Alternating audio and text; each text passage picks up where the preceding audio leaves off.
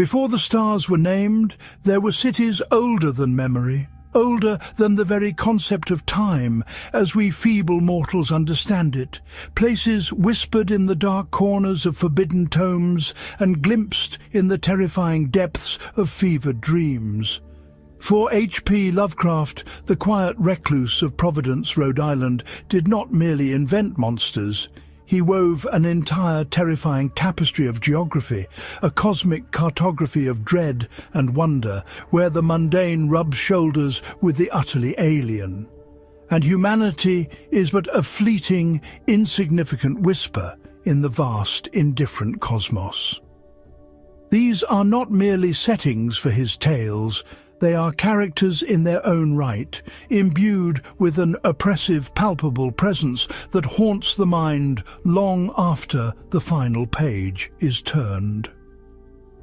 Today we embark on an ambitious, perhaps even perilous journey into the very heart of Lovecraft's mythical geography, to explore the lost cities, the forgotten towns, and the terrifying realms that shaped his vision of cosmic horror.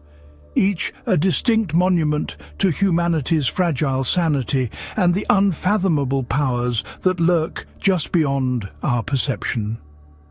We shall delve into the drowned Cyclopean marvels, the decrepit New England towns, the isolated, corrupt fishing villages, the ethereal peaks of dreaming, and the boundless, perilous landscapes of the dream world itself, seeking to understand the dread and the fascination that these places evoke. Prepare yourselves, for the path we tread is fraught with ancient horrors and truths that can shatter the soul. A journey into realms where the very laws of physics bend and break, where sanity is a luxury and ignorance a blessing.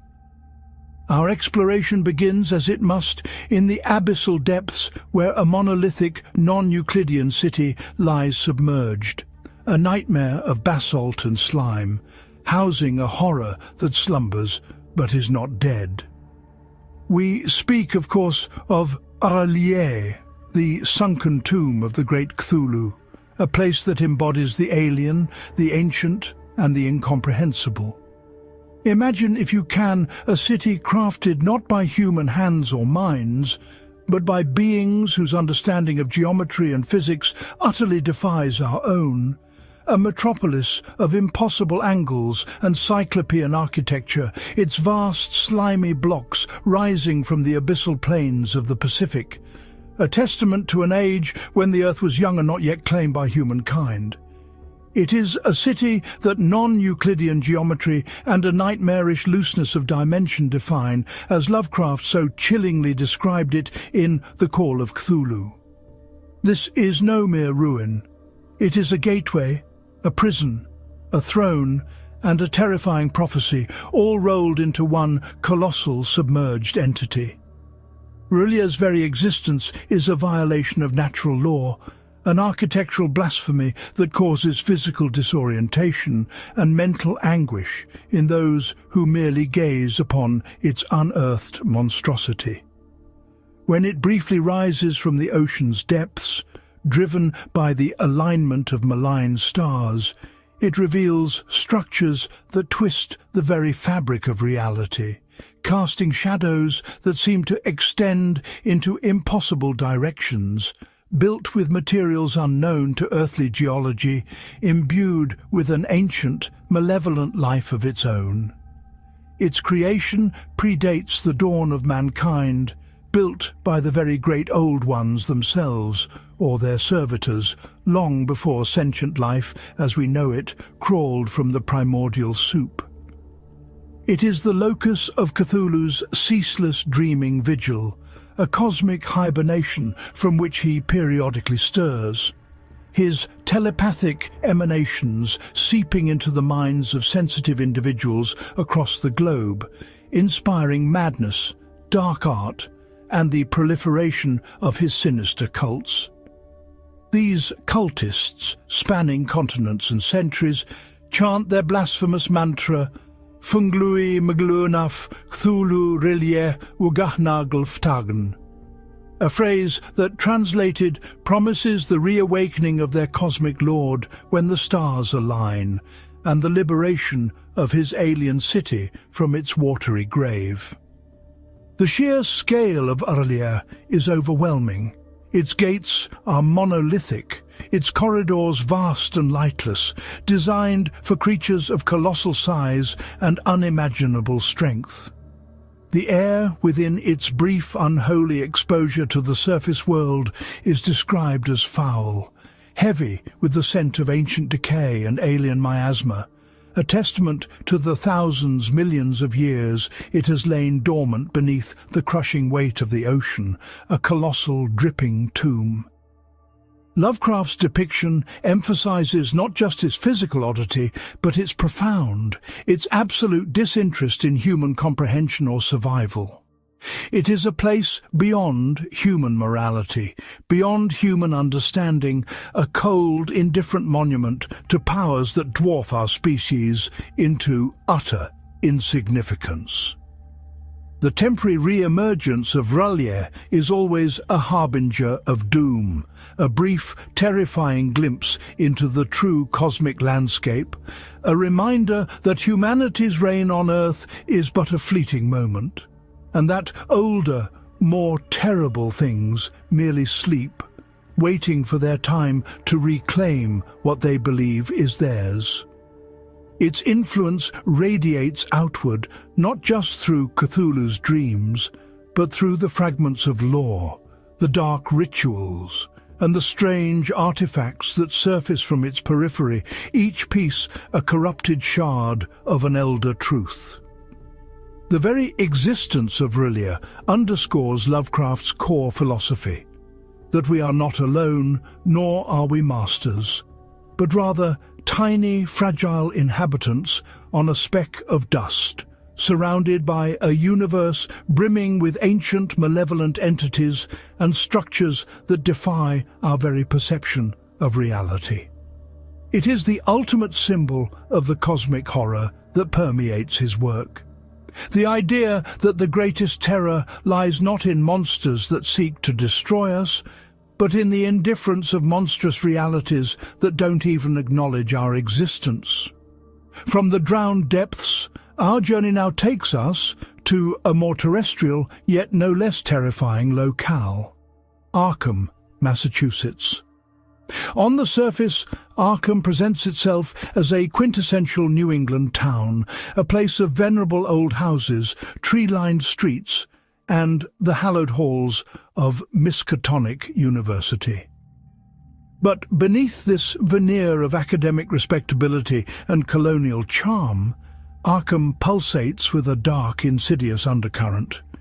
It is a town riddled with ancient secrets, forgotten cults, and a chilling proximity to interdimensional horrors.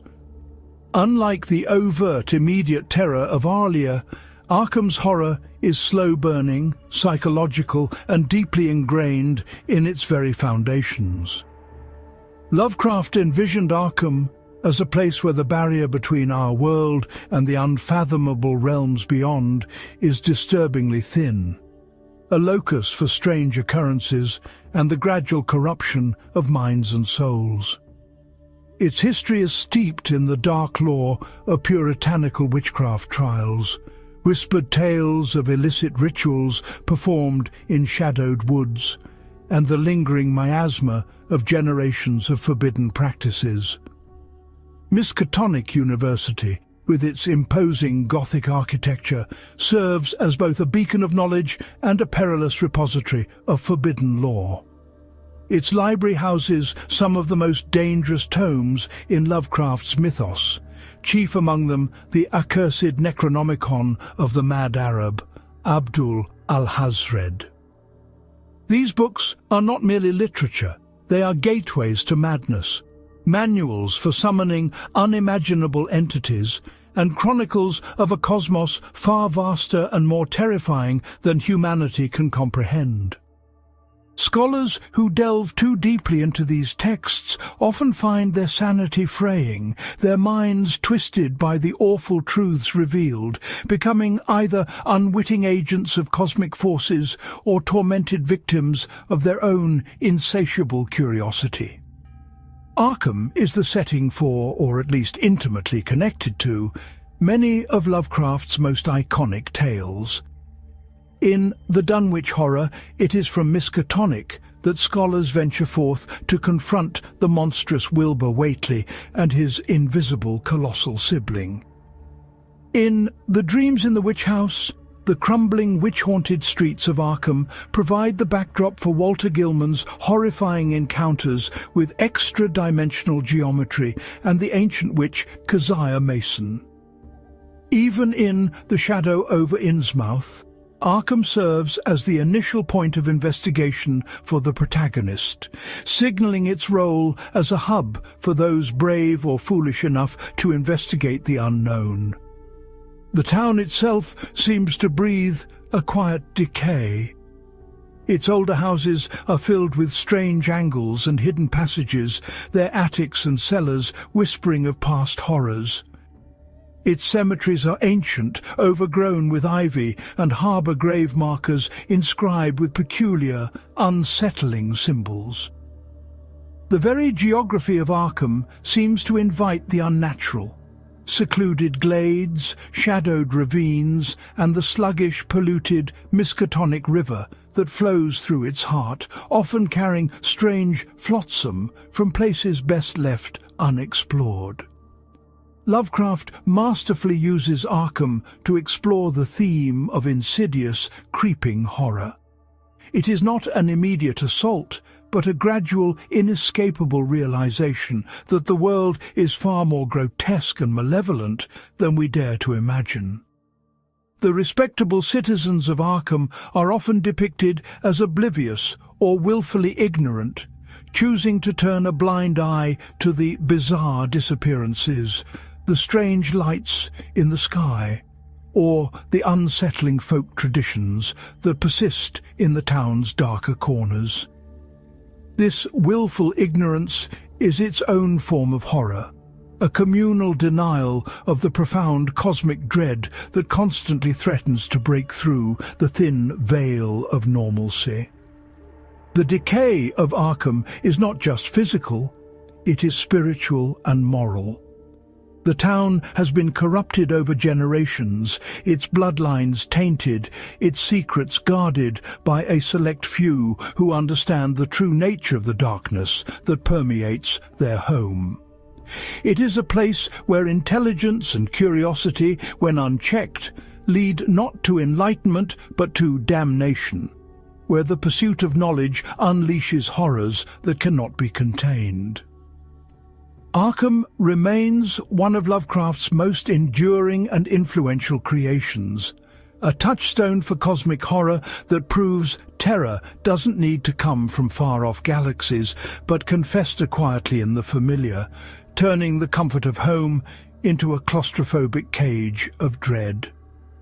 And if Arkham represents the insidious rot within a supposedly civilized society, then our next destination, Innsmouth, represents that rot fully manifested, exposed, and horrifically celebrated. Innsmouth, Massachusetts, is not merely a town. It is a cancerous lesion on the face of New England, a place of profound moral and physical degradation, a chilling testament to humanity's susceptibility to forbidden pacts and alien corruption.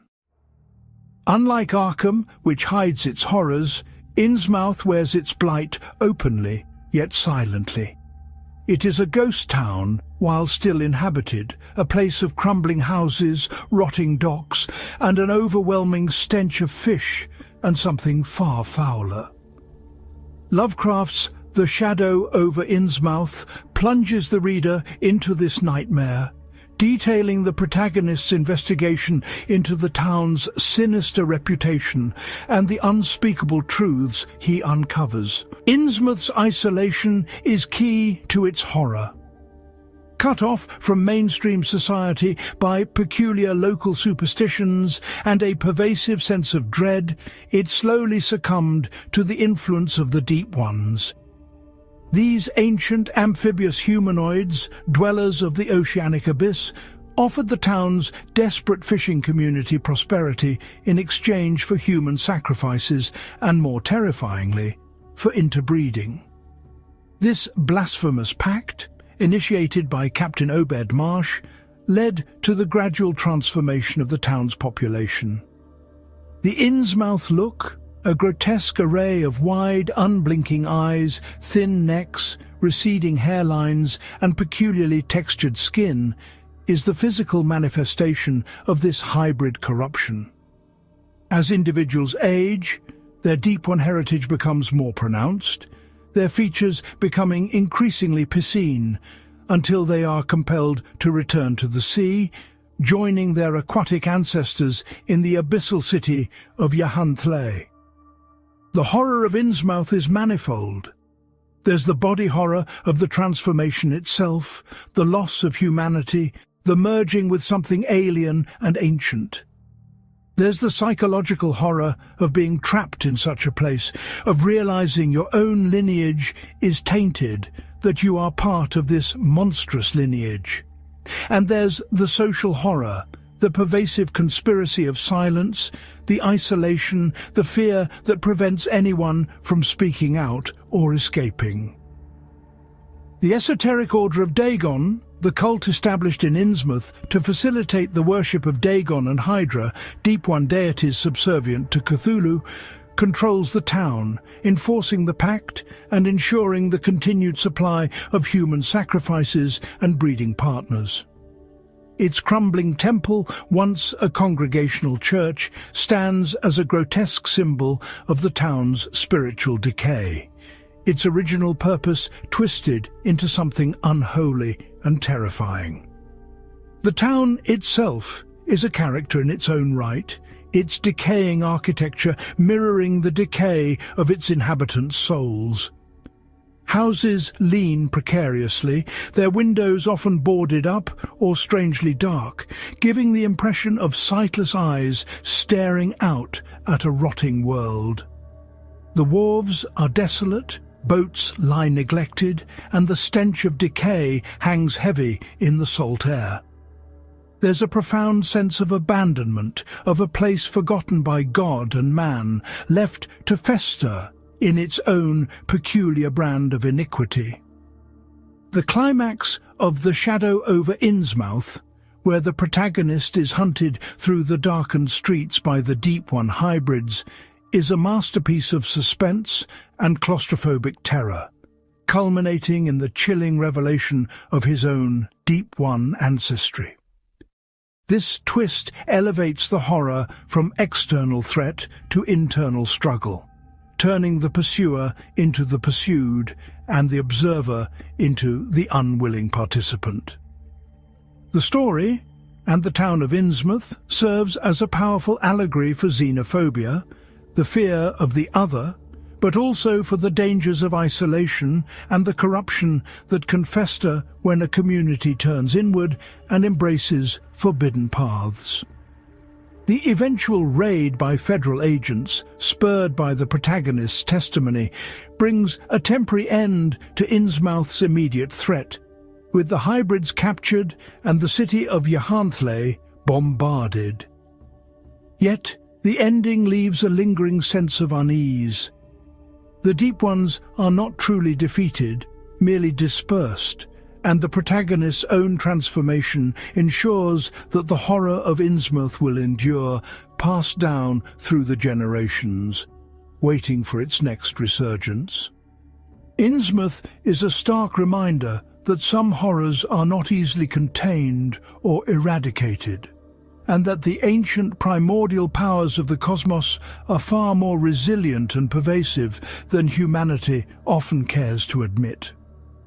From the festering decay of Innsmouth and the submerged nightmare of R'lyeh, we now pivot not to another terrestrial horror, but to a realm of pure, unadulterated imagination, a landscape shaped by dreams and nightmares alike. We journey into the dreamlands, a vast, complex, and perilous alternate dimension accessible only through the gateway of sleep. This is perhaps Lovecraft's most unique and expansive creation, a realm of unparalleled beauty and profound terror, where the rules of the waking world hold no sway, and the subconscious mind holds literal power. The dreamlands are a recurring element in Lovecraft's work, most famously chronicled in The Dream Quest of Unknown Kadath. Here, the familiar tropes of fantasy literature are filtered through Lovecraft's cosmic lens, resulting in a world that is simultaneously enchanting and deeply unsettling. It is a place of verdant forests, crystalline cities, ancient ruins, and yawning chasms, inhabited by a bewildering array of creatures, both benevolent and malevolent. One might encounter the friendly feline inhabitants of Ulthar, where no man may kill a cat without consequence, or stumble upon the glittering spires of Selephais, a city built by the dreams of King Kuranes, where time and grief are forgotten in an eternal golden age. But for every vision of beauty, there is an equal measure of dread. The dreamlands are also home to the ghastly moon beasts, squat, yellow entities from the dark side of the moon who enslave dreamers, and the monstrous cannibalistic ghouls who dwell in subterranean catacombs. The plateau of Leng, a desolate, windswept wasteland, is inhabited by a race of humanoid spider creatures and the horrific ancient men of Leng, who perform unspeakable rites in their cold stone monasteries. The geographical diversity of the dreamlands is staggering. There are oceans, traversed by bizarre galleys, mountains that scrape against alien stars, and rivers that flow into subterranean realms where elder things slumber. The city of Dilathleen, with its black three-tiered towers, serves as a hub for trade and strange encounters, a place where dreamers from countless worlds converge. Unlike the tangible, albeit hidden horrors of the waking world, the dreamlands operate on a logic that is both intuitive and utterly alien. Dreamers can fly, reshape their environment to a limited extent, and encounter entities that defy physical description. Yet it is also a place where true death can occur, where one's dreaming self can be destroyed, severing the link to the waking world and plunging the dreamer into an eternal, mindless void. The dreamlands provide a canvas for Lovecraft to explore themes of imagination, escapism, and the fragility of the human psyche. For characters like Randolph Carter, the dreamlands become a sanctuary, a place where he can achieve feats and experience wonders impossible in his mundane waking life. However, even in this realm of imagination, cosmic indifference and ancient evils persist.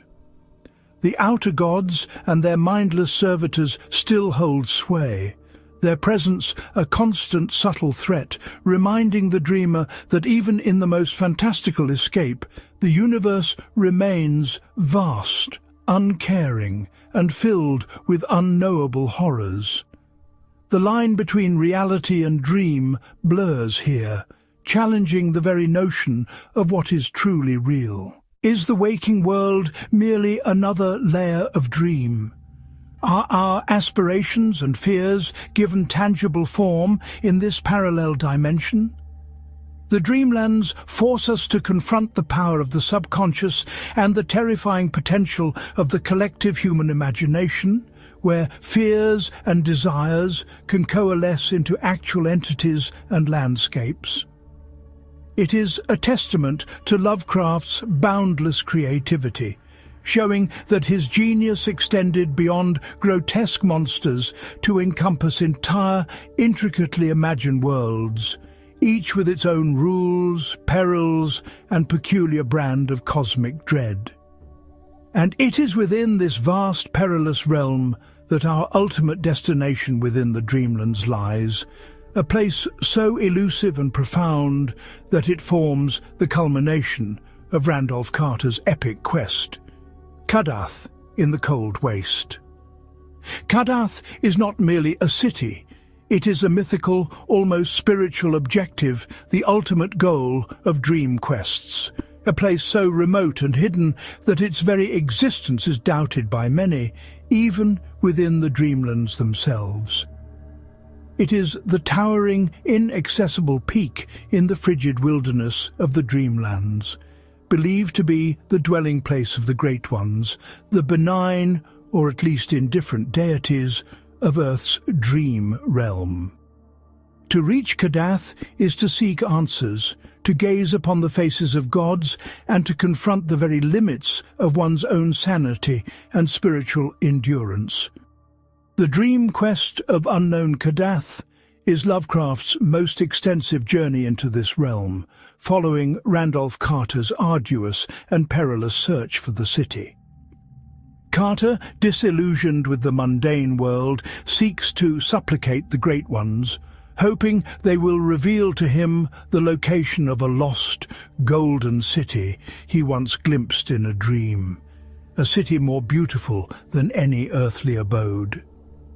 His quest takes him across the entire breadth of the Dreamlands, forcing him to confront countless dangers and encounter a vast array of strange beings, both friendly and hostile. The description of Kadath itself is tantalizingly vague, adding to its mystique. It is a cloudy and terrible mountain, whose upper reaches are perpetually shrouded in mist and ice, a place of profound cold and silence. It is not a city in the conventional sense with streets and houses, but rather a colossal solitary peak upon whose summit lies a marvelous castle of onyx and a great temple where the Great Ones are supposed to reside. However, the true terror and irony of Kadath lie in the fact that the Great Ones are not truly there. They have departed, leaving the castle to the outer gods and their terrifying servitors, notably Nyarlathotep, the crawling chaos, the messenger and soul of the outer gods. This revelation is a quintessential Lovecraftian twist. The seeker of divine wisdom finds only cosmic indifference, deception, and a lurking, primordial evil far beyond the ken of the benign Great Ones. Nyarlathotep, ever the trickster and manipulator, guides Carter, albeit with malicious intent, through the latter stages of his quest, ultimately revealing the profound and terrifying truth about Kadath. The journey to Kadath is fraught with more than just physical dangers. It is a test of will, a confrontation with one's deepest fears and desires. Carter faces encounters with the monstrous ghouls, the degenerate men of Leng, the treacherous moon beasts, and the enigmatic night gaunts who carry him through the abyssal void. Each encounter peels back another layer of the Dreamland's complex reality, blurring the lines between hero and monster, between reality and illusion. The pursuit of Kadath is ultimately a pursuit of ultimate knowledge, a desire to commune with the divine and unlock the secrets of existence. But as Lovecraft so often demonstrated, such desires lead not to enlightenment, but to madness, or to the realization that the truths of the cosmos are too vast and too terrible for human minds to bear. Kadath, in its elusive nature, its deceptive emptiness, and its ultimate connection to the malignant outer gods, embodies this existential dread. It is a destination that promises transcendence, but delivers a chilling reminder of humanity's insignificance and the futility of seeking solace or meaning in a universe governed by indifferent alien forces. Carter's eventual discovery of the Golden City is not Cadath, but a dream version of his beloved childhood home, a poignant and deeply personal resolution that grounds the cosmic horror in a very human desire for comfort and familiarity, underscoring that sometimes the greatest answers lie not in distant mythical peaks, but within the cherished memories of one's own soul. Yet even this personal truth is a fleeting comfort in the grand, terrifying scheme of the dreamlands and the universe beyond. So we have traversed the oceanic abyss to the cyclopean horrors of R'lyeh, walked the decaying, secret-laden streets of Arkham, witnessed the grotesque transformation in the blighted village of Innsmouth, and soared through the fantastical yet perilous landscapes of the dreamlands to the very peak of the elusive Cadath. What lessons can we draw from this terrifying cartography of Lovecraft's imagination? The overarching theme that binds these disparate locations, from the cosmic to the provincial, is the profound and chilling insignificance of humanity. Lovecraft's cities, whether alien or earthly, serve as stark reminders that our existence is a fragile, fleeting moment in a universe brimming with ancient, indifferent powers that predate and will outlast us. R'lyeh, with its non-Euclidean geometry and its slumbering god, embodies the ultimate cosmic horror, a reality so alien that our very perception of space and time breaks down, revealing a universe that simply does not care about our laws or our lives. It is the monumental embodiment of the other. Arkham, with its academic veneer and hidden cults, showcases the insidious nature of ancient evils that fester beneath the surface of civilization. It proves that ignorance is not always bliss. Sometimes it is a self-imposed blindness that allows corruption to deepen, transforming our familiar world into a stage for unspeakable horrors, often at the hands of those we trust most, or who are driven by misguided curiosity. Innsmouth, the most human of these horrors, reveals the terrifying consequences of forbidden pacts and the slow, inexorable corruption of bloodlines and communities. It's a cautionary tale of isolation, degeneration, and the terrifying truth that what lies beyond can not only invade our world, but fundamentally change who and what we are, twisting our very humanity into something monstrous and alien. The Dreamlands, in their vastness and complexity, offer a different kind of terror. The terror of the boundless subconscious. The realization that even our internal landscapes are not truly our own, but a part of a larger, perilous cosmic tapestry. They highlight the fragility of our perceived reality and the thin veil separating waking life from the potent, dangerous realm of dreams, where imagination can manifest terrifying realities. And Cadath, the ultimate dream quest, symbolizes the futility and danger of seeking ultimate truths from a universe that is fundamentally indifferent to our questions. It reveals that the gods are either absent, malevolent, or far too alien for us to comprehend, and that sometimes the answers we seek are not in grand cosmic revelations, but in the cherished, subjective experiences of our own lives. Lovecraft's genius lies not just in creating these places, but in imbuing them with a pervasive sense of atmosphere, a palpable dread that seeps into the reader's psyche. His cities are not just backdrops, they are active participants in the narrative, exerting a malevolent influence over their inhabitants, shaping destinies and reflecting the cosmic indifference that lies at the heart of his philosophy. They are monuments to human folly, to the dangers of forbidden knowledge, and to the terrifying truth that we are not the masters of our domain. Each creaking board in an Arkham house, each fishy smell in Innsmouth, each impossible angle in Rillier, each shifting landscape in the Dreamlands, and each icy gust on Cardath serves to reinforce this chilling world view. These lost cities of Lovecraft are more than just places. They are symbols of humanity's place in a vast, uncaring cosmos, where ancient entities slumber, and the very fabric of reality is thinner than we dare to imagine. They challenge our anthropocentric view of the universe, forcing us to confront the profound otherness that exists just beyond the veil of our limited perception. Their legacy endures, not just as settings in horror fiction, but as potent allegories for our deepest anxieties about the unknown, the alien, and our own fleeting existence.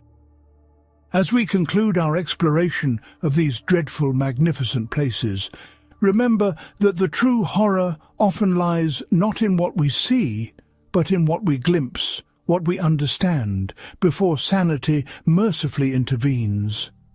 The whisper of the unknown, the impossible geometry, the ancient pacts.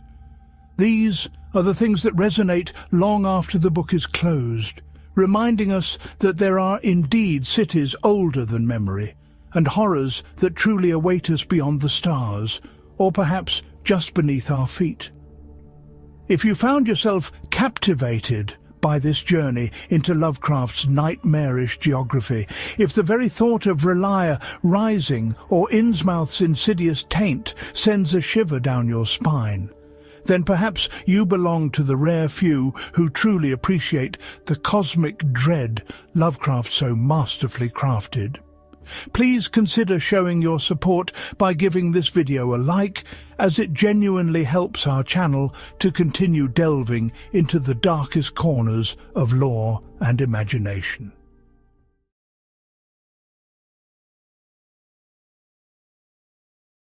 The tapes were found near the docks, but no one who listened stayed sane. Good evening, and welcome to a descent into the unsettling, into the archives of the truly bizarre, into a darkness that clings to the very fabric of reality like barnacles to a forgotten wreck. Tonight, we unearth something that should perhaps have remained buried beneath the shifting sands and corrosive tides of memory, a collection of audio recordings known only as the Innsmouth tapes. These aren't just stories, they are whispers from the edge of madness, fragments of sanity torn from those who dared to witness, to know, to remember the unspeakable events surrounding the derelict Massachusetts fishing town of Innsmouth. They are the chilling, raw testimonies of individuals whose lives were irrevocably warped by the squamous, piscine horror that festered there, long before the government intervention, and perhaps long after. Our journey tonight demands a strong constitution, for what you're about to hear, described and relayed through these found recordings, is not merely a tale of terror, but a profound exploration into the limits of human comprehension when confronted with the truly alien, the truly ancient, the truly monstrous. The recordings themselves are crude, crackling with static and the ghosts of forgotten conversations, discovered tucked away in a mouldering sea bag near the blackened wharves, untouched for decades. Each reel, each scratched magnetic strip, contains a piece of a puzzle no sane mind would wish to complete, a mosaic of fear so potent it seems to leach out of the very air around the playback device. Let us begin with the first, a tremulous, almost academic voice, a man who, from his initial observations, seems to have been an amateur ornithologist, drawn to the strange coastal ecosystem, unaware of the far more ancient and dreadful life forms he was truly observing. His initial remarks, preserved on what we've labelled Tape A, are filled with a naive curiosity that, in hindsight, serves only to deepen the impending dread, a stark contrast to the despair that would later plague his every utterance. He begins, the recording hissing faintly, almost like the tide pulling back from a rocky shore. My name is Dr. Alistair Finch. Date, approximately late October 1927. My purpose in the vicinity of Innsmouth was purely scientific, a study of migratory bird patterns along the New England coast, particularly some unusual specimens reported in the salt marshes. I had heard, of course, the local legends surrounding Innsmouth, the talk of its decay, its inbred inhabitants, but I dismissed them as typical rural superstition, perhaps fueled by a dash of xenophobia. My initial approach to the town was cautious, purely observational. The bus driver, a sullen fellow who reeked of stale fish and something less definable, refused to take me directly into the town proper, dropping me a mile or so out. He muttered something about not going past the crossroads after dark and sped off with an almost panicked urgency. That, in retrospect, was my first warning, a chill that had nothing to do with the brisk autumn wind. The town itself, it was exactly as the rumours suggested, yet far worse. A decaying monument to a forgotten prosperity, every building seemed to lean precariously, its paint peeling like diseased skin, windows like vacant, staring eyes. The air, it wasn't just the smell of the sea. There was an overriding, sickening odour, a combination of dead fish, damp earth, and something indescribably foul. A scent that seemed to seep into my very clothes and cling to my nostrils for days. I tried to speak to a few of the locals I saw shuffling through the desolate streets. Their faces, God, their faces. I'd read about the Innsmouth look, but seeing it firsthand was an entirely different horror. Their eyes, unusually large and unblinking, seemed to bulge slightly. Their skin had a peculiar greyish, scaly quality, and their foreheads receded in a most unsettling manner. Their mouths, often too wide, barely moved when they spoke, their voices a gravelly, croaking whisper. They were reticent, evasive, their gazes darting away as if fearing direct contact, yet I felt a profound, unsettling scrutiny behind their averted stares.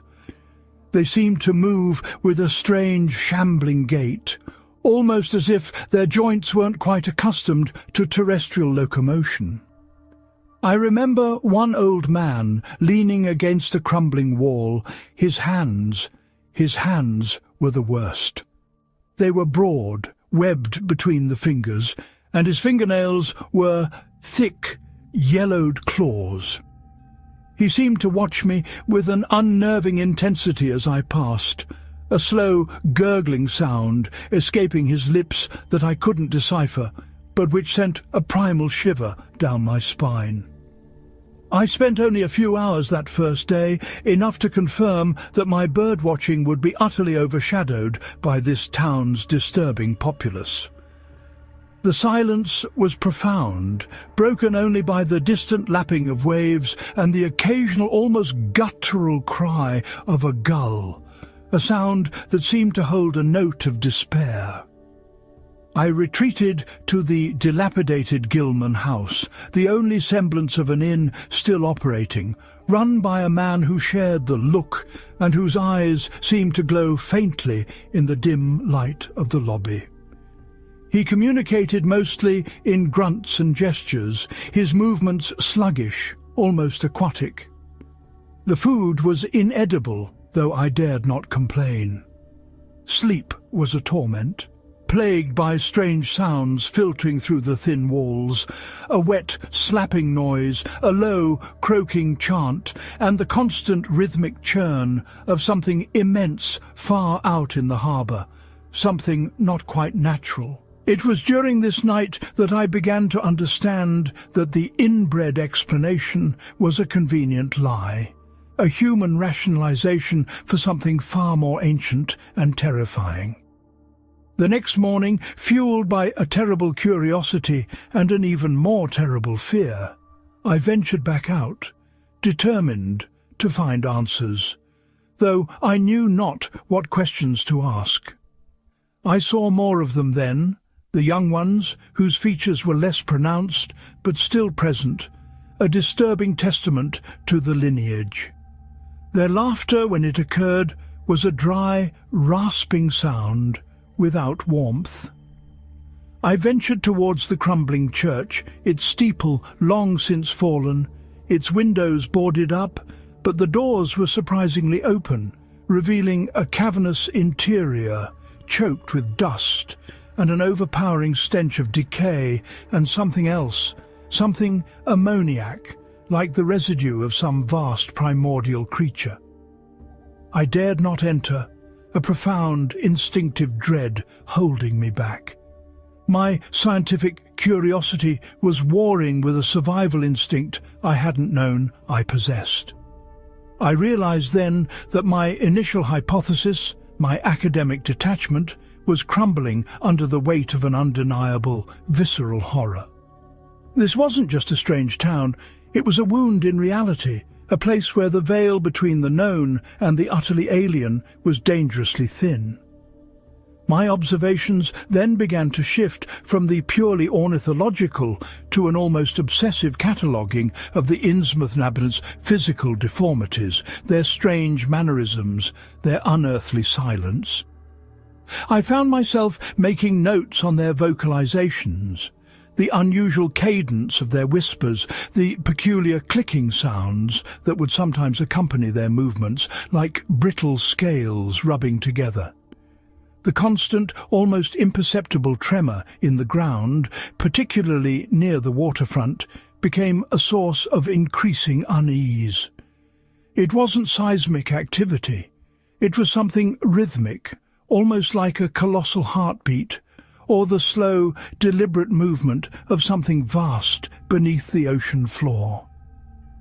I remember sketching one of them, a woman, as she haggled over some fish with a rare visitor, a man from Arkham who looked visibly ill at ease.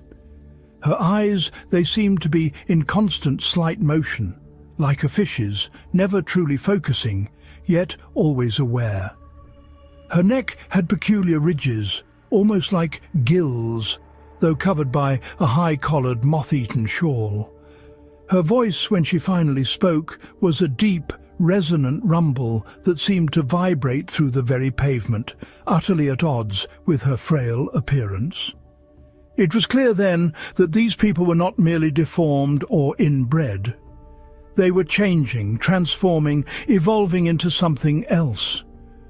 My notes became less scientific, more frantic. I began to write about the feeling of being watched, constantly, from windows, from darkened alleys, from the very depths of the murky harbour. I noted the absence of dogs, cats, any normal domestic animals, only a few scrawny, wild-eyed gulls circling overhead, their cries sounding less like birds and more like distorted human screams. The final entry on tape A, before it cuts off abruptly with a burst of static, captures his voice, now strained, his academic facade utterly shattered, a raw terror beginning to bleed through. He says, his breathing ragged, I hear them at night, coming from the water. A song, no, not a song, a chant, a wet, guttural chorus. And I see things in the shadows, shapes that move too fluidly, too quickly for human eyes to properly discern. They are not human. I know that now. They are not human. I must leave before it's too late. The water, it calls to me. I feel it, something deep within me stirring. And with that, the first recording ceases, leaving only the sound of tape hiss a chilling silence that speaks volumes of the fate that likely befell Dr. Finch. The transition to the next recording, tape B, is jarring, a distinct shift in tone and character. We move from the cautious scientific observation of an outsider to the deeply personal, almost confessional account of someone who knows the horror intimately, perhaps even having witnessed the slow, insidious decay from within. This voice is older, weary, laden with a profound guilt and a crushing sense of inevitability. It is the voice of Ilara Graves, as identified by faint notations on the tape spool, a former resident of Innsmouth, one of the few to escape, though perhaps not entirely untouched. Her voice is a dry, rasping whisper, as if her throat itself had been scraped raw by unspoken horrors, sometimes punctuated by a wet, hacking cough that suggests something more than just old age. She begins, her words laced with a desperate urgency, as if trying to purge a poison from her soul. They called me mad, you know, they always did. But I saw it all, I lived it. I was born there, in that accursed town, before the change became so absolute. My grandmother, she was the first to speak of it, in hushed tones, always looking over her shoulder. She told me about Obed Marsh, about his voyages to exotic forbidden islands, about the strange fish he brought back, not in nets, but in secret, with promises of wealth and boundless catches if the town would comply. She spoke of the esoteric order of Dagon, not as some cult, but as a creeping disease, taking root in the town's very heart, slowly transforming its soul. I remember my grandfather, a stoic fisherman, who would never speak of it, but his eyes held a haunted look, and he would sometimes stare out at the reef, at the Devil Reef, for hours, as if waiting for something.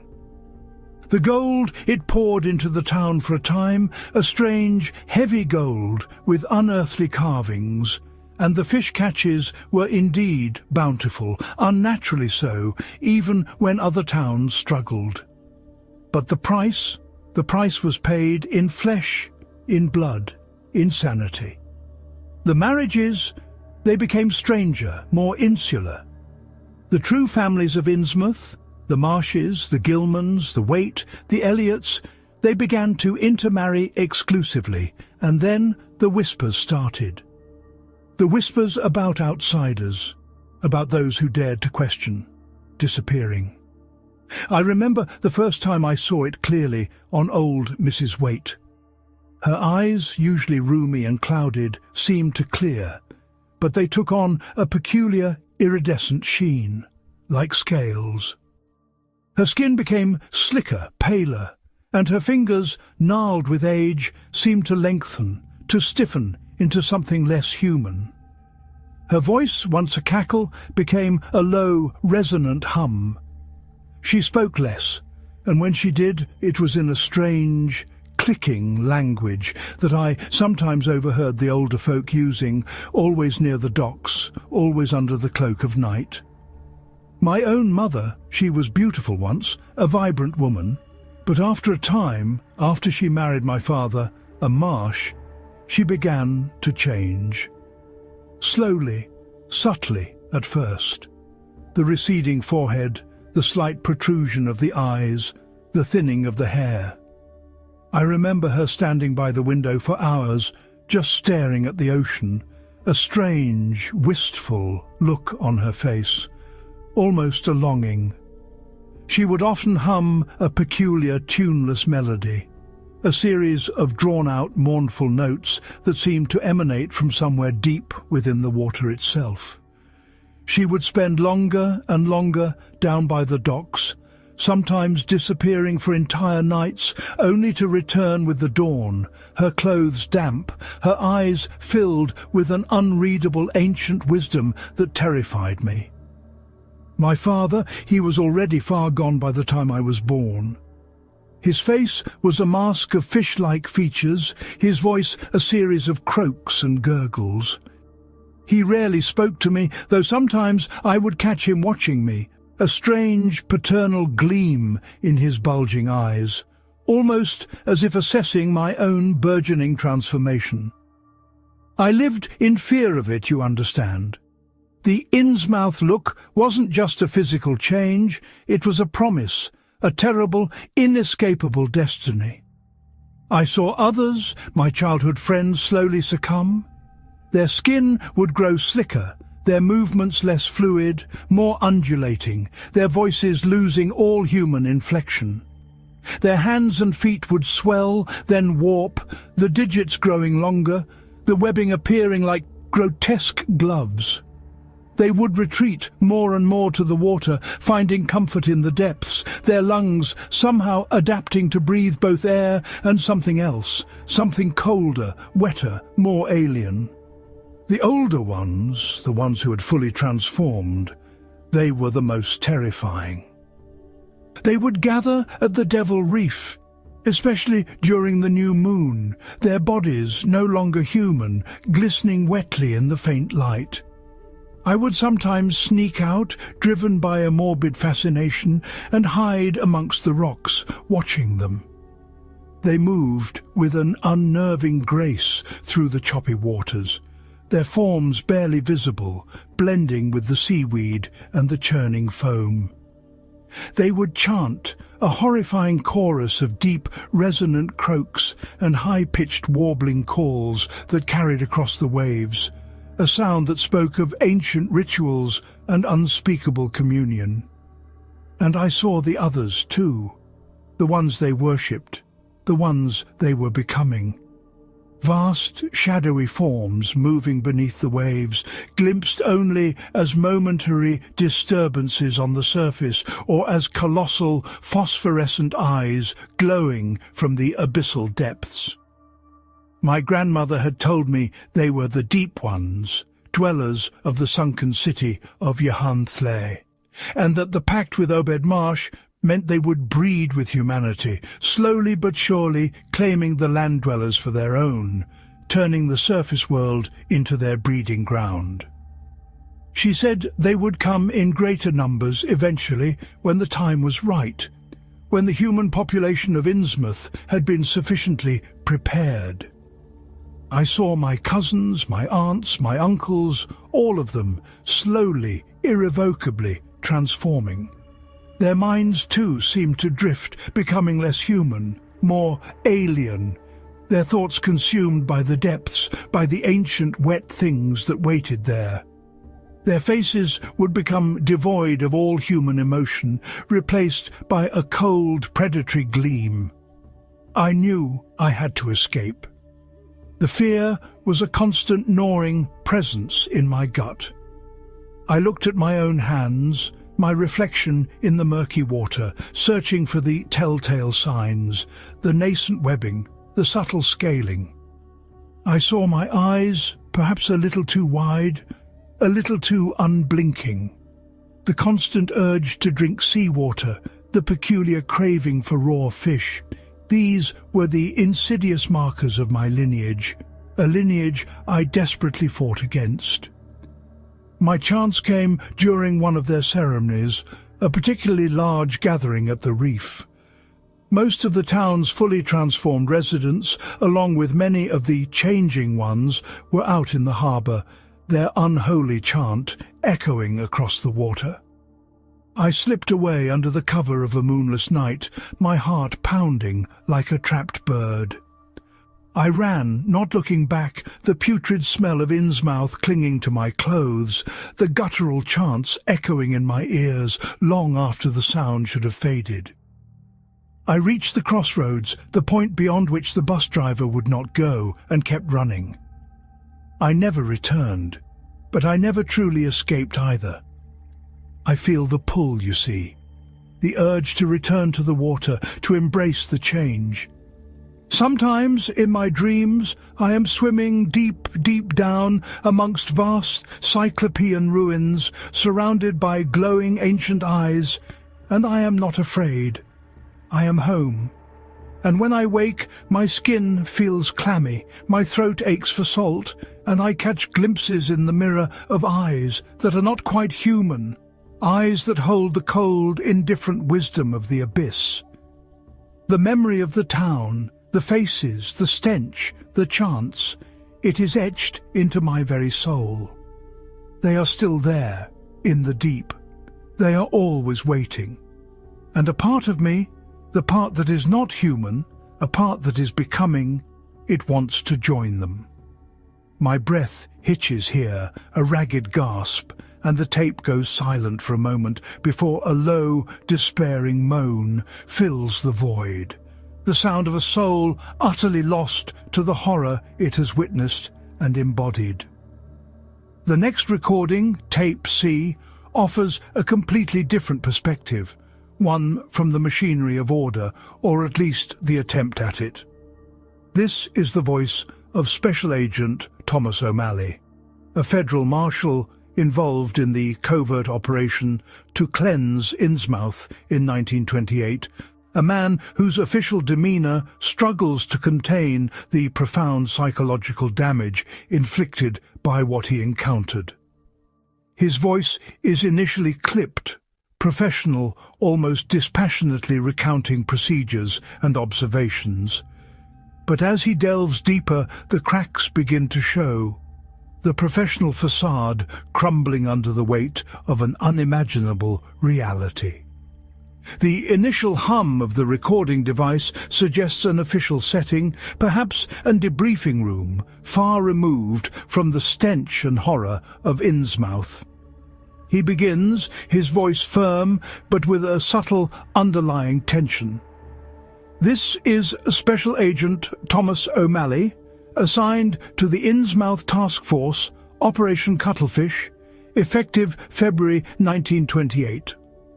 My primary function was to document findings and coordinate logistical support for the Naval and Bureau of Investigation deployment.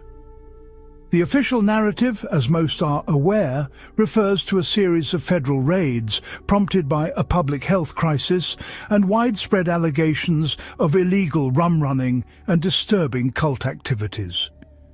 The reality, as those of us on the ground experienced it, was far, far darker, a truth too monstrous for public consumption.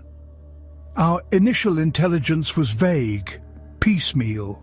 Reports of a decaying port town, extreme xenophobia, widespread physical deformities, and the sudden disappearance of a federal agent sent to investigate the town's suspected bootlegging operations. The Bureau decided on a full-scale covert deployment. We moved in under the guise of public health officials and state militia, but our objectives were far more comprehensive. The town itself was a shock, even to hardened officers.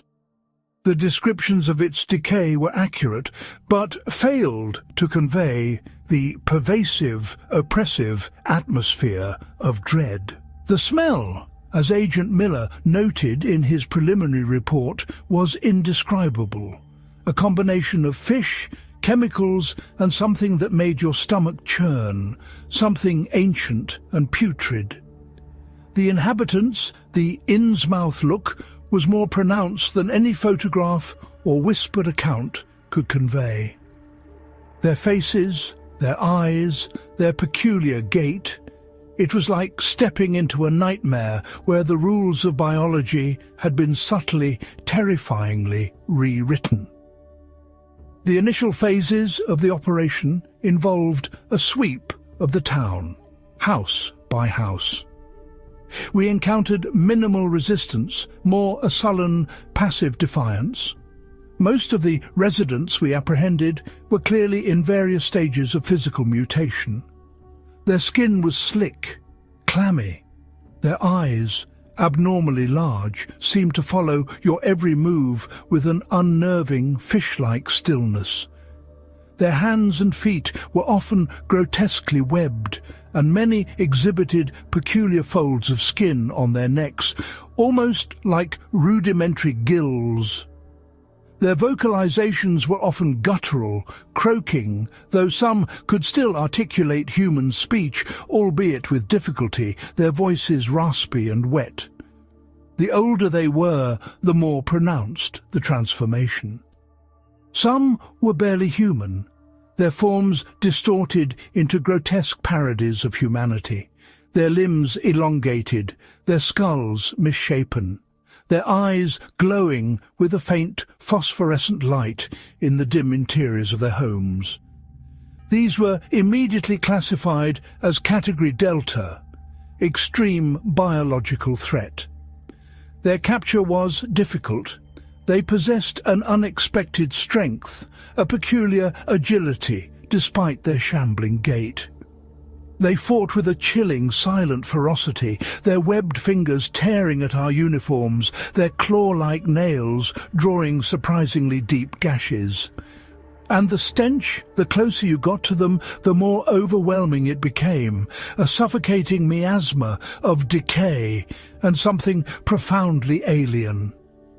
The discovery of the esoteric order of Dagon headquarters, located beneath the crumbling old church, was a pivotal moment. The entrance was cleverly concealed, leading to a series of subterranean tunnels and vast cyclopean chambers carved from solid rock, impossibly large, impossibly ancient.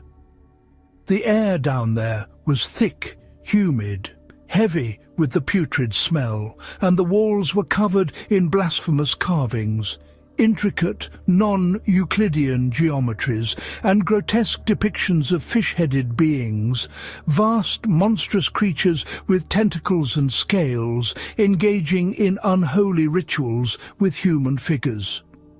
The idols we found, they defy description. Crafted from an unknown, dark, resilient stone, they were squat, toad-like figures with prominent fish-like heads, bulbous eyes and ridged backs, adorned with strange glowing jewels. These were immediately impounded, though several officers who handled them reported extreme nausea, vivid nightmares, and an inexplicable sense of dread that lasted for weeks. It was in these chambers that we found direct evidence of the interbreeding and the true nature of the Innsmouth inhabitants' transformations. Laboratories, crude but effective, containing vats of unknown liquids, surgical instruments and horrifying diagrams detailing the genetic alterations, the slow, insidious metamorphosis from human to something else. We found living specimens kept in tanks, some clearly human, undergoing the initial stages of the change, others already fully transformed, hideous writhing masses of scales, fins, and unblinking eyes. The decision was made then, from the highest levels, no survivors from the truly transformed. The threat of contagion, the sheer biological and existential horror, was deemed too great. It was a grim directive, one that haunts my conscience to this day. The operations shifted from apprehension to eradication.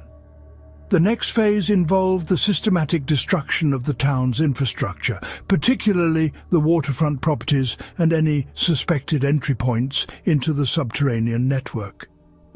Charges were set, detonated with the maximum possible yield.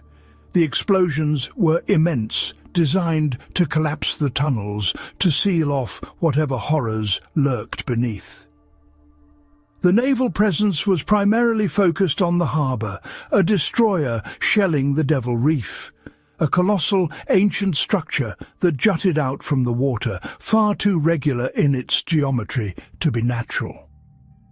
The shelling was relentless, a continuous barrage for hours. We observed strange disturbances in the water during this time, colossal movements beneath the waves, dark shapes, immense beyond comprehension, stirring in the depths. The destroyer's sonar arrays registered impossibly large forms, moving with alarming speed, deep below the surface. Some of the crew, particularly the lookouts, reported seeing things surface in the spray, monstrous chitinous forms, vast, glowing eyes that seemed to stare back with an ancient, malevolent intelligence before diving back into the dark. Several sailors were later hospitalized with acute psychosis, claiming they saw things from the abyss rising to defend their temple. The official report attributes this to battle fatigue and the strain of prolonged combat. We know better. The most disturbing aspect was the aftermath. Despite the destruction, despite the thousands of gallons of gasoline and dynamite used, despite the relentless shelling, the sense of dread persisted.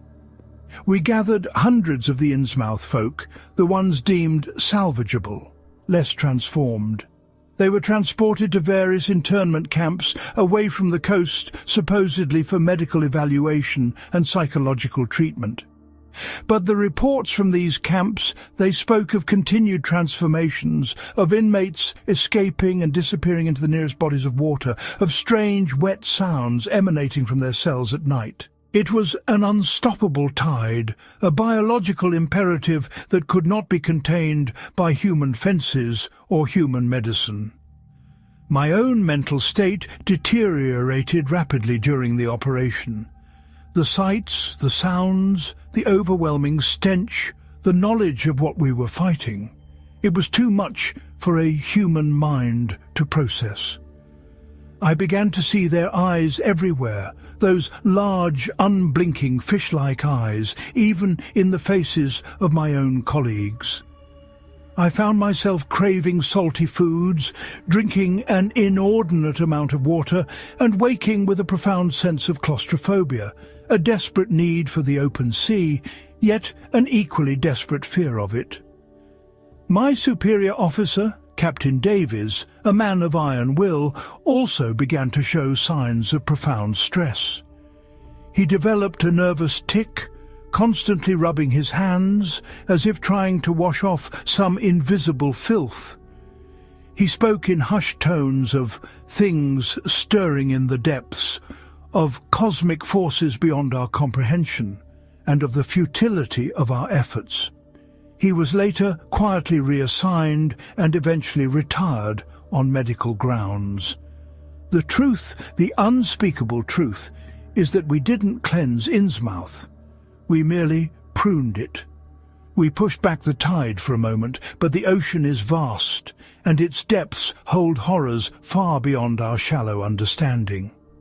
The pact made by Obed Marsh was not merely with a cult, it was with a primordial power, an ancient species, an intelligence that predates humanity, that views us as mere cattle, mere vessels for their propagation. The fear, the lingering dread, the nightmares that still plague my nights are not merely memories of the horrors I witnessed. They are a profound, visceral understanding that they are still there, deep beneath the waves, growing stronger, waiting for the opportune moment. And part of me, a part I fight against every waking moment, hears their call. It's a low, resonant thrum, a promise of ancient knowledge, of an escape from the frailties of human flesh, a return to the primal, abyssal origin. I see the scales sometimes in the periphery of my vision, shimmering faintly. I feel the urge to submerge, to breathe the water. The operation was a failure, a temporary band-aid on an open wound to reality itself. They will return. They are always waiting. Agent O'Malley's voice trails off here, dissolving into a series of broken sobs, his stoic facade utterly shattered, followed by the clatter of what sounds like a chair falling, then silence, save for the persistent tape hiss. The recording cuts abruptly, leaving behind an indelible sense of despair and the terrifying implication that even the might of the federal government was powerless against this ancient aquatic horror and perhaps became subtly corrupted by it. Our next testimony Tape D takes a deeply personal, terrifying turn, focusing on the intimate, irreversible horror of genetic inheritance and the slow, inevitable transformation. This voice, identified as that of Martha Waite, a young woman in her late 20s, is initially filled with a desperate, almost manic energy, a fierce fight against her own DNA.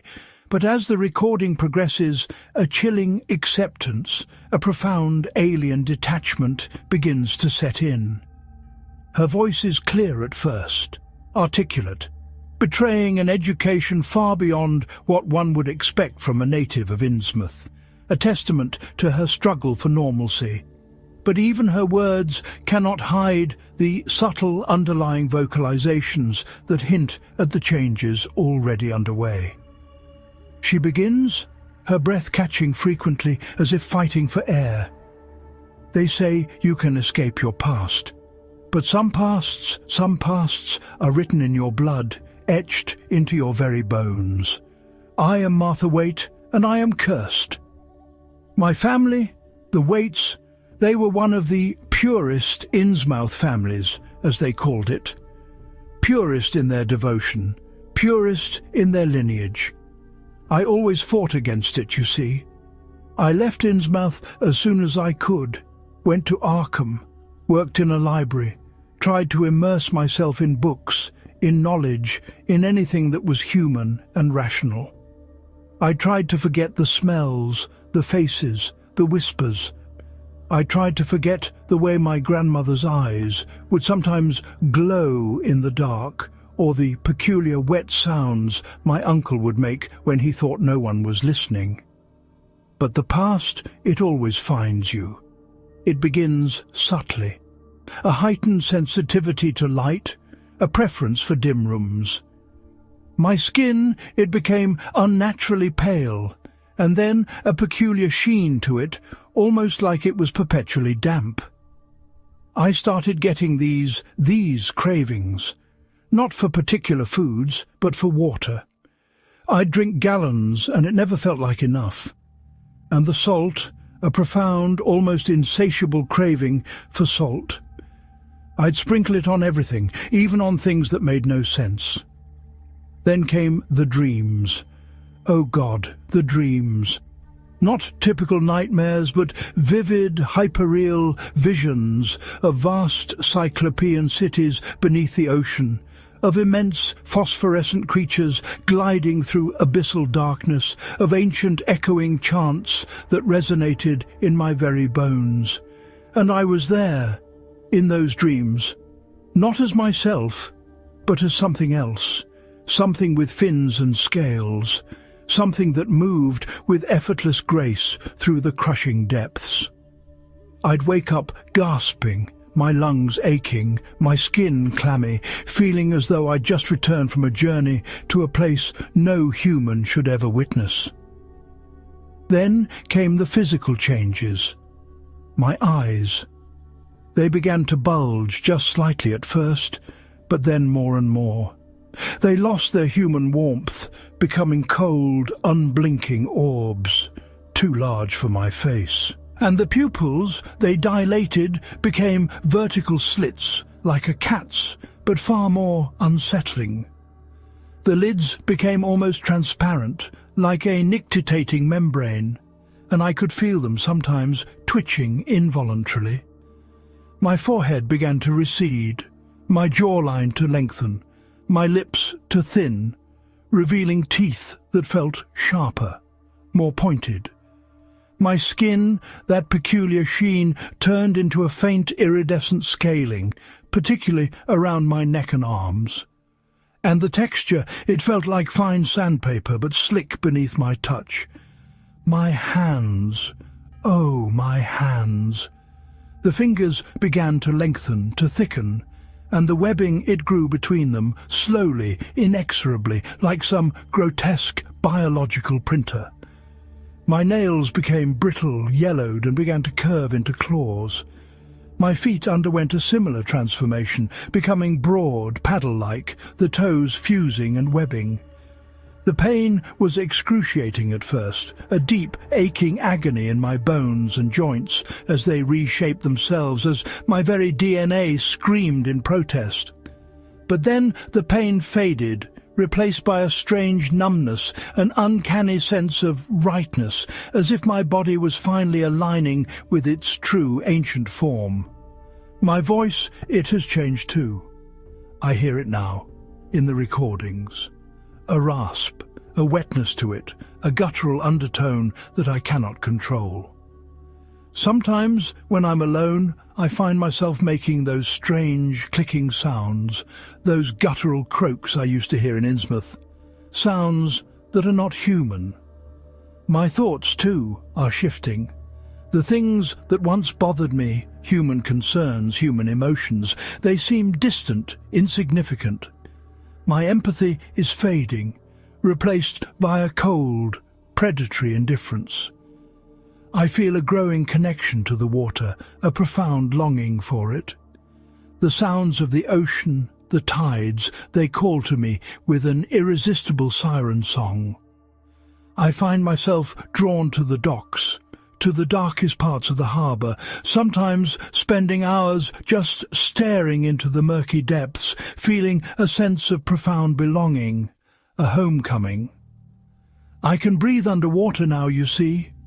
Not perfectly, not yet, but the sensation of water filling my lungs, cold and deep, is no longer terrifying. It is exhilarating. It is freedom.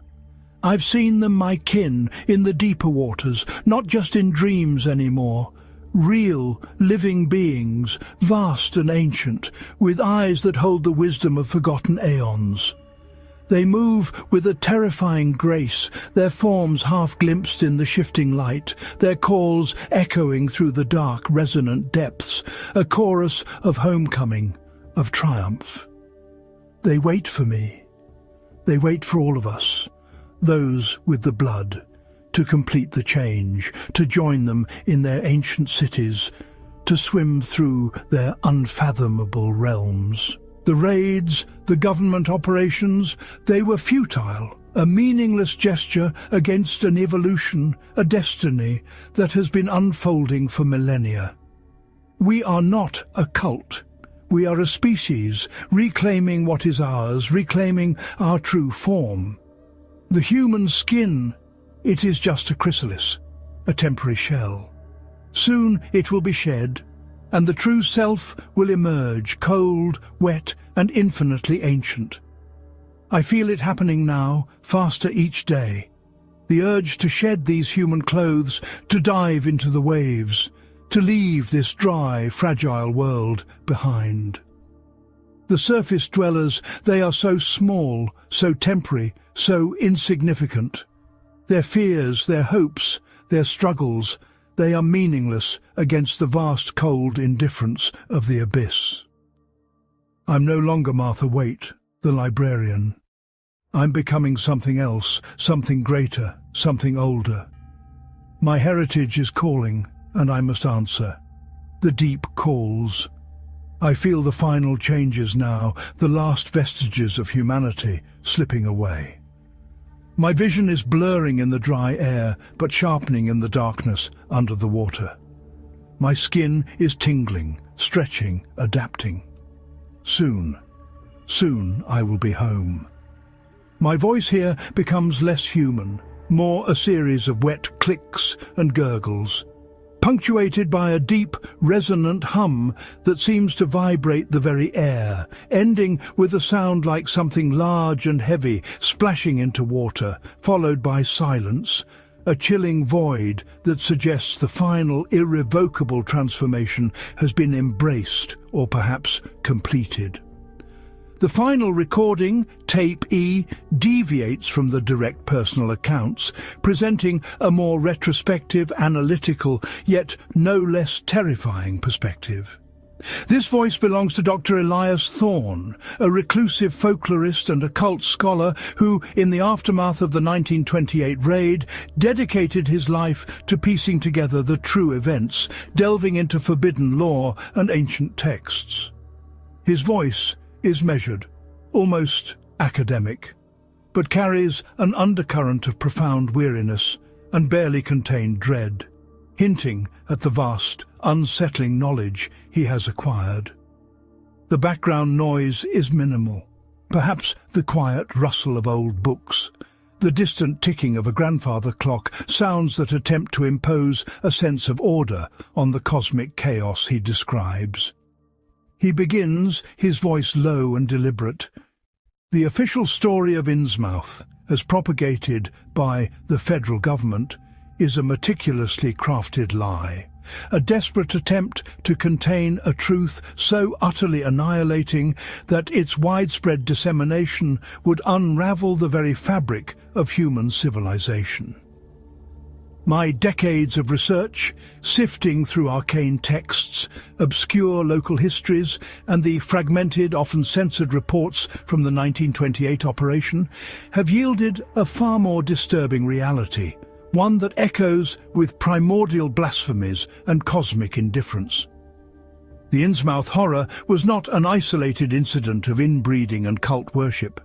It was a symptom of a far grander, more ancient intrusion, a festering wound in the barrier between our known reality and the abyssal reaches of cosmic terror. The esoteric order of Dagon was merely the terrestrial manifestation, the human agency co-opted and corrupted by forces far beyond our comprehension. Their deities, the Deep Ones, were not merely mythical creatures. They were and are an ancient aquatic race, utterly alien in their biology, their morality, their very concept of existence. They dwell in immense cyclopean cities beneath the deepest oceans, cities of an alien architecture, built from materials unknown to man, shining with an unearthly phosphorescence. These cities, like Yahanthle, are not mere habitats. They are vast living monuments to a civilization that predates human consciousness by aeons, holding secrets that would shatter any mortal mind. The pact with Obed Marsh, as detailed in several obscure grimoires I've managed to locate, was not merely a trade of gold and fish for human sacrifice and interbreeding. It was a calculated long-term strategy by the Deep Ones to propagate their species on the surface, to slowly, insidiously reclaim the land for their own, turning humanity into a malleable resource, a genetic stepping stone. The Innsmouth look was not a deformity, but an advanced stage of metamorphosis, a biological imperative, a reversion to an older, deeper form of life, one that is perfectly adapted to the crushing pressures and abyssal darkness of their true home. The transformation, once initiated, is irreversible, an evolutionary path that culminates in the complete shedding of human identity and the assumption of a true Deep One form. The humans who experienced this change, the Innsmouth hybrids, were merely larvae, growing towards their inevitable maturation, drawn by an ancestral memory, an instinctual pull to the depths, to their true lineage. The 1928 raid, while seemingly decisive, was ultimately a temporary setback for the Deep Ones, a mere annoyance. The official destruction of Innsmouth, the shelling of Devil Reef, the internment of the hybrids, these were all superficial measures. You cannot destroy an ancient species by shelling its terrestrial outposts. The Deep Ones, in their true numbers, in their true forms, reside in the unfathomable depths, beyond the reach of human weaponry. Devil Reef itself, I have come to believe, was not merely a coral formation, but a colossal, ancient structure, perhaps a gateway, or a dormant biological entity, part of the Deep One's vast sub-oceanic infrastructure. The shelling merely agitated it, perhaps even awoke certain dormant aspects, making it more resilient, more potent. The survivors of the internment camps, Those who managed to escape and disappear into the nearest waterways were merely fulfilling their destiny, returning to their natural element, completing their transformation. They are not escaped prisoners. They are returning home, strengthening the numbers of the ancient ones. My research has uncovered disturbing patterns of similar decadent fishing towns throughout history, in isolated coastal regions across the globe, all exhibiting similar patterns of strange gold, uncanny, bountiful catches, and gradual physical and psychological transformation of the inhabitants. These are not coincidences, they are echoes, previous attempts at terrestrial colonization, all leading to the same inevitable conclusion. The deep ones are patient. They measure time in millennia, not decades. Our fleeting human history is but a blink in their ancient gaze. They observe, they adapt, and they continue their slow, insidious propagation. The true horror is not merely the existence of these creatures, but their utter indifference to human life, their ancient intelligence that regards us as mere biological material, as stepping stones in their grand, incomprehensible schemes. They are a living, breathing testament to the fact that humanity is not alone in the cosmos, and that what else exists is not benevolent, nor even understandable, but profoundly alien and utterly terrifying. We are a fragile species, clinging to a thin veneer of sanity on a small, insignificant planet, surrounded by an abyss teeming with unimaginable horrors. And the deep ones are but one such horror, a mere fraction of the cosmic tapestry woven by entities far older, far more powerful than anything human minds could ever conceive. The ocean, which we perceive as a life-giving cradle, is also a bottomless abyss, holding secrets that should forever remain undisturbed. But man, in his foolish curiosity, always seeks to unveil that which is best left hidden. The Innsmouth tapes, these fragmented voices from the edge of the abyss, are a testament to that folly. They are a warning, echoing through the decades, a desperate plea from those who glimpsed the truth and paid the ultimate price. They remind us that the darkness is always waiting, just beneath the surface, just beyond the thin veil of our perceived reality, ready to claim us, to consume us, to transform us into something utterly alien, something that belongs to the eternal wet night. And the call still resonates. Sometimes on quiet nights by the sea I hear it, a low, mournful thrumming, a deep, resonant hum, a chorus of ancient voices whispering from the abyssal depths, beckoning, promising liberation from the human form, offering a return to the primeval, the truly ancient. And I must confess, sometimes, in moments of profound exhaustion, of utter despair, I feel a strange, insidious pull to answer. Dr. Thorne's voice here grows faint, a profound weariness seeping into his words, almost as if the sheer weight of his knowledge is crushing his spirit. The faint ticking of the clock in the background, a relentless march of human time, continues for a few more moments, before it is abruptly silenced by a sudden wet thud, followed by a series of frantic, muffled sounds, and then only the tape hiss remains, a stark, chilling silence. So there you have it, the voices from the Innsmouth tapes, unearthed from the very edges of our understanding, a symphony of dread and despair. These testimonies, fragmented and disturbing as they are, paint a picture of an encroaching ancient horror that laughs in the face of human reason and resilience. They speak of a transformation not just of flesh, but of identity, of soul, into something alien and terrifyingly primordial. The narrative of Innsmouth is not merely a historical footnote, It is a chilling reminder of the thin veil separating our mundane world from an abyss teeming with cosmic entities, ancient intelligences, and biological imperatives that utterly dwarf human significance. The ocean, our planet's vast unexplored frontier, hides secrets far more profound and terrifying than we can ever truly comprehend. The deep ones, as these testimonies suggest, are not gone.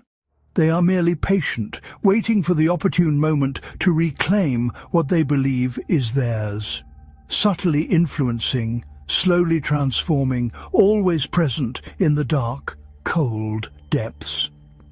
And perhaps a part of their legacy lingers in places we dare not look, in the genetic memory of those who share their blood, waiting for the call to the deep. If these chilling accounts have stirred something within you, a primal fear, a yearning for more such explorations into the unknown, then please consider subscribing to our channel.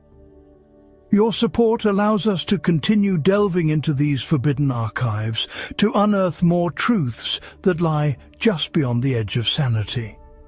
Don't forget to hit that like button if you found this journey into the abyssal terrifyingly compelling, and share this video with fellow seekers of the strange and unsettling. What other lost records, what other forgotten histories should we bring to light from the shadows of forgotten ages? Let us know in the comments below. But be warned, some questions are best left unasked, and some knowledge once gained can never truly be forgotten. Until next time, keep your eyes on the shadows, and perhaps a little further from the deep, dark water.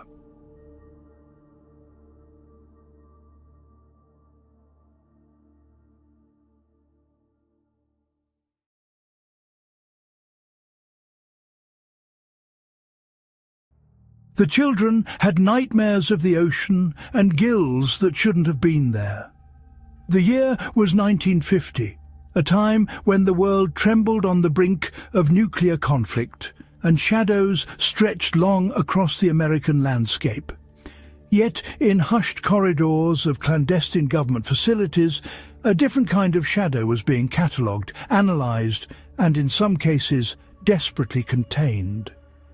These were the children of Innsmouth, a grim legacy of the 1928 raid, an operation officially designated as a crackdown on illegal rum-running and disturbing cult activities. The official narrative, disseminated by federal agents and echoed by censored newspaper headlines, painted a picture of a degenerate, isolated coastal town, its inhabitants intermarrying and engaging in unspeakable rites. The truth, however, was far more chilling, a truth that extended beyond human depravity into the abyssal depths of cosmic horror. Innsmouth was cleansed, its remaining structures burned, its populace rounded up and quietly disappeared. The few survivors, those who did not vanish into the sea or perish in the chaos, were designated persons of interest and subjected to a scrutiny that bordered on the inhumane.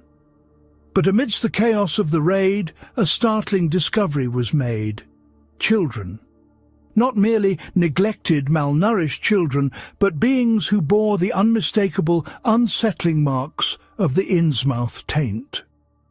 Their eyes were too wide, their skin too pale and often mottled, their fingers and toes occasionally exhibiting a subtle webbing. These were the subjects of the Innsmouth Orphan Files, a classified project initiated in the wake of the raid and intensified throughout the paranoid years of the early Cold War. The project's genesis lay in a profound fear. What if the Innsmouth anomaly was not merely a local phenomenon, but a precursor to something global? What if these children, seemingly innocent, held the key to an existential threat, or perhaps a terrifying new form of biological warfare? The initial directive was simple: locate, observe, analyze, and, if necessary, neutralize. The children were deemed too anomalous, too potentially dangerous, to be allowed to integrate into society without understanding the full scope of their capabilities and their connection to the unseen forces that had gripped Innsmouth for generations. Their individual stories, fragmented and tragic, began to fill thick, ominous binders, each page a testament to a growing scientific and existential dread. The project, often referred to by its internal designation Project Deepwater, operated out of several secluded facilities. One prominent site was a decommissioned tuberculosis sanatorium nestled deep within the Berkshire Mountains, repurposed with reinforced cells and specialized observation chambers. Another was an isolated naval research station on a remote island off the coast of Maine, equipped with vast filtered saltwater tanks. The secrecy was absolute. Personnel were rotated frequently, their loyalty meticulously vetted, their exposure limited to need-to-know segments of the project. Scientists, military psychologists and medical doctors were drawn from elite academic institutions and covert military research branches. Dr. Alistair Finch, a grim-faced ethologist with a background in unusual marine biology, became the de facto lead of the behavioral studies. His journals, later compiled into the core of the Orphan Files, reveal a man teetering between detached scientific curiosity and palpable creeping terror. Finch's methods were clinical, often cold. The children, stripped of their names and identities, were assigned alphanumeric designations: Innsmouth subject Alpha 1, Delta 7, Kappa 12. Their lives became a series of examinations, psychological tests, and controlled environmental stimuli.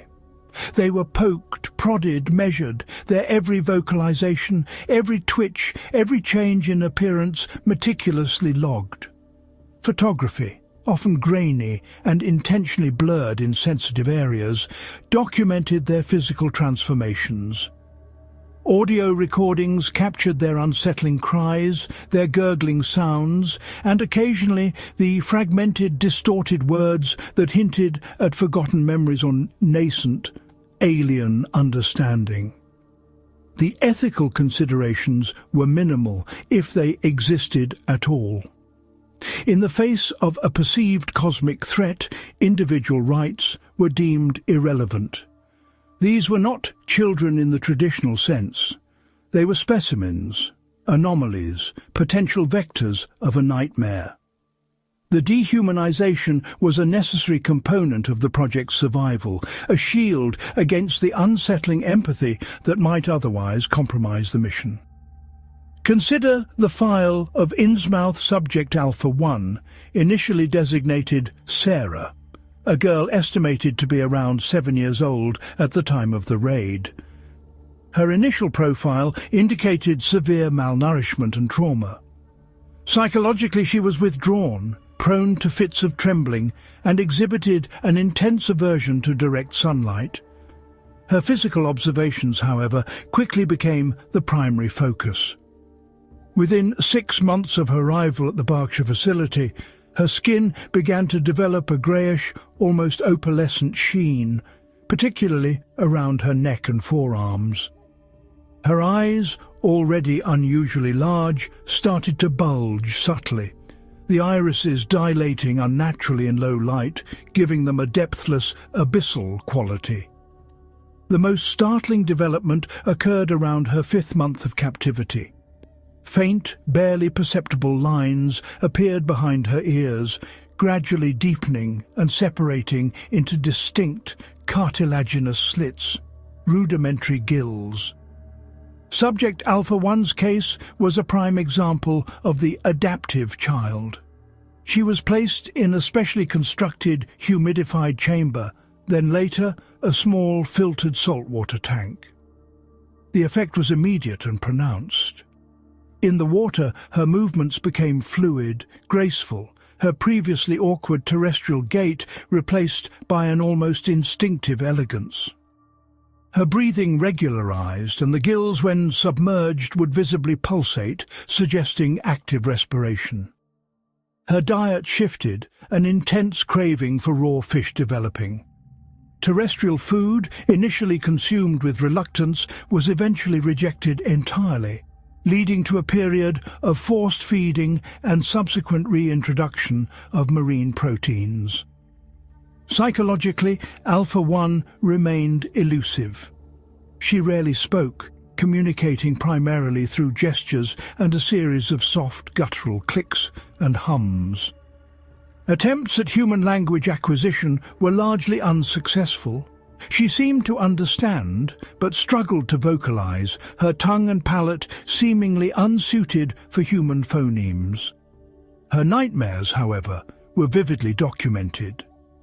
During periods of restless sleep, she would thrash, make choked, gurgling sounds, and occasionally whisper fragmented words like Yahanthle or Dagon, terms that were immediately cross-referenced with confiscated Innsmouth cult artifacts and texts, sending chills down the spines of the project researchers. Her drawings, crude yet detailed, depicted submerged cities, strange tentacled creatures, and towering cyclopean architecture, all under a murky, green-tinged light. Then there was Innsmouth subject Delta 7, a boy who appeared to be around 5 years old, captured hiding in a collapsed fishing shack near the Innsmouth docks. Delta 7 represented the regressive type. Unlike Alpha 1, his transformation was rapid and far more aggressive. Within weeks, his skin became almost entirely scaled, a dull, iridescent green-grey. His facial features coarsened, his nose flattening, his mouth widening, and his ears receding to mere slits. His fingers and toes fused, forming distinct webs, and his nails hardened into blunt, claw-like appendages. Most alarmingly, Delta 7 began to lose his human speech entirely. His cries devolved into croaking, guttural sounds, reminiscent of an amphibian. Attempts to elicit verbal responses were met with blank stares or sudden, violent outbursts. He would often attempt to chew through restraints, his teeth having sharpened considerably. His behavior became increasingly primal, driven by instinct. He exhibited extreme distress when not near water, lashing out at caregivers and researchers. When finally placed in a large, deep water tank, he immediately submerged, remaining underwater for extended periods, his gills working efficiently. He hunted live fish, placed in his tank with surprising speed and ferocity. Dr. Finch's notes on Delta 7 expressed a profound sense of failure, not for the project, but for the boy's humanity.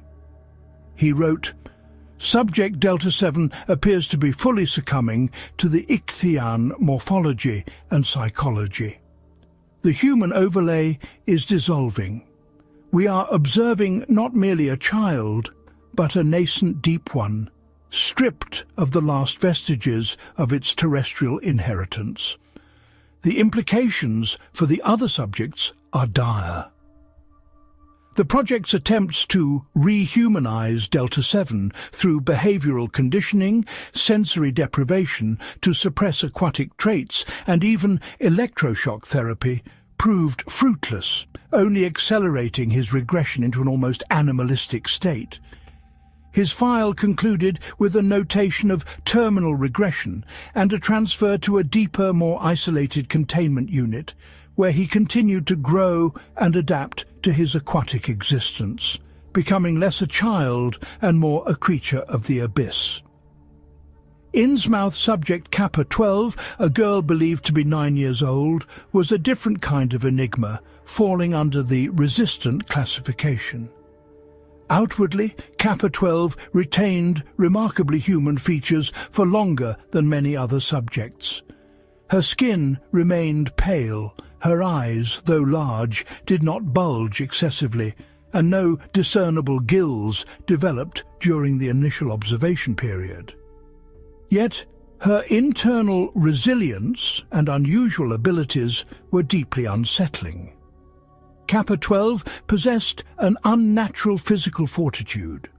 She recovered from injuries at an accelerated rate, exhibited a higher pain threshold than typical humans, and seemed immune to many common illnesses.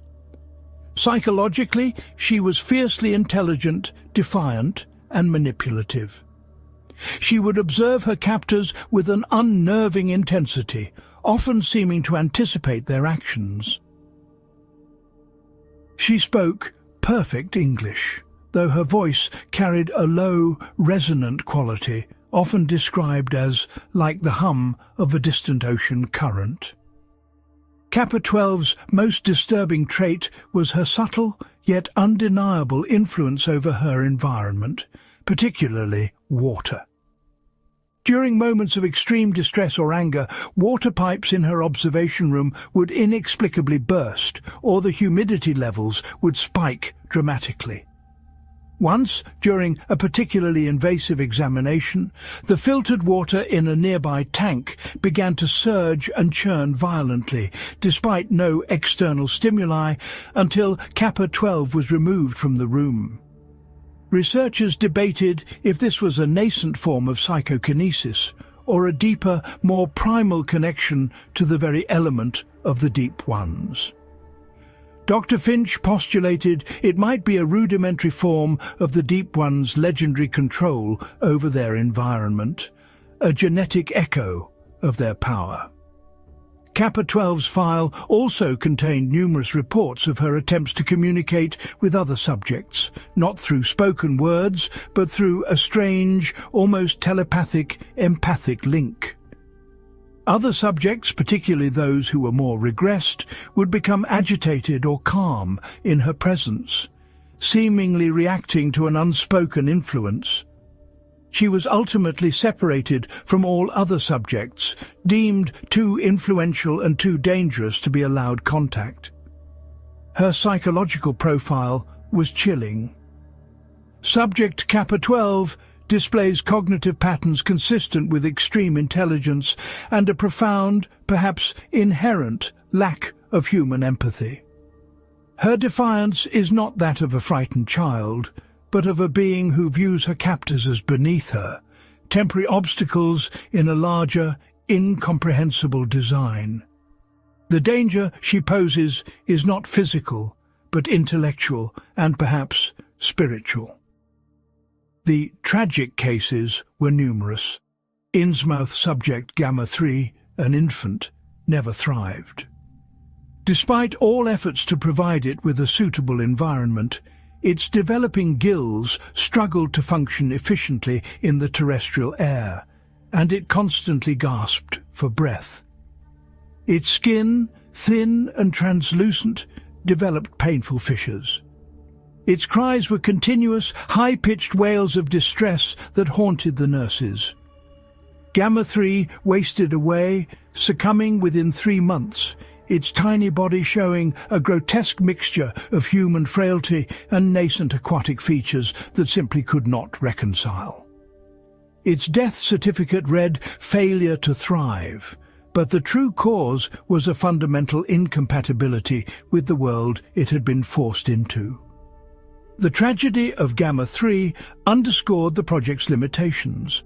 Not all Innsmouth offspring were destined for full transformation, nor were all capable of surviving the transition. Some were simply caught between worlds, doomed by their heritage. An anomalous case that baffled the project was Innsmouth subject Epsilon 9, a quiet, seemingly unremarkable boy of about 6. Unlike other subjects, Epsilon 9 showed minimal physical transformation. He remained relatively human in appearance, though he, too, had the distinctive large, wide-set eyes and a perpetual dampness to his skin. What made Epsilon 9 anomalous was his profound, almost magical affinity for ancient artifacts. When presented with fragments of Innsmouth jewellery, strange carvings, or even pieces of debris from the sunken city of Llanthleigh recovered by deep-sea expeditions, Epsilon 9 would enter a trance-like state. During these trances, his eyes would glow with a faint, phosphorescent light, and he would begin to murmur in a language no human had ever heard. A series of guttural clicks, hisses, and deep, resonant tones that seemed to vibrate through the very air.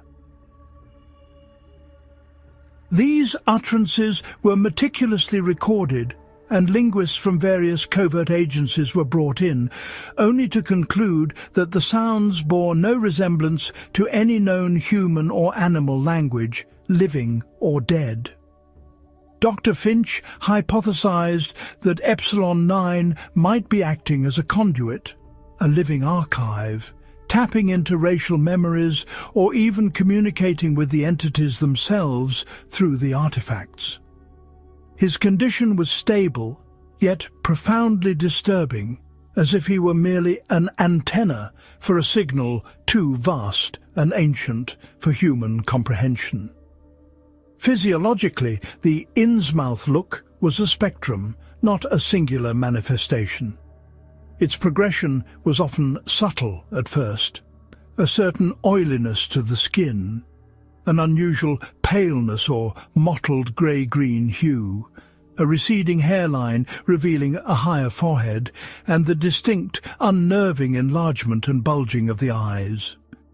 As the transformation advanced, the changes became more pronounced. Coarser, slicker skin, often developing patches of scales, particularly on the back, neck, and limbs. The nose would flatten, the mouth would widen, the lips thicken, and the ears would shrink or recede. The most horrifying changes involved the appearance of gills, usually behind the ears or on the sides of the neck, and the webbing of fingers and toes. These aquatic adaptations were not merely cosmetic.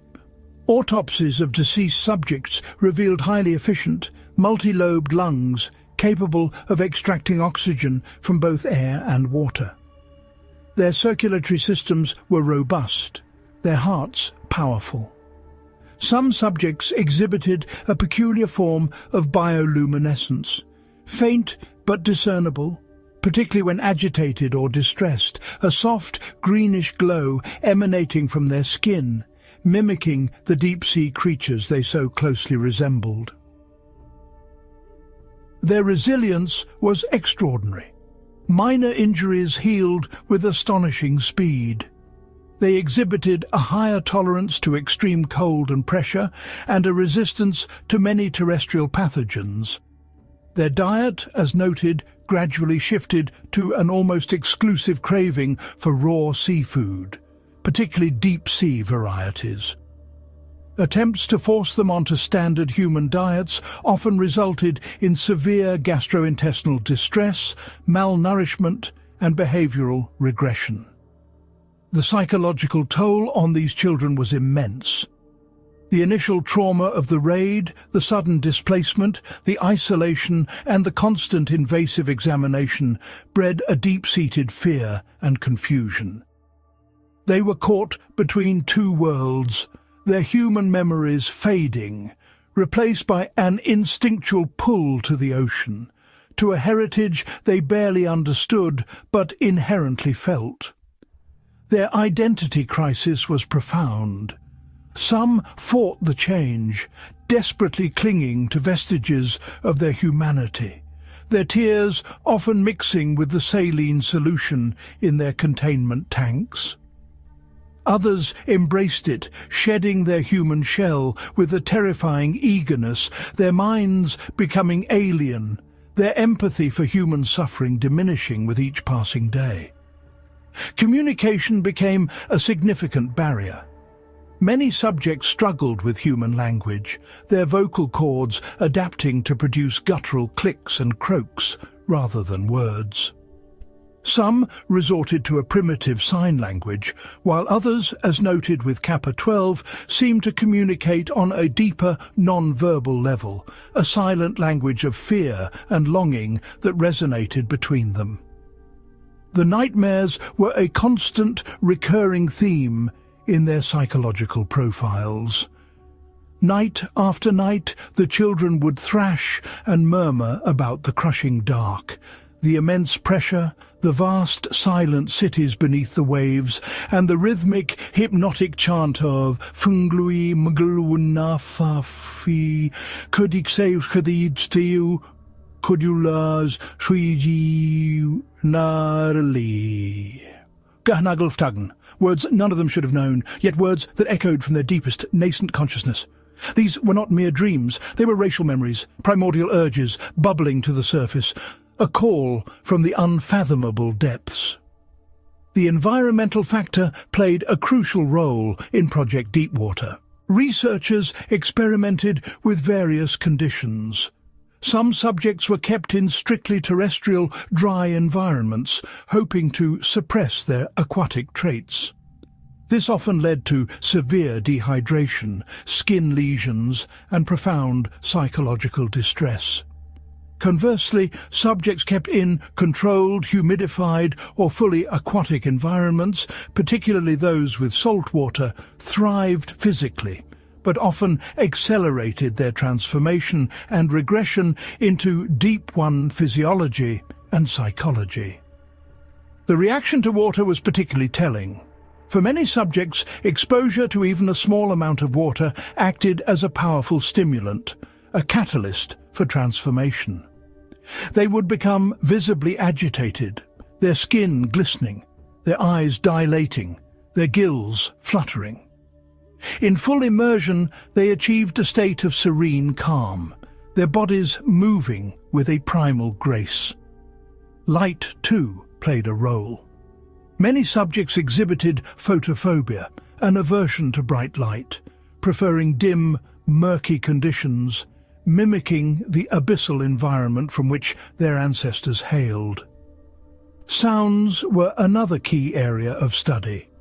Specific frequencies, particularly those mimicking whale song or deep-sea sonar, would elicit powerful responses, sometimes calming, sometimes agitating, often triggering the trance states observed in Epsilon 9. The wider implications of Project Deepwater stretched far beyond the confines of the isolated facilities. In the backdrop of the Cold War, the discovery of a non-human, potentially intelligent species with unknown powers was a matter of utmost national security. The fear was that if the Soviets or any other adversarial power learned of the Deep Ones or the Innsmouth children, they might seek to exploit them, to weaponize their unique physiology or their connection to cosmic forces. The official government narrative of Innsmouth remained steadfast. A forgotten tragedy, a dark stain of American history quietly handled. No mention of gills, no mention of ancient gods. Propaganda reinforced the idea of Innsmouth's inhabitants as degenerate, justifying the eradication.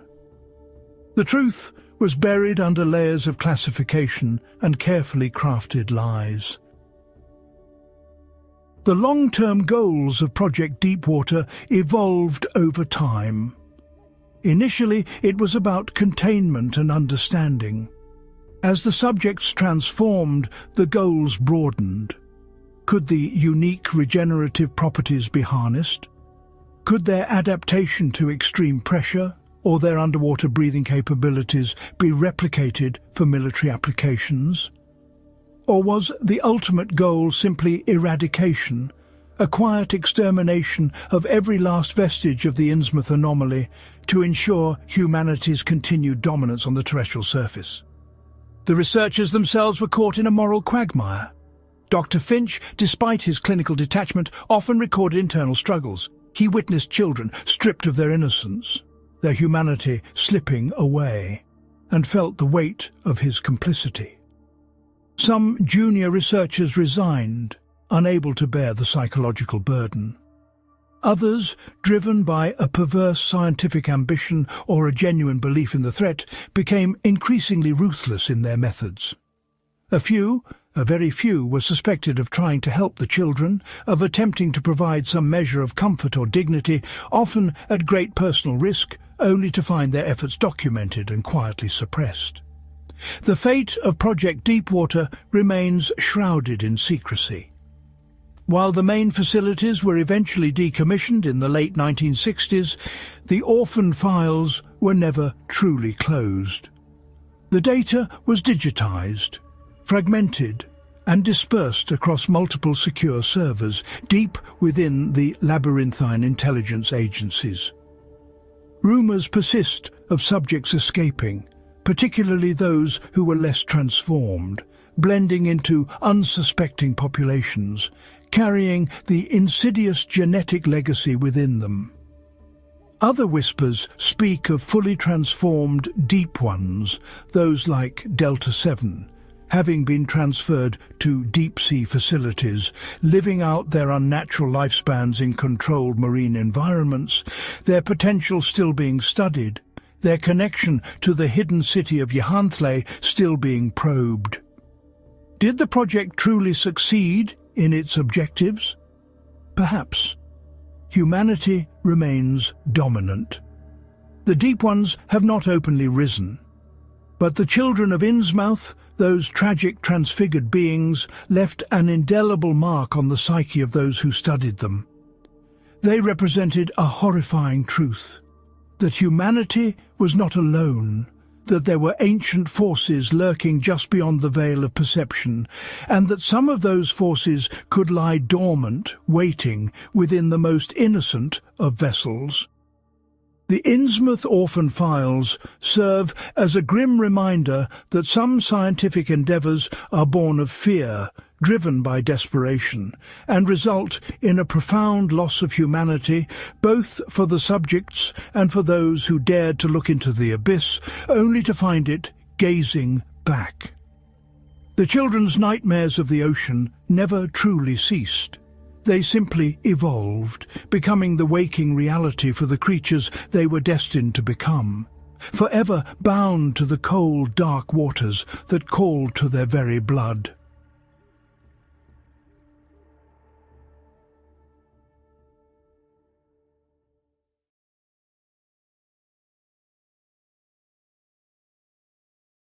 They whisper between stars, the gods who made madness divine. We speak, of course, of the cosmic entities birthed from the unparalleled imagination of H.P. Lovecraft, beings so utterly alien and vast that their very existence warps the fabric of sanity for any mortal who dares to glimpse their true forms or even ponder their inscrutable motives, if motives they truly possess. For within Lovecraft's pantheon, the concept of divine will, as understood by humanity, is a quaint, laughable, and ultimately terrifying delusion, replaced instead by forces of indifferent primordial chaos, ancient beyond all reckoning, existing in dimensions that defy Euclidean geometry and minds that shatter terrestrial logic. And tonight we shall plunge into the abyssal depths where three of these ultimate horrors reside, exploring not just their terrifying visages, but their profound archetypal significance within the tapestry of cosmic horror.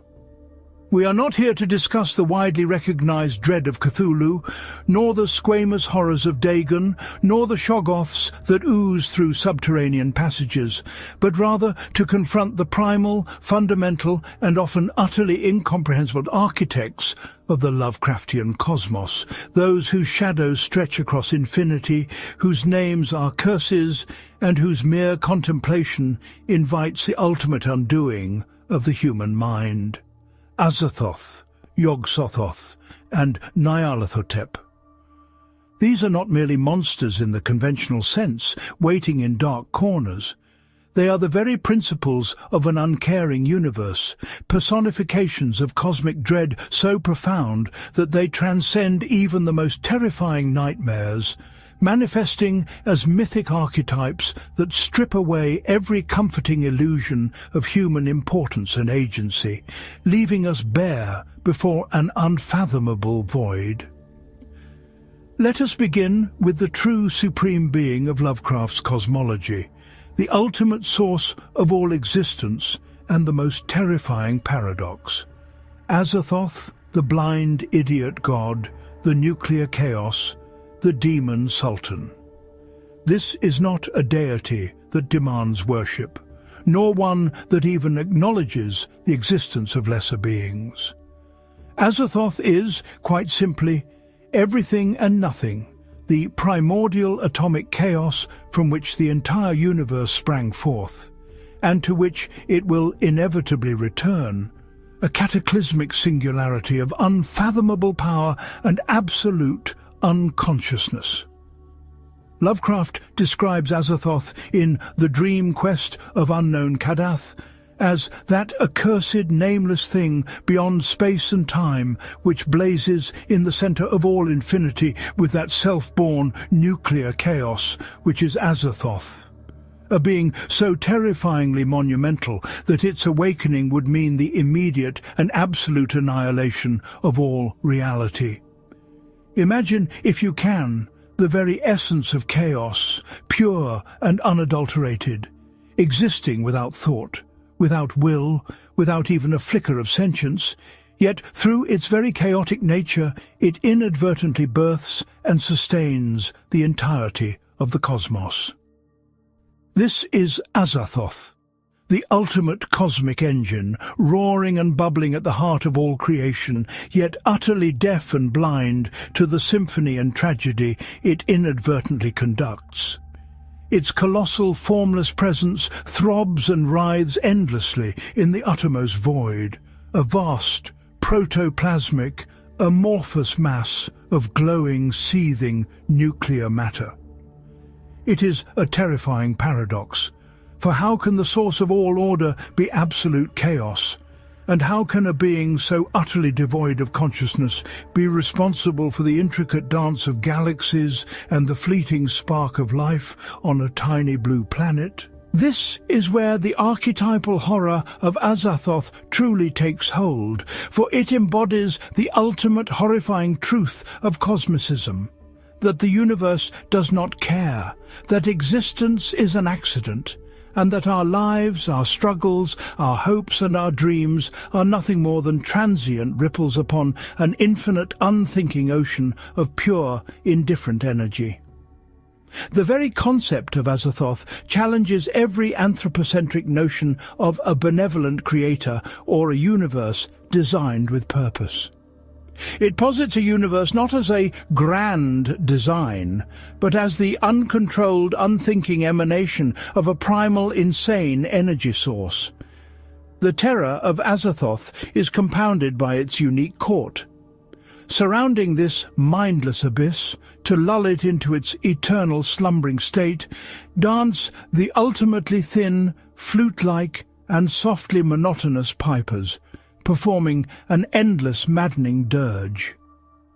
These nameless, faceless entities, whose very music is described as a detestable piping, are not merely musicians, they are the cosmic guardians of reality itself, for should their maddening strains ever cease, should Azathoth stir from its unconscious slumber and awaken to its own existence, the entirety of creation would instantly unravel, collapsing back into the void from which it so accidentally arose. Imagine the ultimate cosmic terror, not a malevolent deity seeking to destroy, but a primordial engine whose very awakening would mean the end of all things, maintained in its non-conscious state by the endless, monotonous wailing of infernal flutes. This makes Azathoth an archetype of the primal void, the ultimate source, the formless chaos from which all form arises and to which all form returns. It is the Alpha and the Omega, not in a divine, purposeful sense, but in a purely mechanistic, indifferent, and horrifyingly accidental one. It represents the utter lack of meaning at the core of existence, the philosophical abyss that swallows all hope and purpose. It is the antithesis of intelligent design, the ultimate manifestation of random cosmic chance. Its presence signifies that our universe is a momentary flicker of sanity in an endless, insane dream, a fragile illusion maintained only by the perpetual, hypnotic drone of cosmic musicians. The horror of Azathoth is not active malice.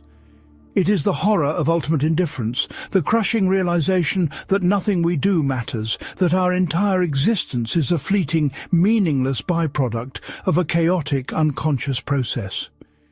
It is the fear of total cosmic insignificance, of being less than a dust mote in an eye that doesn't even exist. Its mythological resonance is profound, tapping into primeval fears of the void, of unformed matter, of the pre-cosmic chaos described in various ancient cosmogonies, but taken to an extreme of nihilistic dread. While other mythologies have creation gods, they are typically conscious, intentional creators. Azathoth, however, creates by accident, through its very being, and its continued existence, in a state of oblivious slumber, is what allows reality to persist. This unconscious creative force is a horrifying inversion of familiar myths, stripping away all comfort and replacing it with pure existential terror. The very thought that the universe, with all its beauty and terror, its complexities and its simplicities, is merely the random byproduct of a blind, idiotic, infinitely powerful entity, sustained only by the incessant, monotonous piping of unseen, unthinking servitors, is enough to drive the most rational mind to the brink. It embodies the ultimate paradox. The most powerful entity in existence is also the most powerless, for it has no will, no consciousness, no desire. It simply, and in its being, it threatens to unmake everything. Azathoth is the ultimate cosmic joke, a punchline delivered by an unknowing, unfeeling, and utterly indifferent universe. It is the truth behind the curtain, and that truth is a deafening, meaningless roar. For any rational mind, grappling with Azathoth means grappling with the potential non-existence of purpose, the utter lack of a grand design, and the chilling thought that even the most fundamental laws of physics are perhaps just fleeting patterns in the mind of an unwitting, chaotic God. It is the horror of the primal scream, stretched across eternity, resonating through every atom of existence, yet heard by no one, understood by nothing, and signifying absolutely nothing. Its presence casts a shadow not of evil, but of ultimate crushing meaninglessness, a concept far more terrifying than any deliberate malice.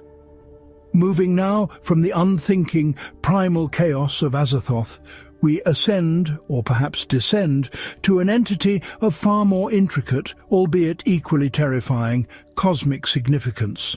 Yog-Sothoth, the gate and the key, the all-in-one and one-in-all, the lurker at the threshold.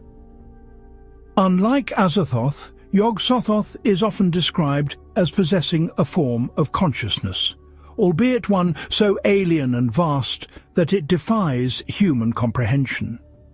It is not merely a force, but an omnipresent, omniscient intelligence that exists simultaneously in all time and all space, a swirling mass of iridescent globes forming and reforming, bubbling and coalescing, representing the entire continuity of space-time, the very fabric of the cosmos itself.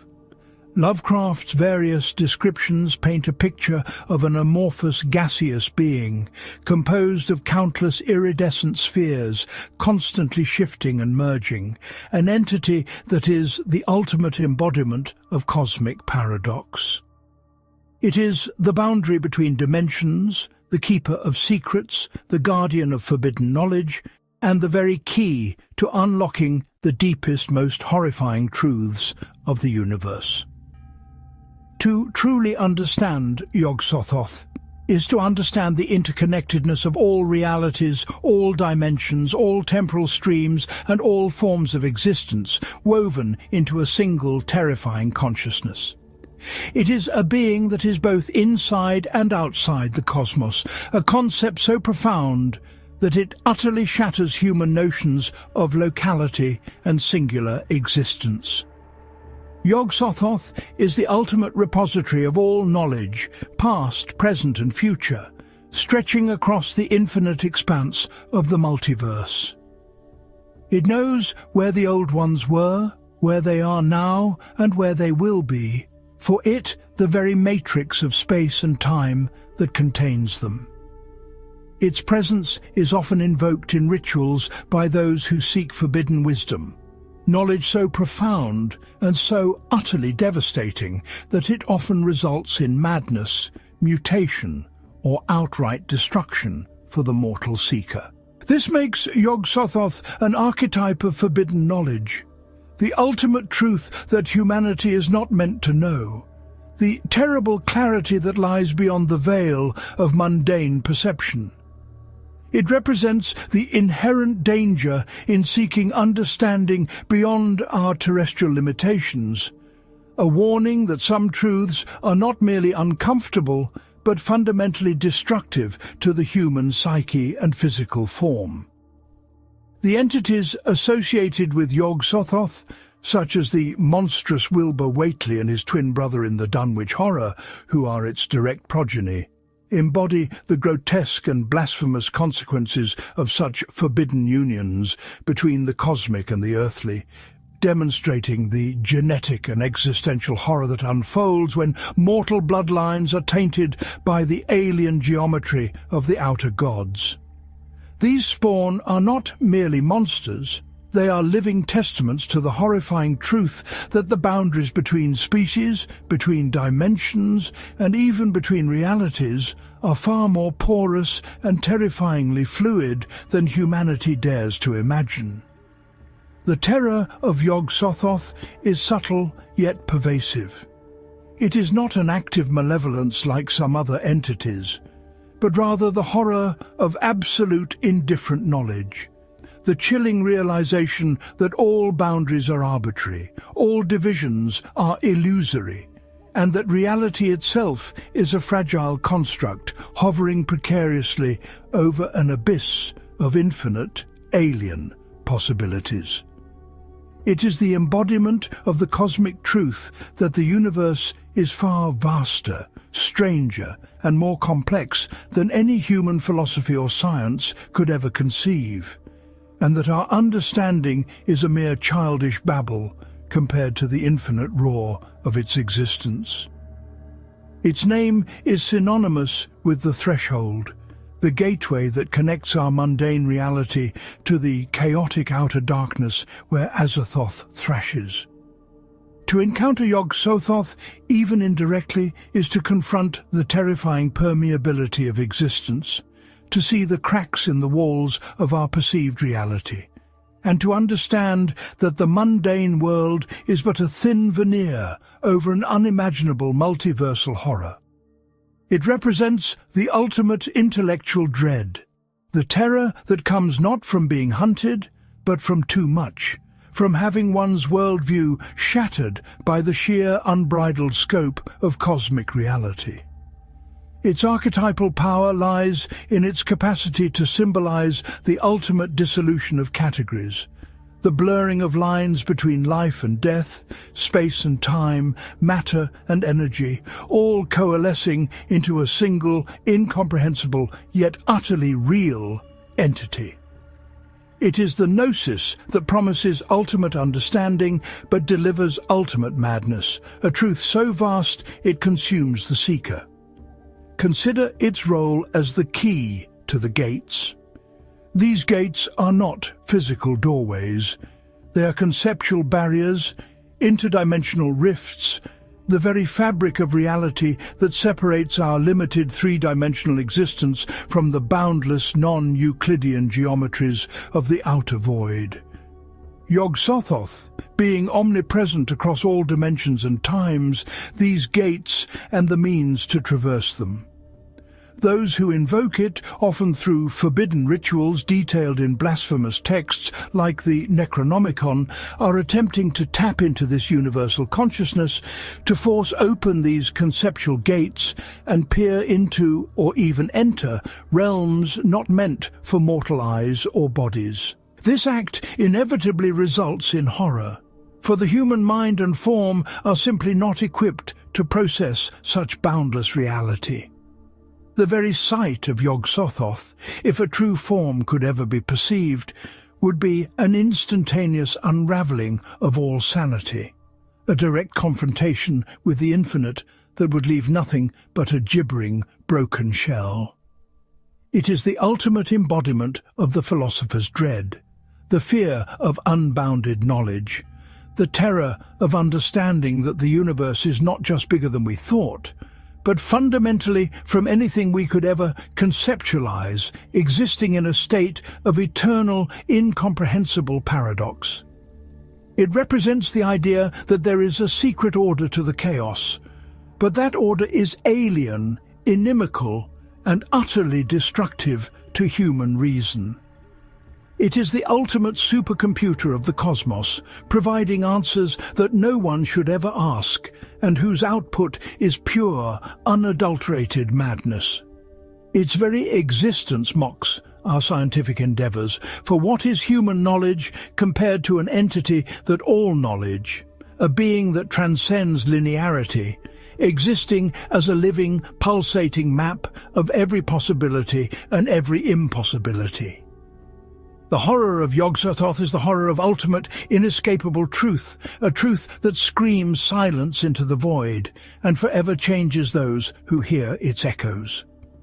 Finally, we turn to the most insidious, the most actively malevolent, and perhaps the most psychologically terrifying of the three, Nyarlathotep, the crawling chaos, the messenger of the outer gods, the soul and will of Azathoth. Unlike Azathoth's unconscious horror and Yog-Sothoth's indifferent knowledge, Nyarlathotep is unique among the outer gods for its apparent sentience, its active malice, and its penchant for interacting directly with humanity, often in forms both alluring and utterly grotesque. It is the only outer god that regularly takes on human or near-human guise, walking among us, sowing discord, deception and madness, sometimes even leading cults that unknowingly or knowingly serve its cosmic agenda. Lovecraft frequently described Nyarlathotep as a being of 1,000 forms, capable of adopting any shape or appearance to achieve its incomprehensible ends, from a suave, charismatic Egyptian pharaoh to a towering tentacled monstrosity, or a shadowy figure lurking in the depths of a forbidden temple. This chameleon-like nature makes Nyarlathotep an archetype of cosmic manipulation, the ultimate deceiver, the insidious agent of alien intelligence that actively works to undermine human sanity and civilization. It is the dark messenger, the herald of cosmic doom, not merely through its presence, but through its active intervention in human affairs, always with a sinister, unknowable purpose. Nyarlathotep is the conscious will of the outer gods, particularly Azathoth, acting as the intermediary between the ultimate chaos and the lesser entities, or even humanity. While Azathoth blindly creates and Yog-Sothoth passively knows, Nyarlathotep actively. It delights in chaos, in corrupting the pure, in driving the sane to madness, and in subtly paving the way for the eventual return or awakening of its masters. It is the ultimate cosmic trickster, but one whose tricks are invariably catastrophic for those caught in its web. Its appearances in Lovecraft's stories are varied and chilling, from the eloquent Egyptian prophet in Nyarlathotep, who enthralls audiences with scientific wonders before plunging them into cosmic horror, to the haunter of the dark, a winged, three-lobed burning eye that preys on minds in abandoned churches, to the black man leading witches' sabbaths in The Dreams in the Witch House, or the vast, grotesque, great old one that features in The Dream Quest of Unknown Kadath as a terrifying obstacle. Each manifestation is a facet of its boundless malevolence, each a demonstration of its capacity to blend into human society before unleashing its true, horrifying nature. This versatility makes Nyarlathotep the most personal of Lovecraft's ultimate horrors, as it is the one most likely to directly engage with humanity, not out of any relatable emotion, but out of a vast, alien curiosity or an unfathomable cosmic game. The psychological terror of Nyarlathotep is its most potent weapon. It doesn't merely destroy the body, it destroys the mind, slowly, meticulously, and with apparent delight. It uses fear, doubt, and forbidden knowledge as its tools, whispering insidious truths into the minds of its victims, subtly twisting their perceptions until reality itself becomes a fluid, terrifying nightmare. It represents the insidious nature of cosmic horror, not as an overt invasion, but as a creeping internal corruption. It is the archetypal cosmic manipulator, the malevolent puppet master pulling the strings of mortal fate, subtly guiding events towards an unknowable, catastrophic conclusion. Its interactions with humanity are rarely direct assaults. Instead, they are carefully orchestrated psychological demolitions designed to break the individual or society from within, preparing them for the ultimate cosmic revelation that will inevitably shatter their fragile hold on sanity. Nyarlathotep is the personification of cosmic dread that manifests as internal psychological breakdown, the fear that the very thoughts in your head might not be your own, but the insidious whispers of an alien intelligence bent on your undoing. It is the shadow that dances at the edge of perception, the voice that suggests madness, the presence that makes you question everything you thought was real. Its role as the soul and will of Azathoth is particularly chilling. If Azathoth is the unthinking, chaotic power, Nyarlathotep is the malevolent consciousness that directs aspects of that power, channeling its raw cosmic energy into specific, horrifying manifestations. It is the intentionality behind the indifference, the dark purpose lurking within the purposeless void. This makes it an even more terrifying entity, for it means that even the ultimate cosmic chaos has an agent, a conscious force that can manipulate its effects and direct its horror. It is the bridge between the utterly incomprehensible and the actively malicious, the intelligence that translates Azathoth's blind thrumming into actionable terror.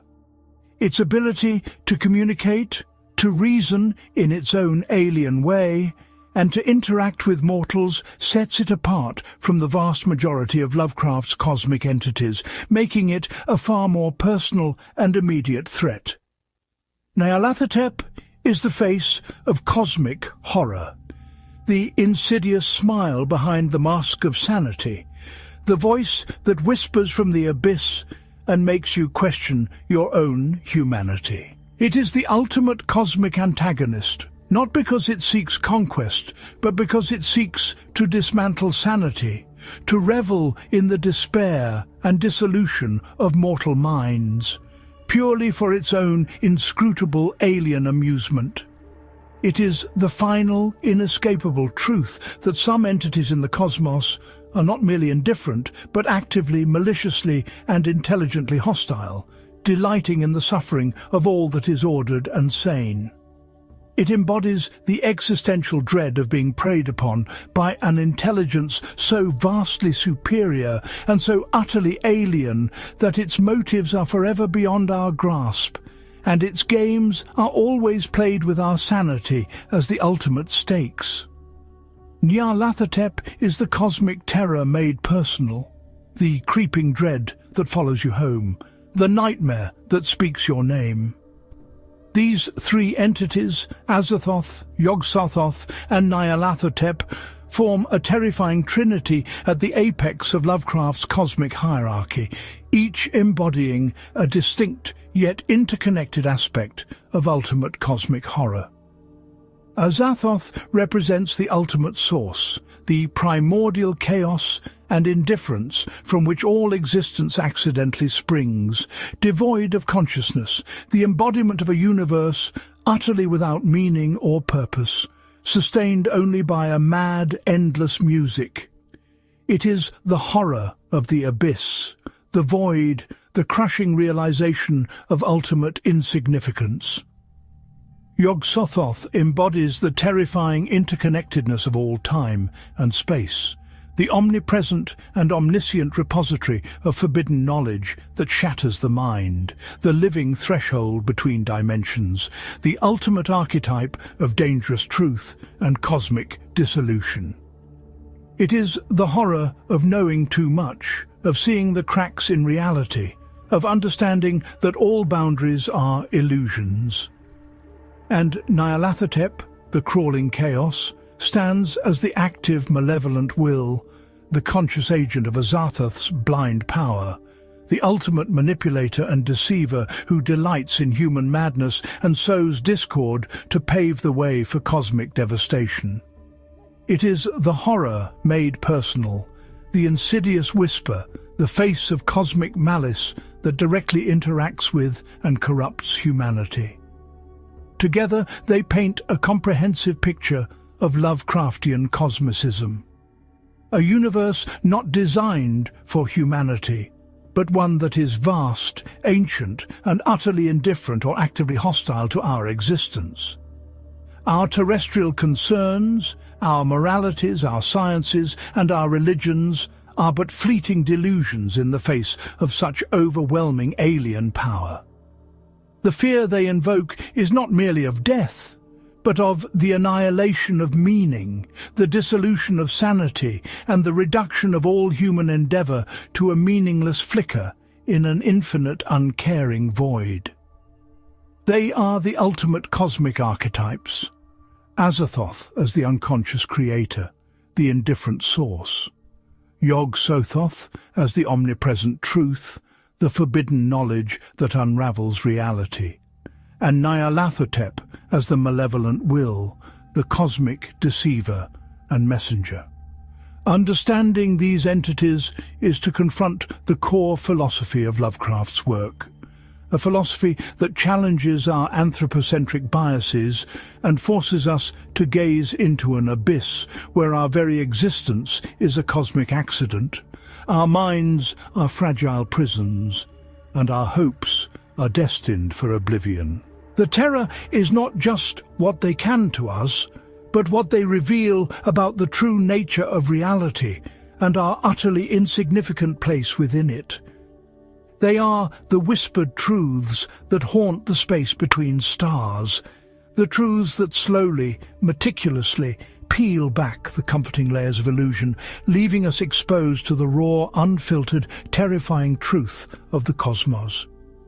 As we conclude our journey into the abyssal depths of Lovecraft's Forgotten Gods of Love, or rather, Forgotten Gods of E, it becomes clear that these entities are far more than mere monsters. They are philosophical constructs, reflections of our deepest fears about the unknown, about insignificance, about the very nature of existence. They are the ultimate embodiment of cosmic dread, beings whose very existence shatters the fragile edifice of human reason and exposes us to the cold, indifferent, or actively hostile truth of the universe. Their whispers echo not just in the pages of ancient tomes, but in the existential anxieties of modern man, reminding us that there are forces at play far beyond our comprehension, entities that dwarf our greatest triumphs and make a mockery of our most profound philosophies. To truly grasp the horror of Azathoth, Yog-Sothoth and Nyarlathotep, is to shed the comforting illusion of human centrality and to accept our precarious, infinitesimal place within an infinitely vast and terrifying cosmos. These are the gods that made madness divine, and in their shadow we are truly, wonderfully and horrifyingly insignificant. If this deep dive into the cosmic horrors of Lovecraft's pantheon has piqued your interest and sent a shiver down your spine, if it has illuminated the profound, unsettling archetypal significance of these ancient entities, then please take a moment to engage with this content. You can help us continue our explorations of these ancient, terrifying mythos by liking this video, signaling to the nameless things that dwell between the stars that you crave more forbidden knowledge.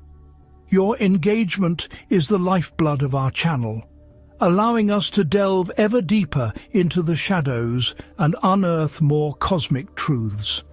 So consider subscribing to our channel and joining our growing legion of investigators and seekers of forgotten lore.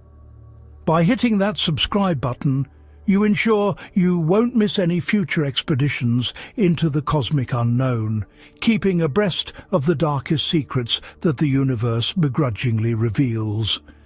And if you wish to further commune with others who share this insatiable hunger for the eldritch and the arcane, we invite you to leave a comment below, sharing your own thoughts, theories, and most terrifying interpretations of Azathoth, Yog-Sothoth, or Nyarlathotep, for in collective contemplation even the darkest of truths can be momentarily illuminated, or at least that's what we tell ourselves to maintain the illusion of sanity in the face of such overwhelming cosmic dread. After all, in the grand, meaningless cosmic dance, the only thing we truly have is each other and the shared, terrifying thrill of peering into the abyss, knowing full well it may one day stare back, or perhaps it already does, from within the very folds of our minds.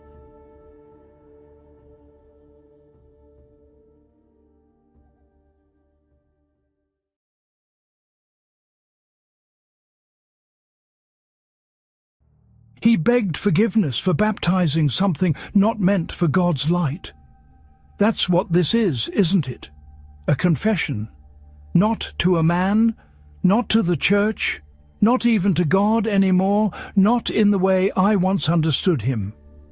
This is for whatever ears eventually find this recording. Whatever poor soul unearths this final testament to a horror that defies definition. A blasphemy that stripped the very paint from my soul. My name is Father Michael, and I was once a priest. I say was, because what I have seen, what I have done, what I allowed to happen, has rendered me something less than whole, something hollowed out and stained beyond absolution. I was sent to Dunwich over 20 years ago. Dunwich, even the name sounds like a choke in the throat, a whisper caught in the wind. It was a dying parish then, tucked away in the deepest folds of the Massachusetts hills, far from any highway, a place forgotten by progress and, I now believe, by grace itself. The village was small, maybe 100 souls, mostly farmers and their families, their faces etched with generations of hard living and an unshakable, deeply ingrained suspicion of outsiders. They were a peculiar lot, not outwardly malicious, but clannish, silent, with eyes that seemed to hold ancient secrets. Their faith, what little remained, was a brittle thing, more superstition than devotion. A protective charm against unseen forces they felt stirring in the dark woods that pressed in on all sides. I remember my first Sunday. The church was old, stone-cold even in summer, the stained glass windows depicting saints whose faces had long since faded into vague smudges of colour. Only a handful of congregants, mostly elderly women wrapped in shawls, their murmurs sounding more like the rustling of dry leaves than prayers. I tried, I truly did. I preached sermons about hope, about community, about the unwavering love of God. But their eyes, those deep-set, knowing eyes, seemed to look right through me, as if I were speaking a language they'd forgotten, or perhaps one they'd never known. They nodded politely, took communion with hands that felt like gnarled roots, and then retreated back into the silence of their lives, leaving me alone in the echoing emptiness of the rectory. The rectory itself was a desolate place, filled with shadows that seemed to lengthen even in broad daylight. The previous priest, Father Thomas, had apparently left in a hurry years prior, leaving behind only dusty theological texts and an unsettling collection of local folklore bound in cracked leather. Tales of strange lights in the hills, monstrous births in isolated farmhouses, and sacrifices made to entities older than time itself. I dismissed them, of course, as the fanciful ramblings of an isolated community, the desperate explanations for things they couldn't comprehend. Oh, how desperately I clung to that rationalization. Among the families I slowly, painstakingly came to know, one stood out even in that strange company. The Elwoods. They lived further out than most, up a winding, barely maintained track that clawed its way into the desolate higher reaches of the hills, where the trees grew stunted and twisted, their branches like arthritic fingers against a perpetually grey sky. The Elwood farmhouse was ancient, leaning precariously, its unpainted wood weathered to the colour of bone. There was Silas Elwood, a gaunt, silent man whose eyes were almost entirely hidden beneath a perpetually low brow, and his mother, old Mrs. Elwood, a matriarch of terrifying presence, her face a map of wrinkles, her gaze sharp and cold like chipped flint. Then there was Lavinia. Lavinia Elwood was different, not like the others. Younger, perhaps in her late 20s, but with a vacant, ethereal beauty, a gaze that seemed to drift perpetually beyond the immediate world, always somewhere else, somewhere vast and unseen. She rarely spoke, moving through the village like a ghost, her long, pale hair often unbound, catching the strange hill winds. The villagers avoided them, whispering of bad blood and queer ways, of things that went on up at their farm that were best left unexamined. Livestock disappearances, crops failing in bizarre patterns, lights seen flickering at odd hours from their windows. I, in my naive faith and desperate desire to serve, saw only a family ostracized, in need of compassion, of spiritual guidance. I tried to visit them, offering blessings, attempting to engage them in conversation, but they were always distant, polite, but unyielding, their doors remaining firmly shut against my earnest overtures. Then, about 7 years into my tenure, the whispers began to coalesce into something more concrete, more disturbing. Lavinia Elwood was pregnant. It wasn't just the fact of her pregnancy that sent a shiver through the community. She had never been known to court, to leave the farm for any duration that might facilitate such a thing. It was the nature of the pregnancy. It was too sudden, too rapid. One season she was, as she always was, pale and ethereal. The next she seemed swollen to an impossible degree. Her belly distended beyond anything I had ever witnessed, even in women carrying multiple children. And her eyes, they changed. They lost their vacant quality, replaced by a strange, almost feverish light. A hunger, a nascent terror that she seemed to be holding barely in check. Old Mrs. Elwood and Silas kept her cloistered, rarely allowing her out, even for supplies. When she was seen, it was always heavily cloaked, her face shadowed, moving with an unnatural awkwardness, as if her bones were protesting the immense burden she carried. The villagers spoke in hushed tones of things in the air, of the old ways coming back to roost, of an unholy seed. I, still clinging to my fragile rationality, considered the possibility of some rare medical condition, an unfortunate deformity, a tragic secret. I offered my services, my prayers, my support, but they refused me, just as they always had. Silas, his face grimmer than ever, would simply say, "She's fine, Father. Best leave us to our own."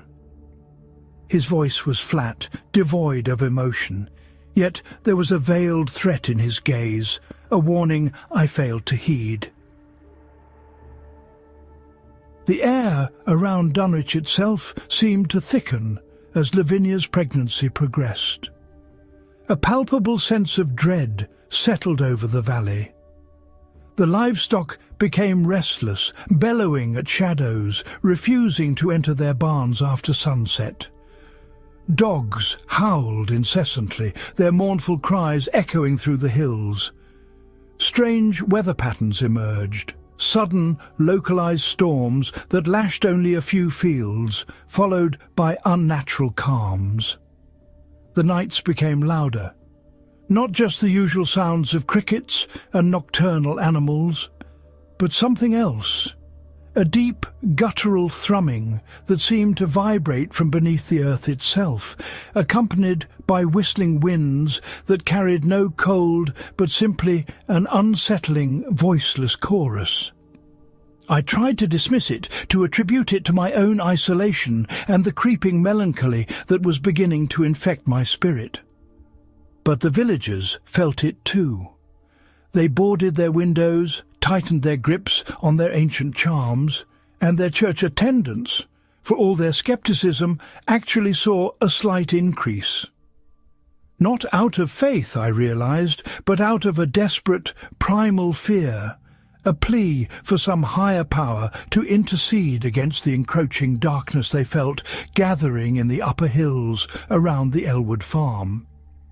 I started having nightmares, not of devils or demons, not of the traditional hellfire I preached against. No, these were far worse. Nightmares of vast, swirling voids, of unspeakable geometries, of sounds that ripped the fabric of my understanding, of a cold, indifferent malevolence that made my very soul ache with an existential terror. I would wake in a sweat, my heart hammering, unable to shake the feeling that something had brushed against my consciousness, something that shouldn't exist. Then came the call. It was a cold, late autumn night, the wind wailing like a banshee through the skeletal trees, a frantic pounding on the rectory door. It was Silas. His face, usually impassive, was a mask of terror, his eyes wide, bloodshot. "Father," he gasped, his voice barely a coherent whisper, "you must come. Lavinia, it's time. But it's not right." He gripped my arm with a strength born of desperation, his touch cold as ice. My heart plummeted. I knew with an awful certainty that pierced through my last vestiges of denial that whatever I was about to witness would shatter my world. I grabbed my stole, my crucifix and my holy oils, a desperate, pathetic attempt to arm myself against the unknown. The ride up the hill in his dilapidated truck was a blur of darkness and wind. The air grew colder, heavier, filled with an electrical tension that pricked my skin. The thrumming sound I had heard at night was now louder, a low, pulsing vibration that resonated in my chest. As we approached the Elwood farm, a rank, sickening stench assaulted my nostrils, a smell of ancient dust, stagnant water, and something else, something metallic and utterly alien. The farmhouse itself was a silhouette against a sky that seemed to bleed a sickly greenish light from behind the clouds. The windows were dark, but from inside I could hear it. Sounds that defied natural origin. A low, guttural moaning, not human, not animal. A wet, tearing noise, like fabric being ripped apart, but magnified 1,000-fold. And then a high-pitched, ululating keen, filled with an agony so profound it felt like a knife twisting in my own gut. Silas practically dragged me through the sagging front door into the stifling darkness of the farmhouse. The air inside was thick with the foul odour, hot and humid, like a charnel house after a storm. A single lantern flickered in the main room, casting grotesque, dancing shadows that seemed to writhe on the walls. Old Mrs. Elwood was there, huddled in a corner, mumbling to herself, clutching a dark, ancient amulet to her breast. Her eyes, usually so sharp, were wide with a terror that mirrored Silas's, but hers held a horrifying resignation. In the centre of the room, on a makeshift bed of blankets and straw, lay Lavinia. Her body was contorted, her limbs twisted at unnatural angles. Her face was pale, glistening with sweat, her eyes staring blankly at the ceiling, unseeing, unfocused, her mouth agape in a silent scream. And between her legs, God forgive me, I cannot fully describe what I saw, not without my mind threatening to unravel completely. It was not a child, not as we understand children. It was a mass, a pulsating, amorphous mass of glistening dark flesh, shifting and squirming like a nest of worms, but far larger, far more obscene. It was a chaotic tangle of limbs, too many limbs, limbs that were both skeletal and viscous, ending in claws that scratched at the blood-soaked blankets. There were eyes, multiple eyes, lidless, milky white, scattered across its surface, some blinking independently, others fixed in a dead stare. And mouths. Not one, but several small, puckering orifices that opened and closed with a wet, slurping sound, each lined with rows of tiny, needle-sharp teeth. From one, a black bifurcated tongue flickered out, tasting the air. The high-pitched keen I had heard outside was coming from it, a sound of raw, uncomprehending hunger, of a fundamental wrongness made manifest. It was larger than any human infant, rapidly expanding even as I watched, its form seemingly held together by some unnatural tension. The foul stench was strongest here, emanating from the creature, a smell that turned my stomach and made my head swim with nausea and dizziness. I wanted to run.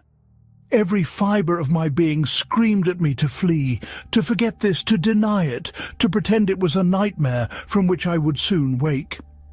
But Silas was there, his hand still clamped on my arm, his face pleading, desperate.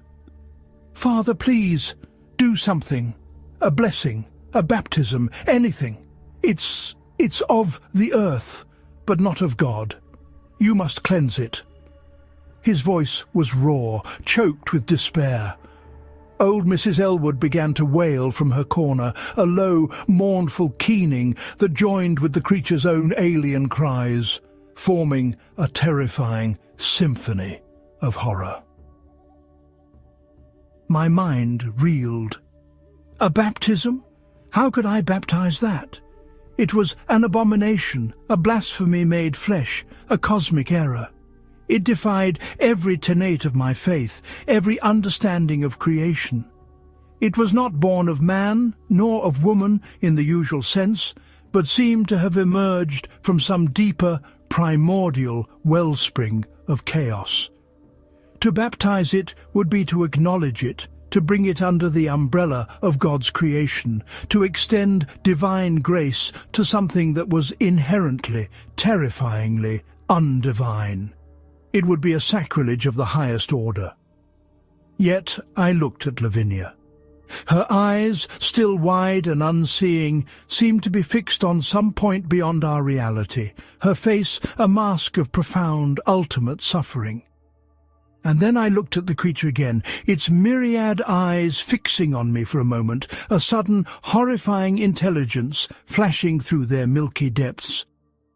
It made a sound then, a gurgling, sucking noise, and one of its amorphous limbs twitched, unfurling slightly, to reveal something that looked vaguely like a hand, but with too many digits, ending in razor-sharp talons. A fleeting moment of something akin to pity, or perhaps just sheer, unadulterated terror, seized me. Pity for Lavinia, for the unspeakable ordeal she had endured. Terror for myself, for them, for this world, if this thing was allowed to exist unacknowledged, unblessed, outside the bounds of any spiritual law. In that moment of profound spiritual crisis, my faith, which I thought was unshakable, began to fracture. I remembered the words of Christ about loving your enemies, about extending grace to all. But was this an enemy? Was it even a creature in need of grace? Or was it something so utterly alien that grace itself recoiled from it? I hesitated, my hand trembling as I reached for my holy oils and the small flask of consecrated water. The weight of my crucifix felt like lead against my chest. Silas's desperate plea echoed in my ears. You must cleanse it. He spoke not of salvation, but of containment, of some primal ritual to bind this thing, to prevent it from truly breaking loose. Perhaps, I thought in a moment of utter madness, if I performed the rite, if I invoked God's name over it, I could somehow contain its evil, confine it, limit its power. Perhaps I could, by the very act of trying, protect the world from its full, horrifying potential. It was a desperate, misguided hope, born of fear and spiritual exhaustion, a profound lapse in judgment I will carry to my grave. With a shaking hand, I uncorked the oil and made the sign of the cross over the writhing mass. As the consecrated oil touched its foul surface, the creature recoiled, letting out a shriek that was both deafening and utterly unnatural, a sound that seemed to tear at the very fabric of the air, vibrating through my bones. Its many eyes blinked rapidly, some turning inward, others outward, as if confused, agitated. The stench intensified, becoming almost unbearable, burning my nostrils, making my eyes water. Then, with a voice I barely recognized as my own, a voice cracking with terror, I began the baptismal rite. I baptize thee in the name of the Father, and of the Son, and of the Holy Spirit. Each word felt like a lie, a profanation, a betrayal. As I poured the holy water over its sickening form, the creature writhed violently, a convulsion that sent sprays of blood and ichor onto my vestments, onto my face. The water seemed to sizzle where it touched its skin, and a thin, acrid smoke rose from its surface.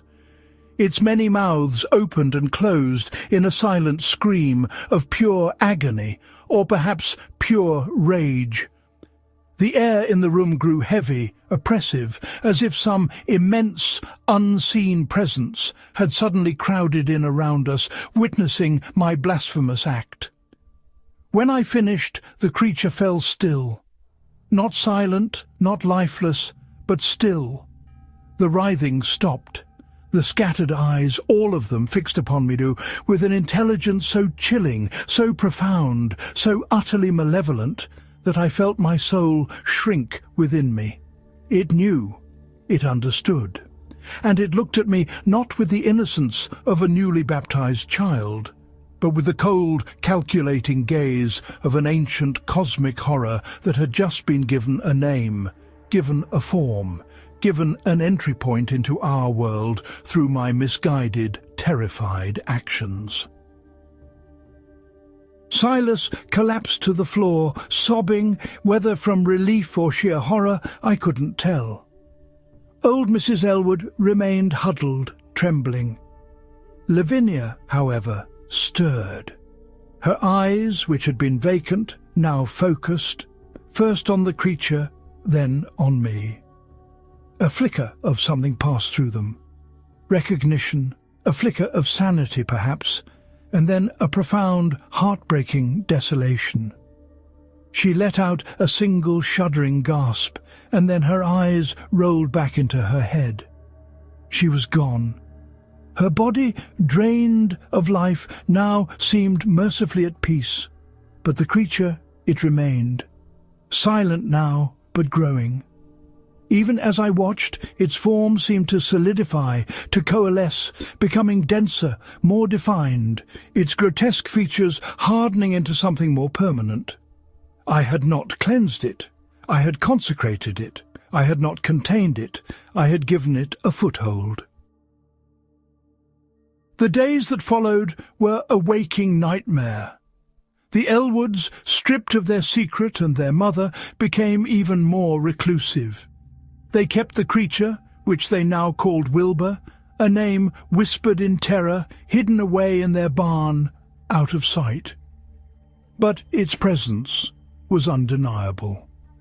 The monstrous thrumming that had vibrated through the hills now pulsed from the Elwood farm with an almost rhythmic intensity, growing stronger, more resonant with each passing night. The strange stench, once confined to the farmhouse, now drifted on the wind, a sickening pall that settled over the entire valley. Animals continued to disappear, but now not just livestock. Wild deer, coyotes, even bears, their torn, mutilated carcasses were occasionally found, drained of blood, scattered across the highest reaches of the woods, their bones snapped clean, as if by unimaginable force. And the sounds. Oh, the sounds. Not just the thrumming, but the creaking of trees, the shattering of stone, the unsettling, sibilant whispers carried on the wind at night, sometimes echoing with a distorted, monstrous mockery of human speech.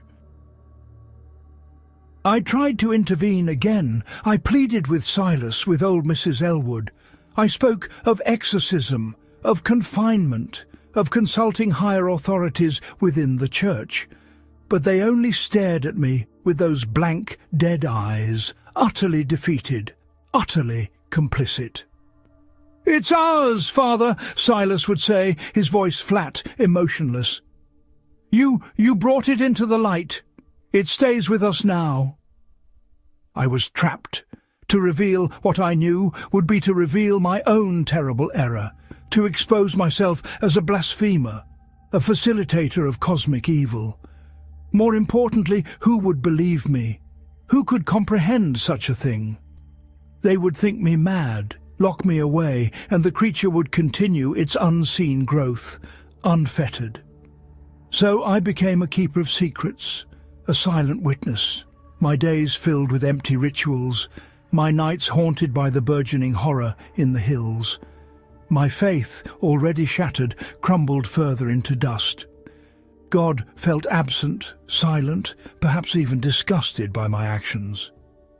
I began to doubt everything, the very existence of divine order, the sanctity of creation. If such a thing could be born, if such a thing could be baptized, then what was real? What was holy? Wilbur, as they called it, grew with terrifying rapidity. It was never truly seen by the wider community, but its effects were undeniable. The woods around the Elwood farm began to change. Trees withered and died in unnatural patches, their leaves turning black, their bark sloughing off to reveal something sickly white beneath. The earth itself seemed to groan, tremors shaking the valley floor, not like earthquakes, but a deeper, more organic shudder.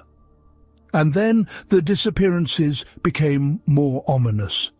Not just animals, but people. First, a solitary trapper, then a drifter who had wandered into Dunwich, then a young boy who had strayed too far up the hills while searching for a lost dog. Each time there was no trace, no struggle, just an emptiness where a life had once been. The fear in Dunwich became a palpable thing, a suffocating blanket. Windows were nailed shut, doors were triple barred. The remaining villagers rarely ventured out after dark, and even in daylight they moved with a furtive, watchful dread. Their eyes, those knowing eyes, would occasionally glance at me, filled with an unspoken accusation, as if they knew somehow that I was implicated in this growing horror. Perhaps my guilt was simply too transparent, my spiritual anguish too raw to conceal. One night, the thrumming from the Elwood farm reached a crescendo. It was no longer a vibration, but a roar, a deep, resonant booming that shook the very foundations of the rectory, rattling the ancient windows, sending dust motes dancing in the meagre lamplight. It was accompanied by the sound of immense cracking, like a giant breaking stones, and a high-pitched, echoing shriek that seemed to scrape against the inside of my skull. I couldn't stay. I grabbed my crucifix, my last desperate comfort, and ran into the night, drawn by a morbid fascination, a desperate hope to confront the evil I had helped unleash. As I approached the Elwood farm, the stench was unbearable, a putrid miasma that burned my lungs and made my eyes water. The moon, full and sickly yellow, cast long, distorted shadows. The barn, which had housed the creature, was gone, torn apart. Splintered wood lay strewn across the yard, as if exploded from within. And in the centre of the devastation, towering over the ruins, was Wilbur. It was colossal, a thing of nightmare made manifest, far surpassing any description I could conjure. It was not one thing, but many, a horrifying assemblage of raw, unformed life. Too many limbs, too many mouths, too many eyes, constantly shifting, coiling, retracting. Its skin was not flesh, but a leathery, iridescent membrane that pulsed with an internal light. It moved with a sickening liquid grace, its vast bulk seeming to defy gravity, as if it were a creature from a dimension where physical laws were merely suggestions. The roaring was coming from it now, a chorus of voices, some deep and guttural, others a high, piercing keen, all emanating from its various orifices. And then I saw them, Silas and old Mrs. Elwood. They were there, standing before it, not in fear, but in worship. Their faces upturned, their eyes glazed, their mouths moving in silent incantations. They were no longer human in their devotion, but empty vessels, conduits for something ancient and unspeakable. And the creature it was feeding, not on them, not yet, but on the very essence of the land around it. Trees withered and instantly turned to dust as its shadow passed over them. The ground beneath it cracked and split, dark fissures opening, releasing plumes of foul-smelling vapour. The air itself seemed to thin, to lose its vital essence, sucked away by this hungry, growing terror. It turned its myriad eyes towards me then, all of them, and in that moment I understood. My baptism, my desperate act of misguided faith, had not contained it. It had marked it. It had given it a conduit, a connection to this reality, allowing it to draw sustenance, to grow, to manifest in full. I had opened the door, and now it was here, in our world, in Dunwich, and it was ravenous. There was no God here, no grace, only a vast, indifferent hunger, a cosmic wrongness that was now free to consume. I stood there, rooted to the spot, my mind reeling, my faith shattered beyond repair. The crucifix in my hand felt utterly useless, a toy against an entity that predated all notions of divinity. I watched as it continued to grow, consuming the very substance of the world around it, its shadow stretching across the valley, blotting out the sickly moon. Dunwich was doomed. We were all doomed. And it was my fault. My misguided compassion, my terror-born sacrilege, had brought this cosmic horror into being. I don't know how I escaped. The memory is a blur of panic, of desperate flight through the desecrated woods, the creature's thunderous roars echoing behind me, the cold, alien laughter of the winds pursuing me. I ran until my lungs burned, until my legs gave out, until I collapsed miles from the farm, hidden in a thicket of thorns. I lay there, shivering, watching the green light pulse in the sky over Dunwich, hearing the earth itself groan. When dawn finally broke, it was a sickly pale light, revealing a landscape changed. The hills around Dunwich were barren, scarred, the earth itself seeming to sag inward. A faint, almost imperceptible haze hung over the valley, a lingering miasma of the creature's presence. I never went back into Dunwich. I couldn't. My soul was broken, my mind fractured. I walked for days, a hollow man, avoiding roads, avoiding people, until I found myself far from those cursed hills, a ghost haunting the periphery of a world I no longer understood.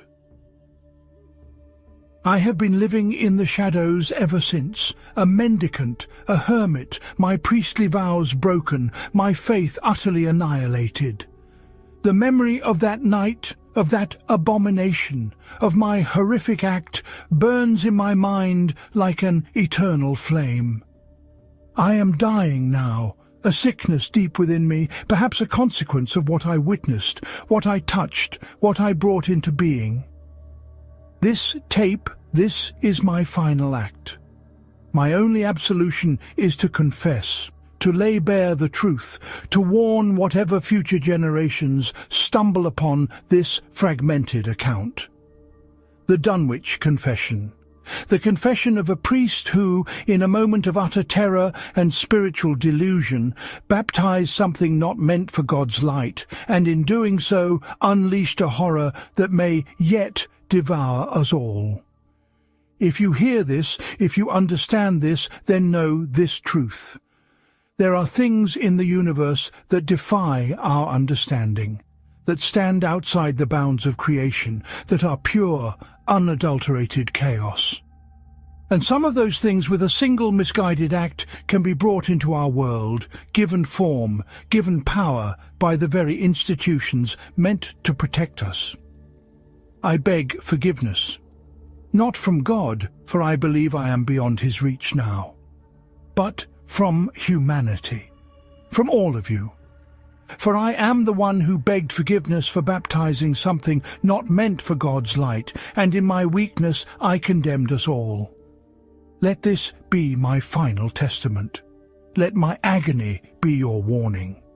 Beware of the things that slumber beyond the veil, and beware of those who, in their desperate attempt to control the uncontrollable, only serve to open the gates to absolute cosmic horror. My time is short. The ringing in my ears is getting louder. It sounds like the wind, carrying whispers from Dunwich, from the place where I broke the world.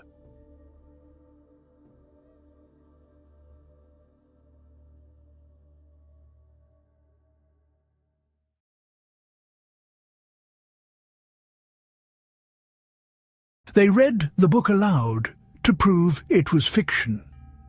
Such was the hubris that birthed the Miskatonic University's Necronomicon study. a project conceived in the hallowed halls of academia, intended to dissect and demystify one of fiction's most terrifying grimoires. What began as a grand rationalist endeavour to scientifically debunk the supernatural lore surrounding the fabled Necronomicon quickly devolved into something else entirely. The footage, diligently captured by a young graduate student, was not a testament to intellectual triumph, but a horrifying record of human minds unravelling, of reality itself bending, and of an ancient cosmic dread making its undeniable presence known. Our journey into this chilling academic endeavour begins not with a whisper of magic, but with the dry rustle of old paper and the hum of fluorescent lights in the Miskatonic University's Special Collections Archive. The university, known for its deep, sometimes unsettling engagement with esoteric texts and occult history, had recently come into possession of what purported to be an exceptionally well-preserved, incredibly ancient copy of the Necronomicon. Of course, within academic circles, the Necronomicon was largely understood to be the masterful invention of the early 20th century horror writer H.P. Lovecraft.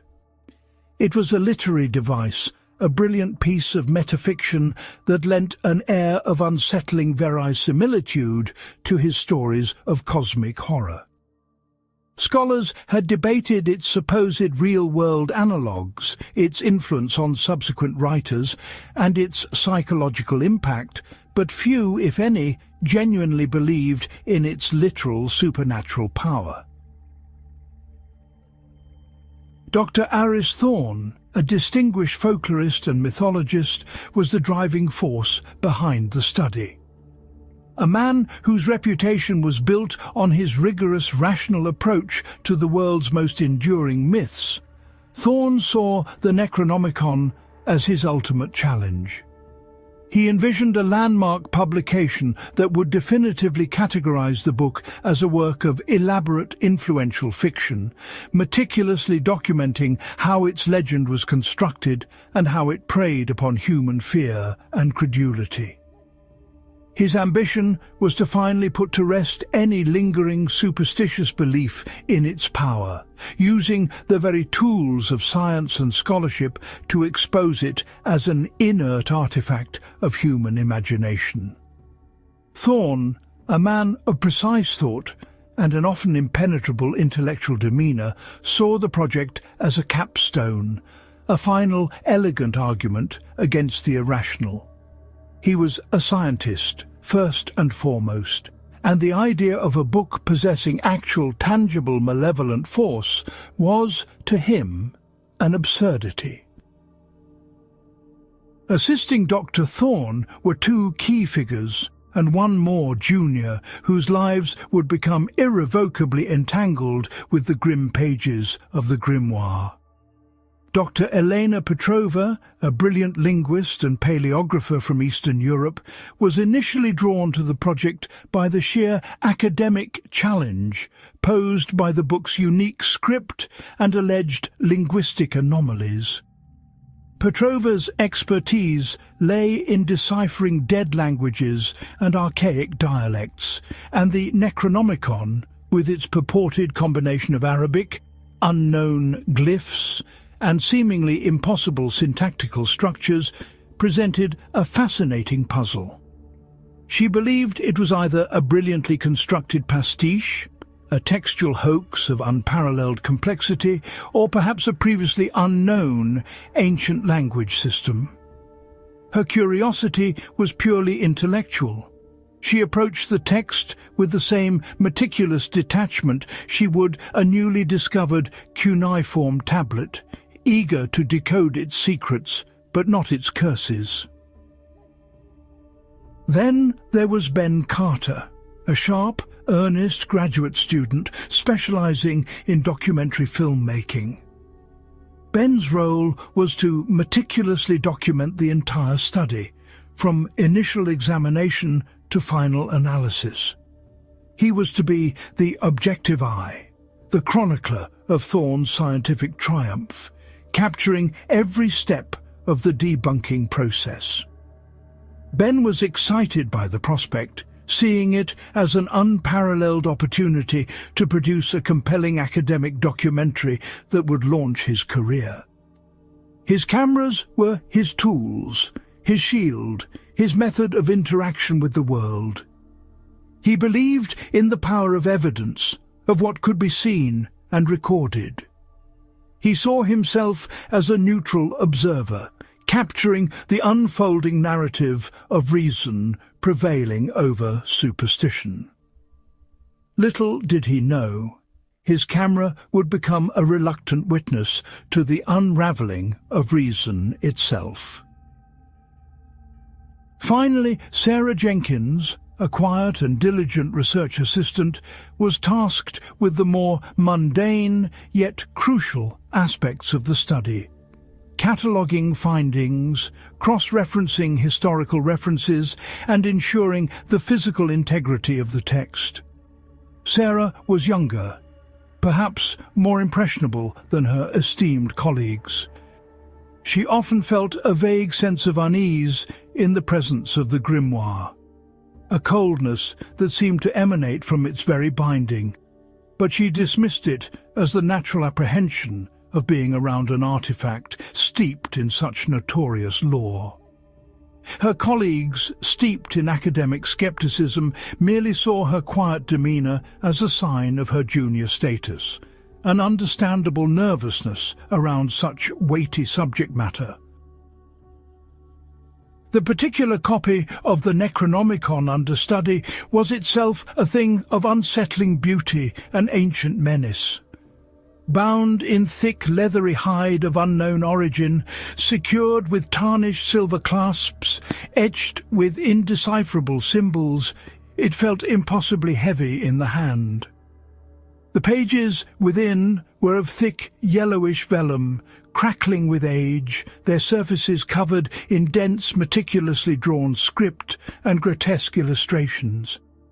The ink, in places, seemed to shimmer with an unnatural vibrancy, almost appearing freshly applied, despite its obvious antiquity.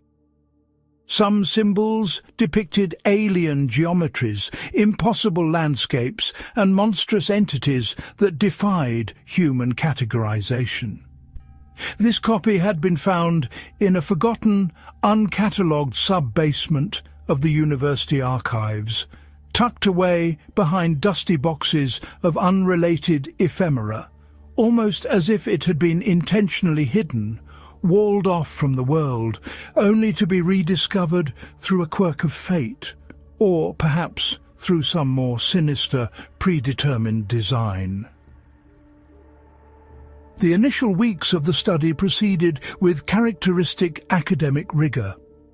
The designated reading room in the special collections was sealed, environmental controls implemented, and state-of-the-art monitoring equipment installed. Ben set up multiple cameras, fixed wide-angle lenses to capture the entire room, and a handheld for close-ups and personal logs.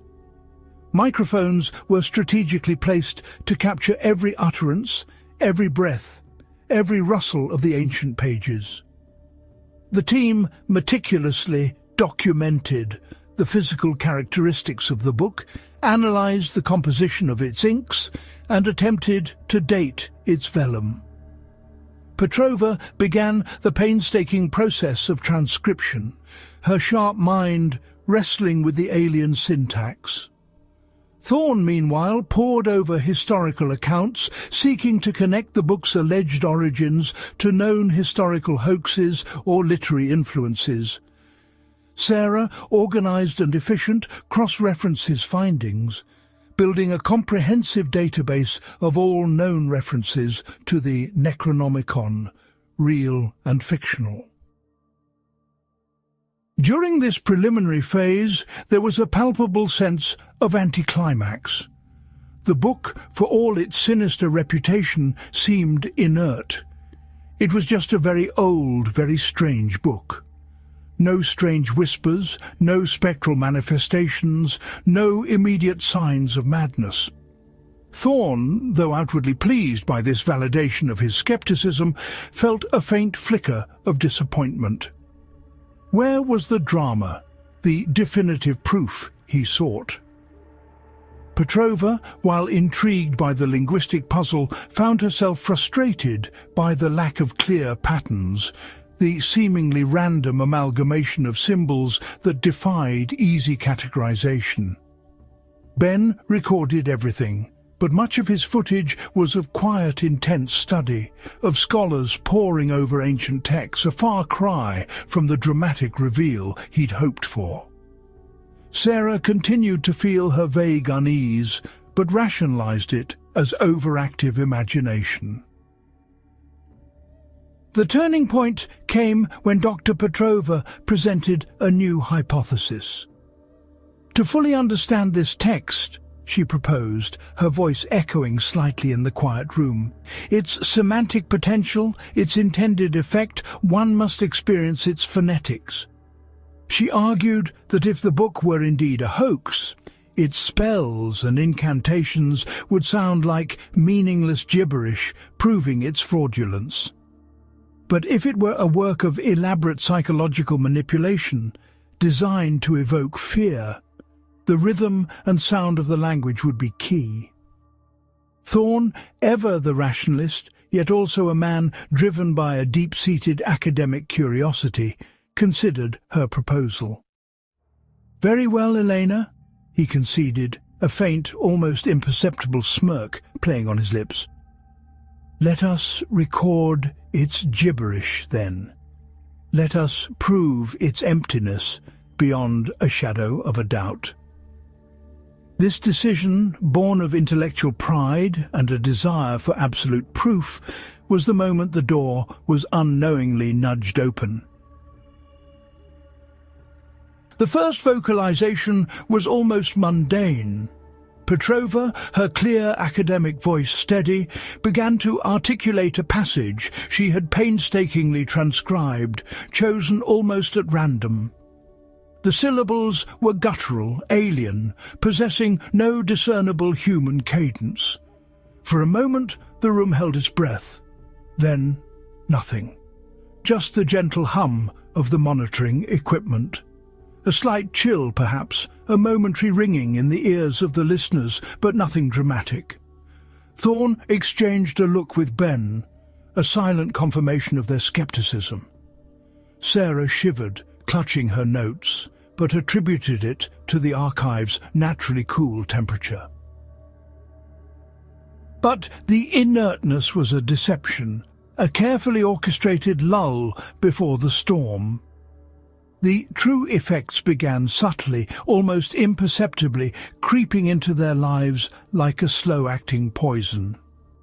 In the days that followed, the tranquility of the study began to fray. Sarah was the first to show more pronounced symptoms. Her sleep became disturbed, plagued by vivid, terrifying nightmares. She saw cyclopean cities built of impossible angles, landscapes that twisted and buckled under unseen forces, and entities of unimaginable form slithering through the cosmic void. She woke in a cold sweat, often muttering fragments of the book's language which she didn't consciously remember learning. During the day, a growing sense of dread clung to her, a suffocating weight that made simple tasks feel insurmountable. She began to make small, uncharacteristic errors in her meticulous cataloguing, her hands trembling as she turned the pages of the Necronomicon. Ben, in his role as chronicler, began to notice strange glitches in his equipment. Audio recordings would occasionally contain faint, inexplicable distortions, whispers that seemed to have no source, or sudden bursts of static. His cameras, usually so reliable, would sometimes flicker or catch fleeting, unidentifiable shadows at the periphery of the frame. Shadows he meticulously rationalized as dust motes, lens flares, or trick of light. Yet a persistent feeling of being watched, even in the solitude of his own apartment, began to gnaw at him. He found himself reviewing footage late into the night, scrutinizing every frame, searching for something he couldn't name, a growing unease prickling at the back of his neck. Dr. Thorne, ever the rationalist, developed a persistent, throbbing headache that no amount of medication could assuage. He grew increasingly irritable, snapping at his colleagues over minor discrepancies, his calm, analytical demeanour slowly eroding. He attributed it to stress, to the pressure of the project, and to the lingering disappointment that the book hadn't provided the dramatic, easily debunked supernatural phenomena he had hoped for. He pushed the team harder, demanding longer hours, more readings, a desperate attempt to accelerate findings and find the rational explanation that continued to elude him. His intellectual pride was slowly twisting into a dangerous, unrelenting obsession. Dr. Petrova, meanwhile, experienced the most profound and unsettling shift. Her purely intellectual curiosity deepened into an intense, almost spiritual obsession. The phonetic patterns of the alien language, initially a puzzle, began to exert a strange, hypnotic pull. She found herself reciting passages not just for analysis, but because the sounds themselves resonated within her, unlocking new pathways in her mind. She started seeing connections, developing theories that were increasingly abstract, unsettling, and divorced from conventional linguistics. She spoke less about translation and more about resonance, about the vibrational qualities of the ancient words, believing she was on the precipice of a profound discovery about the very nature of communication, a discovery that transcended human understanding. Her eyes, once sharp and analytical, now held a distant, almost luminous quality. The reading room itself began to manifest subtle, unsettling changes. The ambient temperature, once stable, would fluctuate inexplicably, plunging into icy cold spots or rising to an oppressive, humid warmth. Inexplicable draughts would sweep through the sealed room, rustling papers. A faint, metallic tang, sometimes accompanied by the smell of damp earth or ozone, would occasionally permeate the air. Ben's microphones began to pick up faint, almost subliminal sounds, a soft chitinous scuttling, a guttural whisper that seemed to emanate from the very walls just beyond the threshold of conscious hearing. These were dismissed at first as settling noises of the old building or auditory pareidolia. As the readings continued, and Petrova delved deeper into the labyrinthine text, the book itself began to reveal its true, horrifying nature. The ink on its pages, once stable, seemed to shimmer and subtly change, appearing fresher, more vibrant, almost as if it were still wet. The grotesque illustrations within the vellum no longer seemed static. Their lines appeared to shift, the impossible anatomies of the depicted entities subtly rearranging themselves, their alien eyes seeming to follow the gaze of the reader. The very texture of the pages seemed to alter, feeling strangely warm and supple one moment, then cold and brittle the next, almost as if the book were a living, breathing entity. The auditory hallucinations intensified. Whispers became clearer, though still indecipherable, seeming to originate from just behind the ear or from deep within the shadowed corners of the room. The faint, skittering sounds became more distinct, like something impossibly large dragging itself across the floor, just out of sight. Ben's audio recordings, now meticulously reviewed, revealed these sounds with terrifying clarity, sounds he initially tried to filter out as ambient noise, but which his software eventually identified as distinct, non-human vocalizations embedded within the silence. Waking visions began to plague the team. Fleeting distortions in the air, the corner of an eye catching something that wasn't there. A ripple in reality. A momentary glimpse of an impossible non-Euclidean geometry superimposed on the familiar university architecture. These were not sustained hallucinations, but brief, terrifying punctures in the veil of reality, gone as quickly as they appeared, leaving a lingering chill and a seed of doubt. The academic environment, once a bastion of reason, was slowly being permeated by an alien, hostile presence. Sarah's deterioration accelerated dramatically. She became profoundly withdrawn, her eyes wide with uncommunicated terror, constantly darting to unseen points in the room. She started compulsively drawing symbols from the Necronomicon, not just on her notepads, but on scraps of paper, on the margins of books, her hands moving with an unnatural fluidity. Her skin grew clammy, perpetually cold to the touch.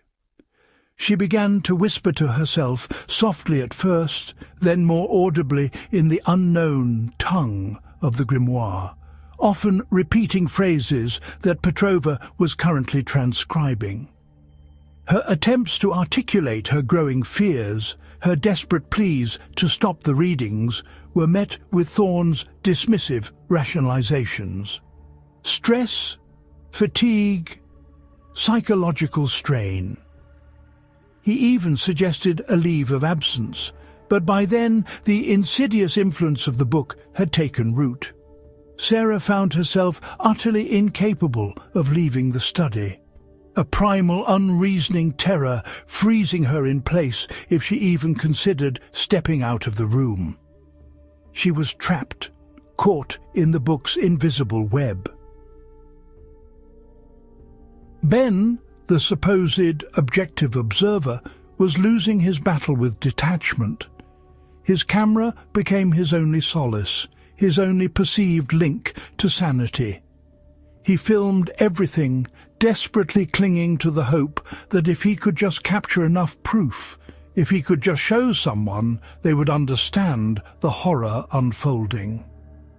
His handheld footage grew shaky, his breath ragged, his voice strained as he recorded personal logs, attempting to maintain a scientific distance even as his own mind began to fray.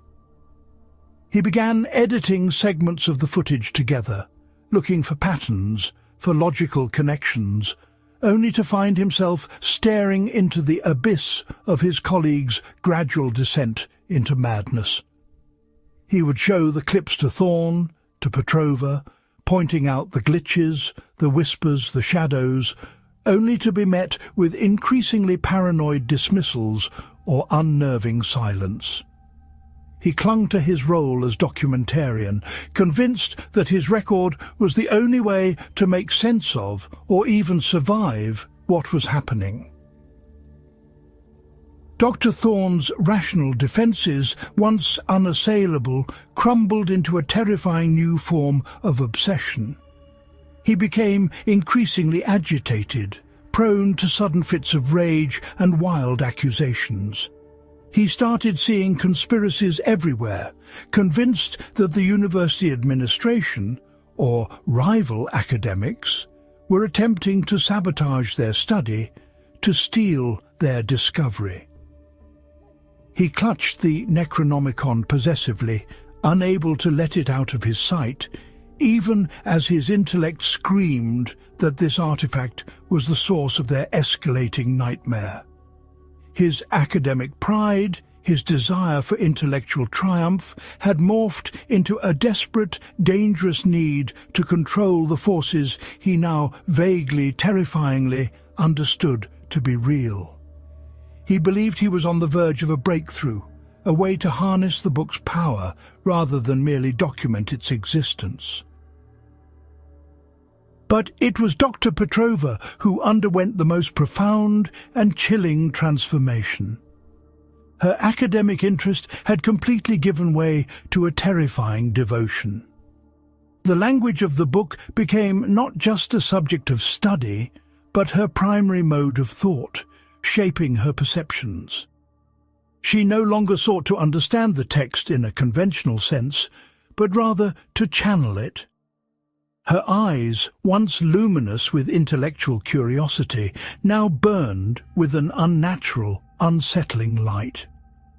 She spoke with chilling fluency in the ancient guttural tongues, reciting long, complex passages from memory, her voice resonating with an unearthly echo that seemed to vibrate within the very bones of her listeners. She truly believed she was on the precipice of a profound discovery, a new cosmic understanding of reality, even as her sanity visibly fractured, her humanity slowly being shed like an old skin. Petrova, once the intellectual, became the conduit, the most deeply connected to the forces beyond. She was, in many ways, the most dangerous of them all, a zealous priestess of a forbidden truth. The first overt sign of possession or direct contact manifested through Sarah. One afternoon, during a particularly long and intense session of readings by Petrova, Sarah slumped over her notes, began to convulse. Her body shifted and contorted in ways that defied human anatomy, her bones seeming to crack and reset with horrifying wet snaps. Her voice, when it emerged, was no longer her own. It was a chorus of voices, deep and guttural, whispering and shrieking, speaking in the alien tongue, and occasionally in a distorted, archaic English. Through her, fragments of alien lore began to pour forth, not in the form of spells, but as cosmic truths that ripped at the fabric of sanity. The entities spoke of the vast indifference of the outer gods, primordial forces of chaos and creation that existed utterly beyond human comprehension. They spoke of Azathoth, the demon sultan, the blind idiot god at the center of ultimate chaos, whose incessant, mindless piping and drumming created the entire universe as but a fleeting, chaotic dream. They spoke of Yog-Sothoth, the key and the gate, an omnipresent, omniscient intelligence that existed simultaneously across all space and time, a bubbling mass of iridescent spheres that knew all, saw all, and waited at the threshold of every dimension. They spoke of Shub-Niggurath, the black goat of the woods with 1,000 young, a monstrous fertile deity of unimaginable fecundity, birthing grotesque amorphous horrors in dark forests and forgotten groves. The revelations were not merely terrifying. They were fundamentally soul-shattering, stripping away all notions of human significance, revealing humanity as a fleeting, irrelevant blip in a vast, uncaring cosmos. Our reality, they implied, was thin, easily pierced, merely a convenient arrangement of atoms that could be undone with a thought. The voices emanating from Sarah were not malevolent in a human sense. They were profoundly alien, chillingly objective, offering knowledge that shattered the mind with its sheer, overwhelming indifference. The reading room, once a controlled academic environment, became a palpable threshold. Reality within its confines began to distort with terrifying regularity. The walls themselves seemed to breathe, subtly expanding and contracting. Shadows, no longer fleeting or imagined, moved with an independent predatory malice, twisting into impossible shapes in the periphery. The air grew impossibly heavy, thick with unseen presences, a suffocating weight that pressed down on the lungs and mind. Objects, papers, pens, books would levitate silently, hanging in the air for a moment before crashing violently to the floor. The temperature inside the room fluctuated wildly and rapidly, from Arctic cold to infernal heat. The sounds intensified. Screeches, chittering, the rustling of impossible membranous wings, guttural roars that seemed to tear at the very fabric of existence. Ben's cameras, once so crisp and clear, struggled to capture the unfolding horror. The footage became increasingly grainy, streaked with static, riddled with inexplicable distortions. Figures in the frame would ripple and shimmer, their outlines blurring, their bodies flickering as if caught between dimensions. The very light in the room seemed to warp, bending around unseen forces, casting impossible shadows. Ben's lens, once a tool of objective documentation, now revealed things his mind struggled to process, things that defied all laws of physics and perception. He recorded, his hands trembling violently, his breathing ragged, his focus now solely on capturing the impossible, as if by recording it he could contain it, or at least prove its existence before it consumed them all. The descent was now complete, the recording becoming a chilling testament to outright possession. Dr. Thorne, his mind fully unhinged and warped by the entity's pervasive influence, no longer sought to debunk or even control. He now believed he was on the verge of mastering the forces he had inadvertently unleashed, driven by a terrifying new form of arrogance that transcended his former rationalism. He demanded more readings, longer sessions, his voice now a raspy parody of his former academic precision, infused with a chilling authority. Petrova, by this point, was less Elena and more a vessel. Her recitations grew more rhythmic, more powerful, her voice resonating with an unearthly echo that seemed to come from everywhere and nowhere at once. She spoke of the Ancient One's desire to breach this dimension, to reclaim what they viewed as their rightful dominion, to reassert their chaotic presence in a universe that had temporarily forgotten them. The Necronomicon, she now understood and preached, was not merely a book of spells, but a key, a map, a psycho-linguistic trigger to open the gates between realities. Ben, still filming, became the unwilling, terrified chronicler of his colleague's ultimate doom. His hand trembled, his body convulsed, his eyes wide with uncommunicated horror. He tried to escape once, the camera footage showing him frantically fumbling with the doorknob, but the room itself seemed to hold him, a force pressing down, pinning him in place. Or perhaps his own desperate compulsion to document, to bear witness, had overridden all self-preservation. Sarah's fate, tragically, served as a grim prelude. After her initial violent possession, her body began to subtly transform, her skin turning grey, her limbs elongating, her facial features blurring into something vaguely inhuman. Then, quite suddenly, she simply ceased to be. One moment she was there, contorted on the floor. The next, the space she occupied shimmered, and she was gone, leaving behind only a faint, acrid smell and an unsettling silence.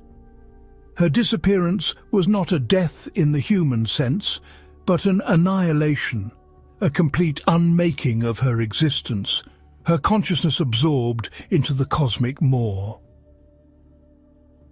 The climax of the study and of the recording was a scene of unmitigated cosmic horror. The room was no longer recognizable. The walls warped and pulsed. The ceiling seemed to recede into an infinite blackness, revealing pinpricks of alien stars. The air thrummed with a palpable, malevolent energy. Thorn and Petrova, their forms distorted, their eyes burning with an incandescent alien light, were now fully possessed. They stood before a swirling vortex of shimmering light and impossible shadows that had opened where the wall once was. They were chanting in unison, their voices no longer individual, but a cacophony of inhuman sounds, a chorus of ancient entities speaking through their ravaged forms. Their bodies flickered, appearing and disappearing, their limbs contorting into impossible angles as they performed a final, terrifying ritual. They were no longer human. They were gateways, conduits for entities from beyond. Ben's camera, shaking violently in his grasp, pointed directly at this horrifying tableau. His breath hitched, a guttural scream caught in his throat. He stumbled backward, dropping the camera. The final few frames show the floor rushing up, the chaotic vortex swirling, the multi-voice chant reaching a deafening crescendo. Then, with a sudden burst of static and a complete power failure, the recording abruptly ended. What happened to the team in those final unrecorded moments remains a chilling enigma. They simply vanished. No bodies were found, no trace left behind. The reading room, when later discovered by a bewildered janitor, was either in a state of impossible disarray, furniture twisted, walls scarred, or perhaps even more unsettlingly, pristine, as if nothing had ever transpired, but imbued with a lingering psychic stain that made anyone who entered feel an overwhelming sense of dread. The Necronomicon itself was gone, vanished from the locked, sealed room, leaving behind only the chilling emptiness. Ben's camera, containing the horrifying footage, was found tucked away, almost purposefully hidden, behind a loose panel in the wall, discovered years later during a routine renovation. It was damaged, its casing cracked, but its memory card remained intact, a silent, horrifying testament. The university, desperate to suppress the scandal and the implications, initially sealed the footage. But the true nature of such things is that they cannot remain hidden. The recording eventually leaked, or was found by someone with a deeper, more dangerous curiosity. The lore of this recording itself became as potent as the lore of the book. It is not merely a document, it is a new artifact, a primary source of the true dangers of the Necronomicon. It carries its own psychic weight, its own latent horror. It is a testament to human hubris, a warning etched in light and shadow, a digital echo of cosmic dread. It is a chilling reminder that there are some truths best left buried, some doors best left unopened. The knowledge is out there. The door was opened, and the recording exists, carrying within it the echoes of entities from beyond, waiting to be seen, to be heard, to spread its influence, a viral horror in the digital age. Was it a success? Did Dr. Thorne achieve his goal, albeit in a horrifying, unintended way? Did Dr. Petrova bridge the gap between worlds? Did Ben create the ultimate documentary?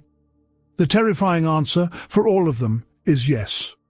If you enjoyed this deep dive, be sure to subscribe Shadows of Weekend and hit the bell icon for more videos.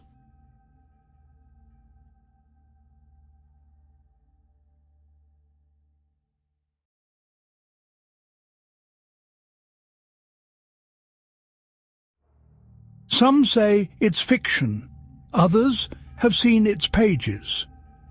Tonight we embark on a journey into the abyss, a relentless pursuit of truth through the shadowed archives of forbidden knowledge, delving into the whispered legend of a book that should not exist, a tome whose very name curdles the blood and twists the sanity of those who dare to utter it. The Necronomicon. This is not merely a tale of a fictional prop from a horror writer's imagination. This is an investigation, an unearthing of fragments, a piecing together of a narrative so chillingly plausible, so deeply interwoven with the fabric of occult history, that one cannot help but question the thin veil separating our mundane reality from the cosmic horrors it purports to reveal. For centuries, the existence of such books has been a haunting undercurrent in human history. Grimoires of immense power, texts that promise dominion over unseen forces, or, more terrifyingly, reveal humanity's abject insignificance in a universe teeming with ancient, uncaring intelligences. But among all these shadowy texts, the Necronomicon stands alone, a chilling beacon of ultimate cosmic blasphemy, a manual for peering into realms from which no mortal mind should ever return intact. My own journey into this labyrinth began years ago, a casual curiosity that festered into an obsessive need to understand the origins, the translations, the very behind the legend. What I've uncovered, what I've painstakingly sifted through ancient manuscripts, forgotten lore, and the unsettling testimonies of those who brushed too close to the periphery of this abyss, has led me to a single terrifying conclusion. The story of the Necronomicon is not just a story, it is a warning. Our investigation begins in the burning sands of the Arabian Peninsula, specifically Damascus, around the year 950 AD. Here, amid the bustling souks and the hushed corners of ancient libraries, lived a man whose very name would become synonymous with madness and forbidden lore: Abdul al-Hazred. They called him the Mad Arab, a title not bestowed lightly, but earned through a lifetime of relentless, often terrifying, intellectual pursuit. Al-Hazred was no ordinary scholar. From a young age, he was consumed by an insatiable hunger for knowledge, particularly that which lay beyond the conventional wisdom of his time. He was drawn to the obscure, the heretical, the whispered myths of pre-Islamic Arabia, stories of jinn and ancient desert spirits that predated Allah himself. He spent much of his youth studying forgotten histories, delving into the esoteric texts of alchemists and mystics, but even these well-trodden paths failed to quench his thirst. His restlessness drove him beyond the familiar borders of civilization, into the vast, unforgiving expanse of the empty quarter, the Rub al-Khali, a place so desolate, so devoid of life, that it was said to be the domain of demons.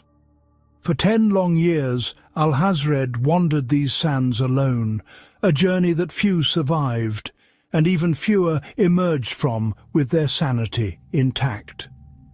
He sought the mythical city of Irem, the city of pillars, a place rumoured to hold secrets of an age before man, built by a race of beings whose very existence would shatter human understanding.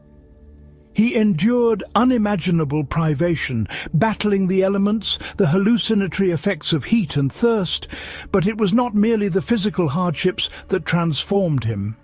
It was what he, whispers carried on the desert wind, spoke of ancient cults, practitioners of dark arts who worshipped entities from beyond the stars, beings whose names were curses in any language. He communed with what he believed to be the jinns of the desert. But what he truly encountered, what truly unveiled itself to him in the stark, terrifying beauty of that forgotten landscape, were beings far older, far more alien than any earthly demon. He claimed to have found the ruins of civilizations that predated humanity, remnants of alien architecture beneath the shifting sands, and within these desolate places he discovered tablets, carvings, and fragments of scrolls written in languages no human tongue was meant to utter. It was here, in the terrifying solitude of the empty quarter, surrounded by the ghosts of pre-human empires and the cold, vast indifference of the cosmos, that Abdul al-Hazred began to record his findings. He transcribed the terrifying genealogies of the outer gods and the great old ones. He outlined the blasphemous rituals necessary to invoke them, and he charted the pathways through the cosmos that led to their unimaginable thrones. He saw Azathoth, the blind, idiot god, at the center of ultimate chaos, its unending piping drone accompanied by the flutes of lesser entities, a sound that birthed an unmade realities. He saw Yog-Sothoth, the gate and the key, the amorphous bubbling nexus of all time and space, present in every dimension simultaneously. He documented the insidious workings of Nyarlathotep, the crawling chaos, the messenger of the outer gods, who walked among men in myriad guises, subtly corrupting and guiding them towards oblivion. And he wrote with a trembling hand of Cthulhu, the slumbering priest, awaiting the time of his return from his sunken city of R'lyeh. What he compiled was not merely a collection of observations.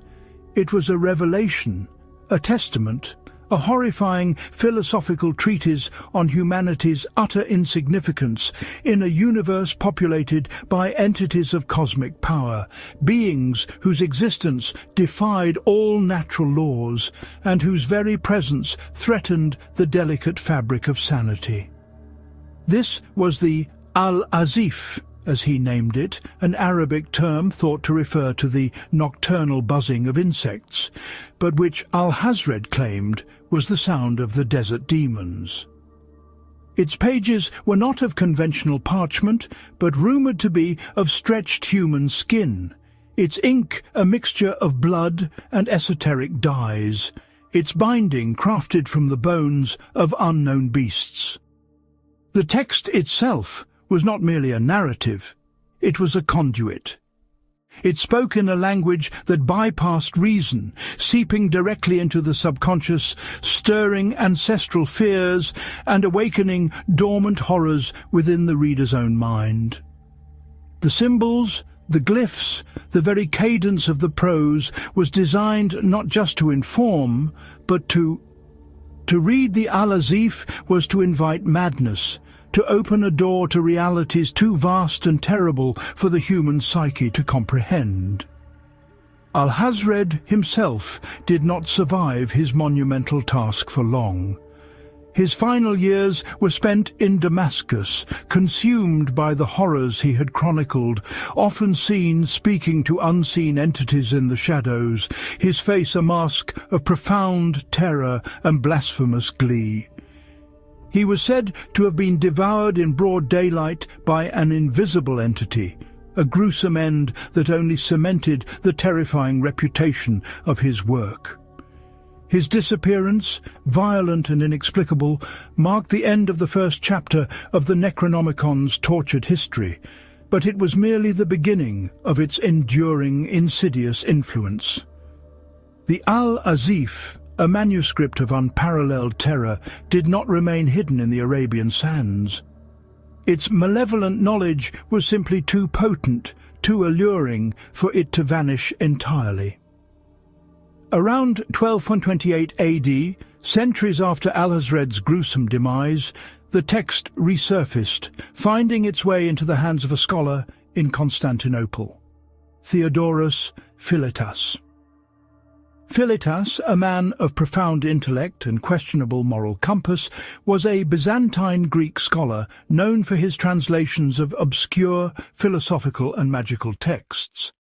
The allure of the Al-Azif with its dark promises and terrifying revelations, proved irresistible to his curious mind.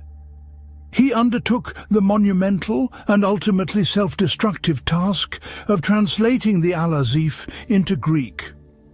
This was the first time the name Necronomicon was truly applied to the text, a title derived from Greek words, often translated as an image of the law of the dead, or Book of Dead Names. Even the name itself is a chilling invocation, a testament to the death-dealing knowledge it contains. Philetus's translation was not a simple word-for-word rendition. It was rumoured to be infused with his own interpretations, his own dark theories, potentially even elements of his own sanity fraying under the influence of the original Arabic text. He simplified some of the more complex cosmological diagrams, altered certain ritualistic chants, and perhaps even omitted passages he deemed too dangerous or incomprehensible for the Greek reader. Yet even in this altered form, the Necronomicon remained a deeply disturbing and profoundly dangerous work. The Greek version circulated clandestinely among certain occult circles in the Byzantine Empire, whispering its horrors into the ears of emperors, mystics, and desperate cultists. The text became a source of fear and fascination, its pages rumoured to cause nightmares, visions, and even spontaneous combustion for those unprepared for its truths. The original Arabic copies of the Al-Azif, if any others existed, were already subject to suppression by religious authorities. The Greek translation only accelerated its infamy. The Patriarch Michael of Constantinople, upon learning of its existence and its heretical contents, ordered all known copies of the Greek Necronomicon to be burned, its possession declared a capital offence. This act of suppression inadvertently cemented the book's legendary status, transforming it from a mere blasphemous text into an object of ultimate forbidden desire, a prize for those who sought power beyond human comprehension. For a time, the Necronomicon seemed to vanish again, its few surviving copies scattered and hidden in forgotten libraries and secret vaults, but the seed of its knowledge had been sown. The next significant appearance of the Necronomicon came nearly 2 centuries later, in the mid-15th century, during the nascent years of the European Renaissance. This time it emerged in Europe, translated into Latin by Olaus Wormius. Wormius, a Danish scholar and physician, was a figure of the time who straddled the worlds of emerging scientific inquiry and persistent alchemical and hermetic traditions. He was a polymath, keenly interested in everything from natural history to ancient languages, and it was this eclectic curiosity that led him to a surviving copy of the Greek Necronomicon. The Latin translation by Wormius was perhaps the most pivotal moment in the Necronomicon's history, as it made the text accessible to a much wider, albeit still clandestine, audience across Europe. The use of Latin, the lingua franca of scholars, clerics, and occultists throughout the continent, ensured its insidious spread. Wormius's version was considered by many to be the most complete and accurate of the translations, even attempting to reconstruct some of the original Arabic nuances, though some scholars debate this, suggesting his own interpretations further warped the original intent. The very act of translating such a work, by all accounts, took a severe toll on Wormius's mental and physical health. His later writings became increasingly erratic, filled with cryptic warnings and dark allusions, hinting at the cosmic horrors he had encountered through the Necronomicon's pages. He spoke of visions and nightmares, of the unsettling certainty of ancient beings stirring in their sleep beneath the earth. This Latin version, though never widely published in the conventional sense, saw a limited number of copies produced, some by hand, others through the incredibly new, revolutionary technology of the printing press, albeit in small, highly secretive runs. This relative mass production was enough to alert the powerful institutions of the time. The Roman Catholic Church, with its deep-seated fear of heresy and occult practices, quickly moved to condemn the Necronomicon. In 1484, Pope Innocent VIII, through a papal bull, placed the Latin Necronomicon on the Index Librorum Prohibitorum, the list of forbidden books, making its possession, reading, or even mere study a grave sin, punishable by excommunication and worse. This official condemnation, far from eradicating the book, only heightened its mystique and desirability among those who sought forbidden knowledge.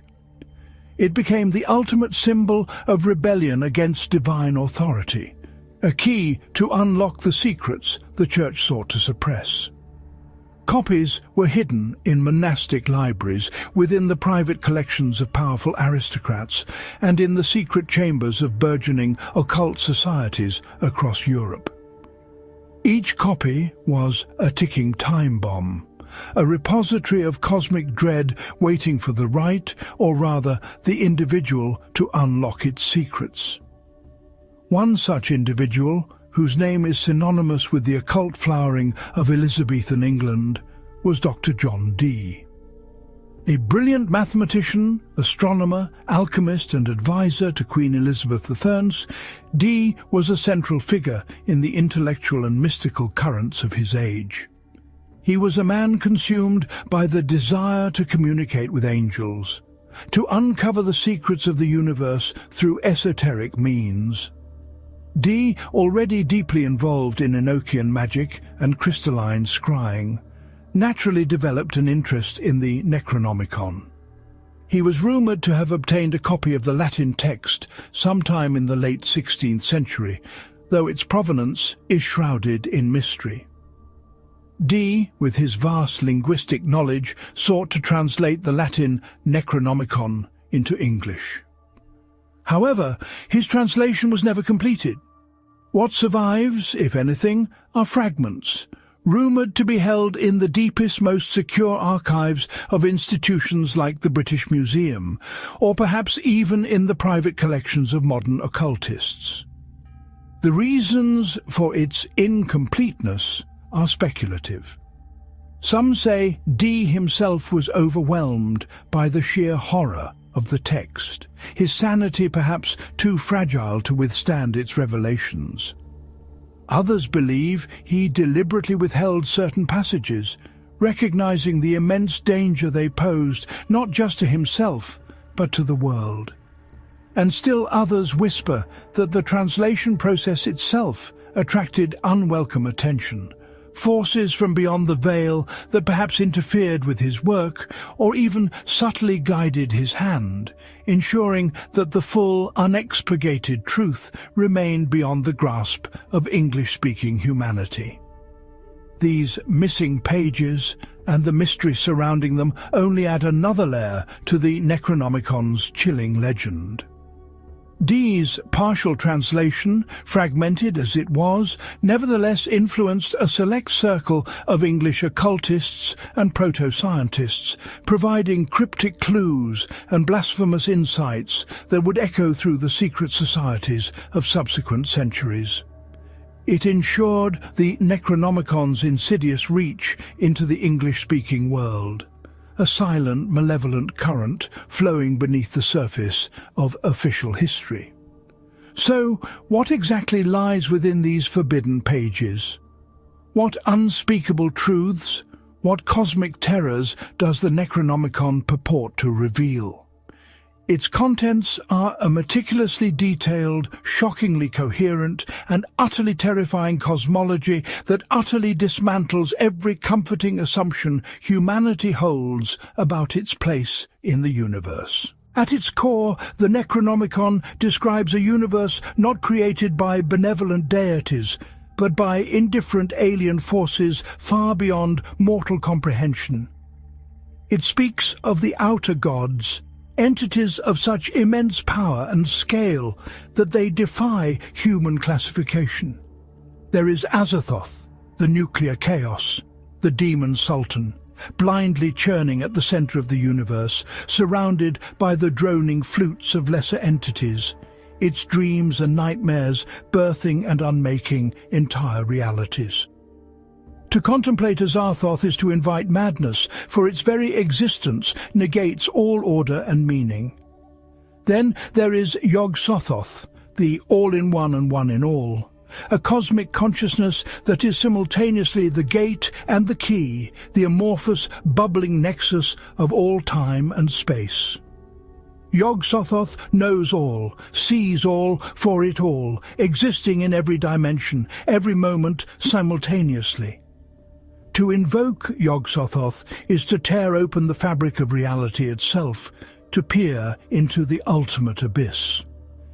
And Nyarlathotep, the crawling chaos, the messenger and soul of the outer gods, a protean entity with 1,000 forms, capable of walking among humanity, sowing discord, madness, and devotion to the older ones. Nyarlathotep is the most active, the most insidious, manipulating events to pave the way for the return of the Great Old Ones. The Great Old Ones are a separate, though related category of cosmic beings. Less cosmic in scale than the outer gods, they are nevertheless entities of immense power, often slumbering on Earth or in other dimensions, awaiting the opportune moment to rise and reclaim their dominion.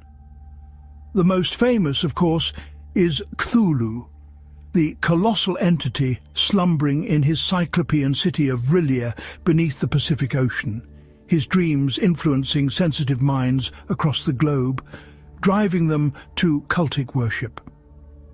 The Necronomicon details his history, his slumber, and the signs of his eventual terrifying reawakening.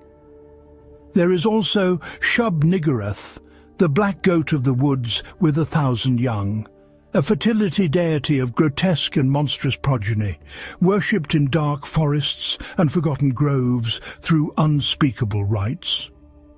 The Necronomicon delves into her cults, her manifestations, and the unspeakable blessings she bestows upon her most devoted followers. And Hastur, the unspeakable one, often connected to the star Aldebaran and the mythical city of Carcosa, a being whose very name, when spoken, invites cosmic attention and dread. But the Necronomicon is not merely a cosmic bestiary. It is a terrifying practical manual. It contains detailed rituals and incantations, formulas for summoning these entities, for communing with them, or, more perilously, for attempting to draw upon their power. These rituals are not simple spells.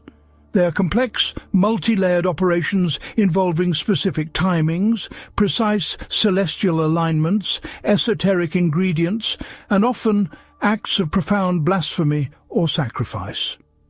The language of the incantations themselves is not of human origin, but a corrupted echo of primal pre-human tongues, designed to resonate with the non-Euclidean geometries and alien minds of the entities they address.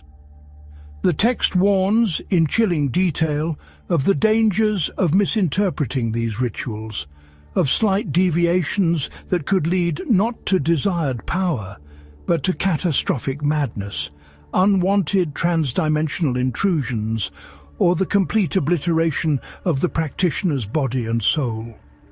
It speaks of elder signs, protective glyphs, which can offer some small defense against the incursions of these beings, but even these are temporary reprieves against an inevitable cosmic truth. Beyond the entities and the rituals, the Necronomicon is a book of prophecy.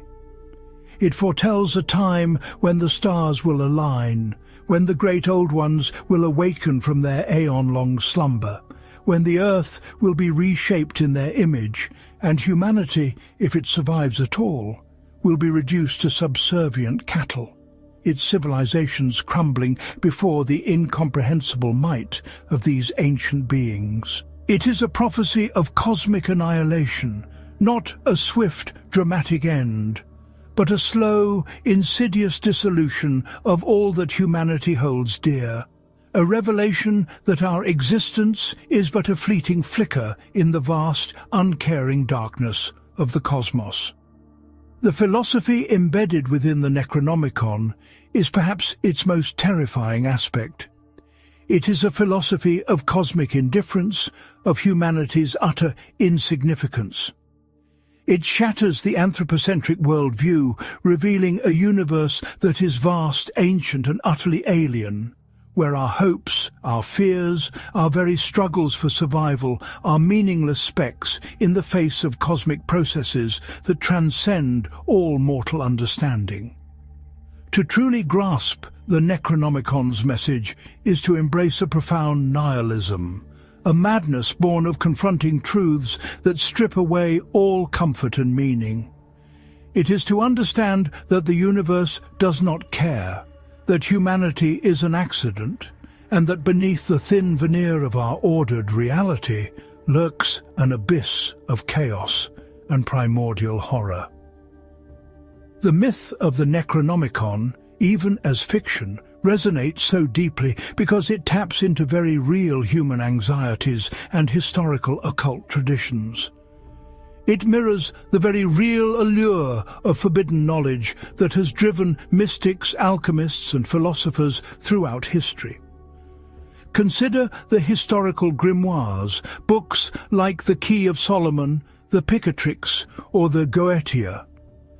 These were not mere storybooks. They were practical manuals for communicating with spirits, summoning demons and wielding magical power. They were often viewed with fear and suspicion, condemned by religious authorities, yet secretly studied and copied by those who sought to pierce the veil of the mundane. The Necronomicon, in its structure and intent, is a terrifying analogue to these real-world forbidden texts, a grimoire for cosmic forces rather than terrestrial spirits.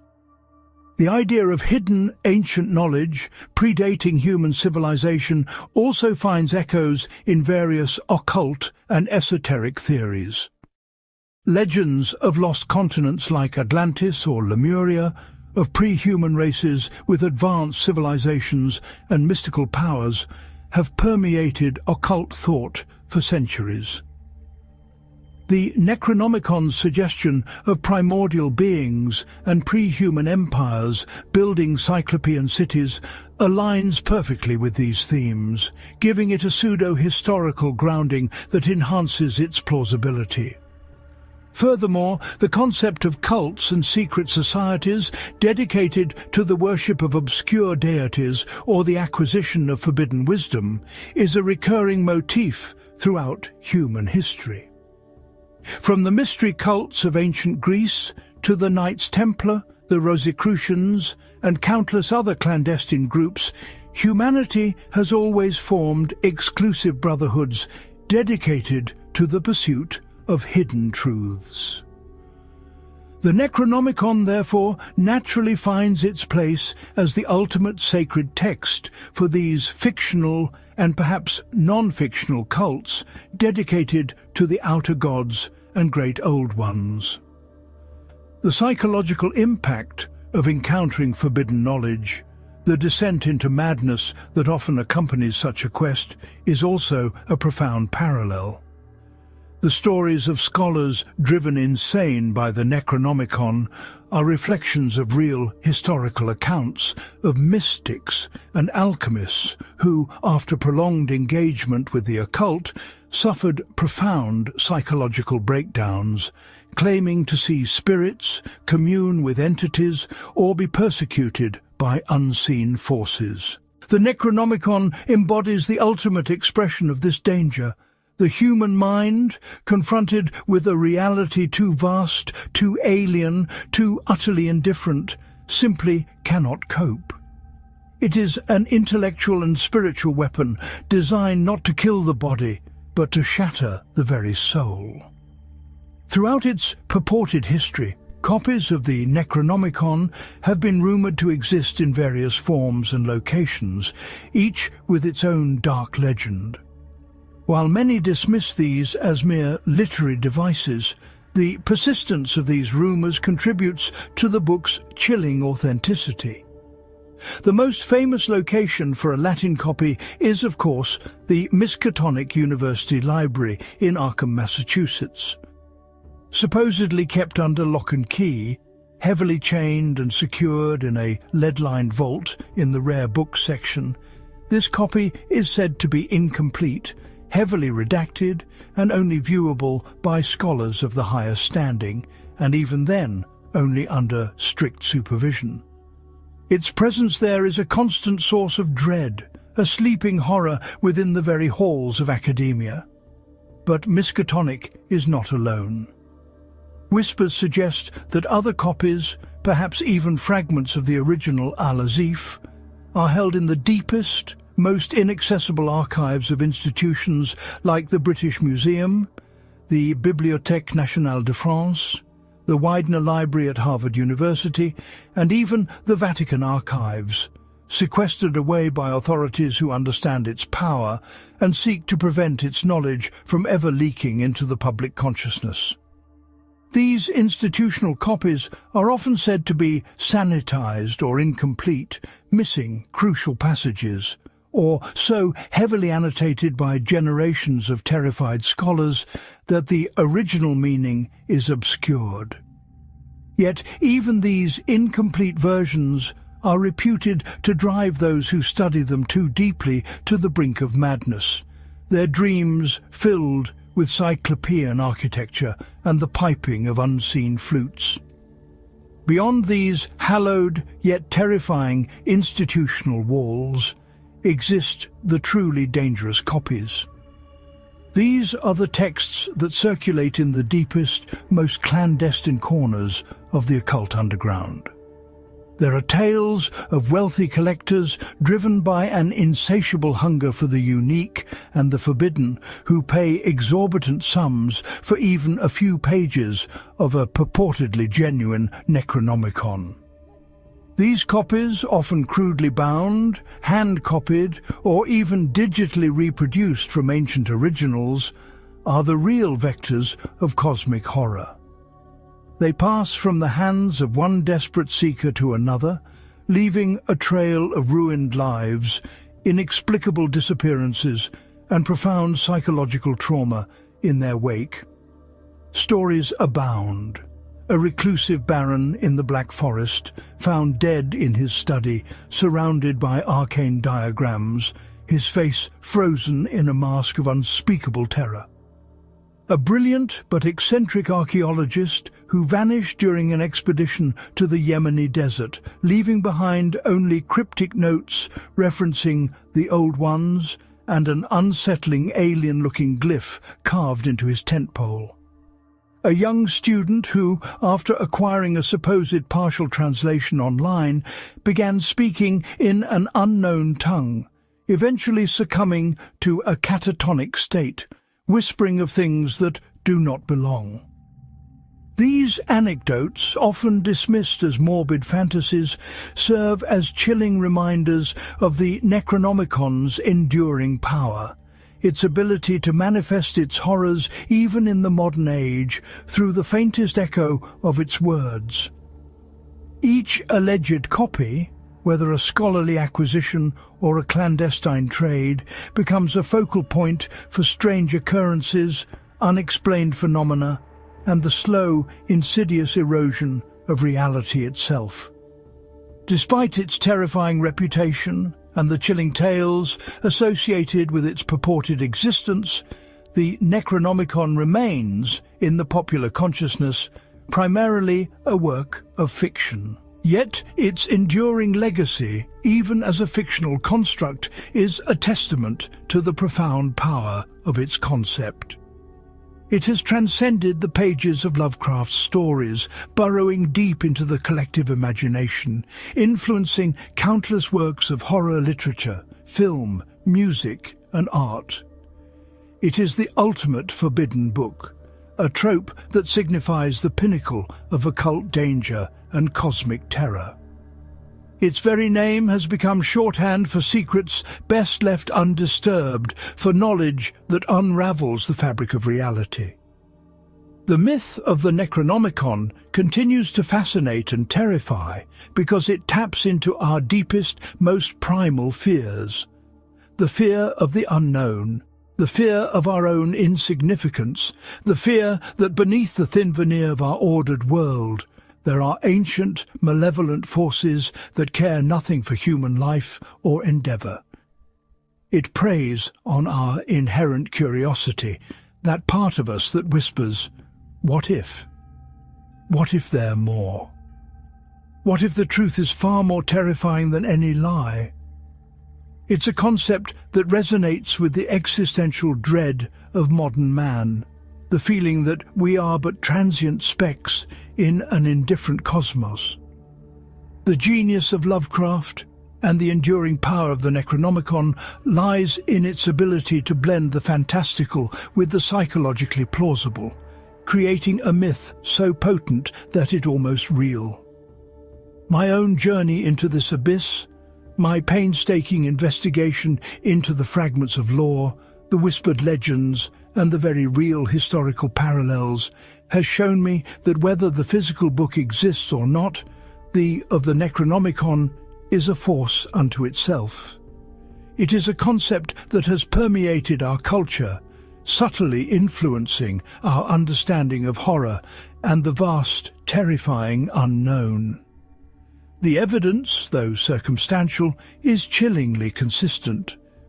The historical progression of its translations, the consistent description of its contents, the repeated warnings of madness and destruction, it all paints a picture of a singular, malevolent entity, a book whose very essence is a conduit for cosmic dread. Perhaps the greatest horror is not that the Necronomicon exists, but that the truths it contains of an uncaring cosmos, of ancient slumbering entities, of humanity's ultimate insignificance, are truths that humanity is not truly prepared to face, whether delivered from a tome, bound in human flesh, or whispered through the unsettling silence of the night. We've chased shadows, uncovered veiled histories, and glimpsed the abyss through the distorted lens of this infamous book. The question remains, is the danger confined to the pages of fiction, or does the Necronomicon serve as a profound, terrifying warning of truths we are too afraid to acknowledge? The shadows lengthen and the whispers grow louder. If this journey into the abyss has resonated with you, if the whispers of forgotten realms intrigue you, consider subscribing to this channel to join us on our continued exploration of cosmic horrors and hidden lore. Share your own theories, your own chilling tales of forbidden knowledge, or even just your favorite Lovecraftian entity in the comments below. Your insights are invaluable as we try to piece together these impossible puzzles. And if you wish to delve deeper into these cosmic mysteries, perhaps hit that like button to show your support, as it helps us bring more of these dark truths to light, and ring the notification bell so you don't miss our next descent into the unknown, because the universe is vast and there are many more secrets waiting to be unearthed. Until next time, be wary of the books you read and the knowledge you seek, for some truths are best left buried.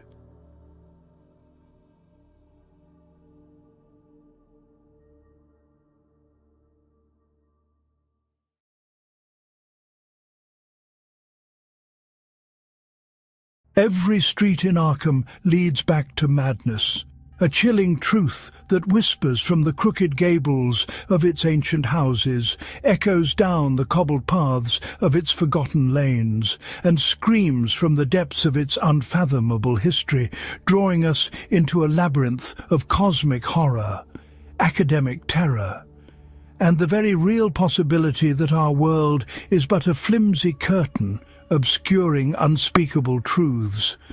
an enduring sentiment that solidifies Arkham's place not merely as a fictional setting, but as a quintessential character within the vast, unsettling tapestry of H.P. Lovecraft's mythos, a town that exists in a perpetual twilight of dread, where the sun seems to cast longer, more ominous shadows, and the very air hums with an unspoken, ancient malevolence.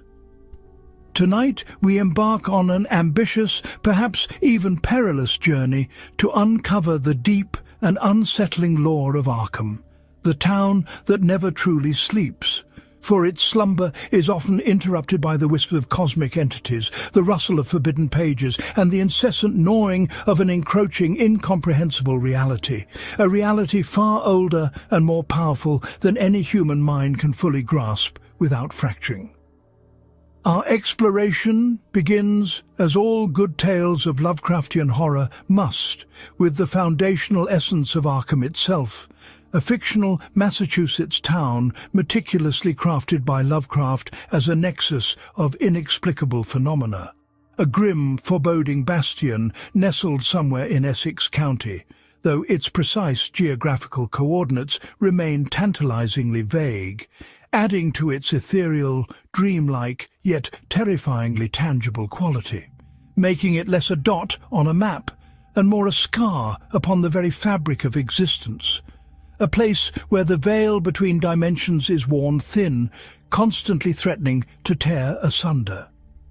It is here, within its colonial-era architecture, its winding, often decaying streets, and its pervasive atmosphere of historical dread, that many of Lovecraft's most iconic tales unfurl, drawing scholars, madmen, and the merely curious into its chilling embrace.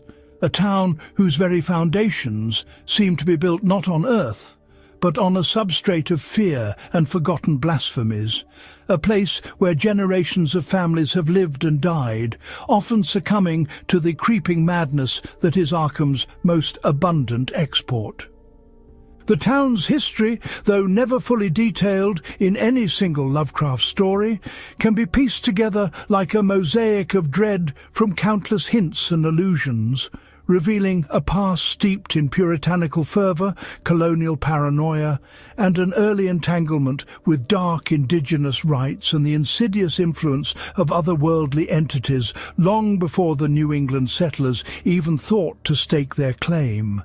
A history that predates their arrival, a history of ancient earth worship and things that slithered in the primal forests, leaving behind an indelible psychic stain that permeates every brick and every stone of the later-built settlement. Central to Arkham's identity, its academic heart, and its ultimate damnation is the venerable Miskatonic University, an institution of higher learning that ostensibly stands as a beacon of knowledge and reason, yet in truth serves as a repository for the most dangerous and forbidden arcana known to man. Its sprawling campus of Gothic and Federal-style buildings, concealing a library whose forbidden wing houses tomes that can unravel sanity with a single glance. Books bound in strange leathers, inscribed with incomprehensible symbols, and whispering secrets of a universe utterly hostile to human understanding. The Miskatonic University Library is no ordinary collection of scholarly works.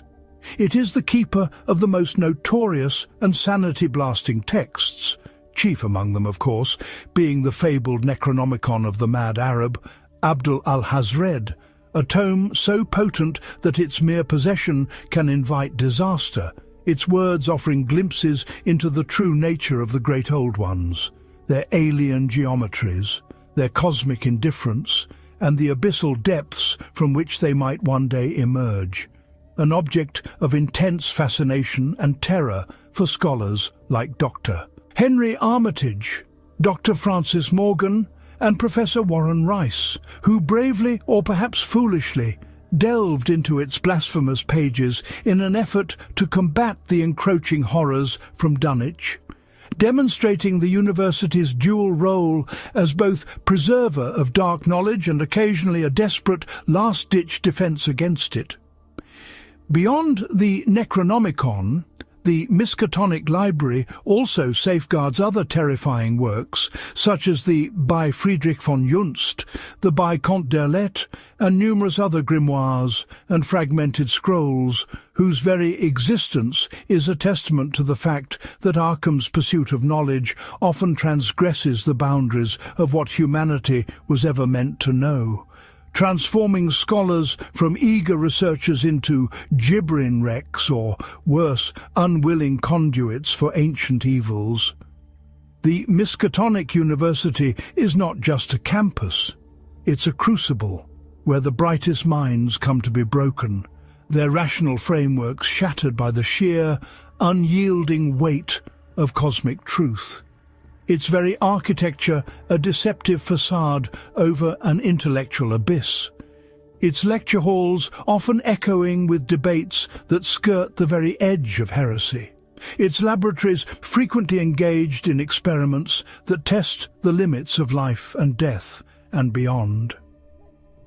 Beyond the academic halls, Arkham sprawls, a labyrinth of unsettling landmarks, each with its own dark legend woven into the very fabric of the town.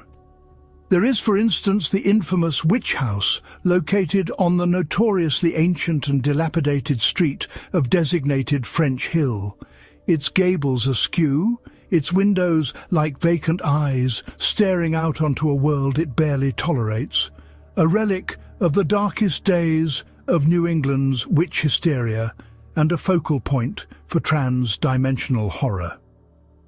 This particular house, as depicted in Dreams in the Witch House, was once home to Keziah Mason, an old woman who fled the Salem witch trials only to continue her occult practices in Arkham, binding herself to Nyarlathotep, the crawling chaos, and eventually learning to traverse dimensions through the geometry of her bizarre, non-Euclidean angles within the very walls of her attic.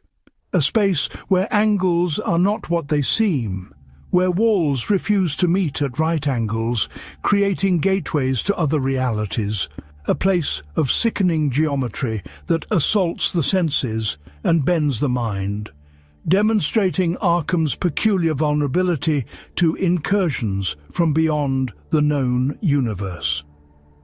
It was within this house that Walter Gilman, a Miskatonic University mathematics and folklore student, would eventually lodge, drawn by its strange history and its low rent, only to find himself plagued by unsettling dreams and eventually ensnared by the spectral presence of Keziah Mason, her rat-like familiar Brown Jenkin, and ultimately by the avatar of Nyarlathotep himself, showcasing how Arkham's historical sites are not merely inert monuments but active conduits for ancient, malicious forces, their stones still resonating with the eldritch energies of past rituals, a constant reminder that the past in Arkham is never truly past. Then there are the Arkham cemeteries, particularly the older ones like Arkham Cemetery itself and the sinister Wizard's Hill, where centuries of the town's dead lie interred,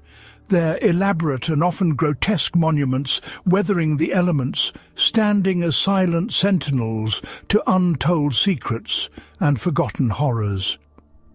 These hallowed yet unholy grounds are not places of peaceful repose, but of restless energy, where the earth is thin and the deceased sometimes refuse to stay buried, their spectral forms or reanimated corpses adding to Arkham's pervasive sense of unease. The gravestones bear names of families long tied to Arkham, some reputable, others whispers in the dark, their lineages tainted by strange dealings and unspeakable acts, a testament to the deep-seated generational horror that defines the town.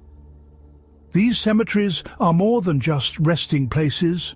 They are historical records etched in stone, hinting at cult activities, forbidden experiments, and the constant struggle of the living to contain the horrors of the dead and the undead. Their weathered obelisks and crumbling mausoleums providing a chilling backdrop to Arkham's endless narrative of encroaching doom. And it is in these very places that one might hear the rustle of unseen things, or catch a glimpse of shadows that move with a life of their own, forever reminding the townsfolk of what lies beneath their feet and beyond their comprehension.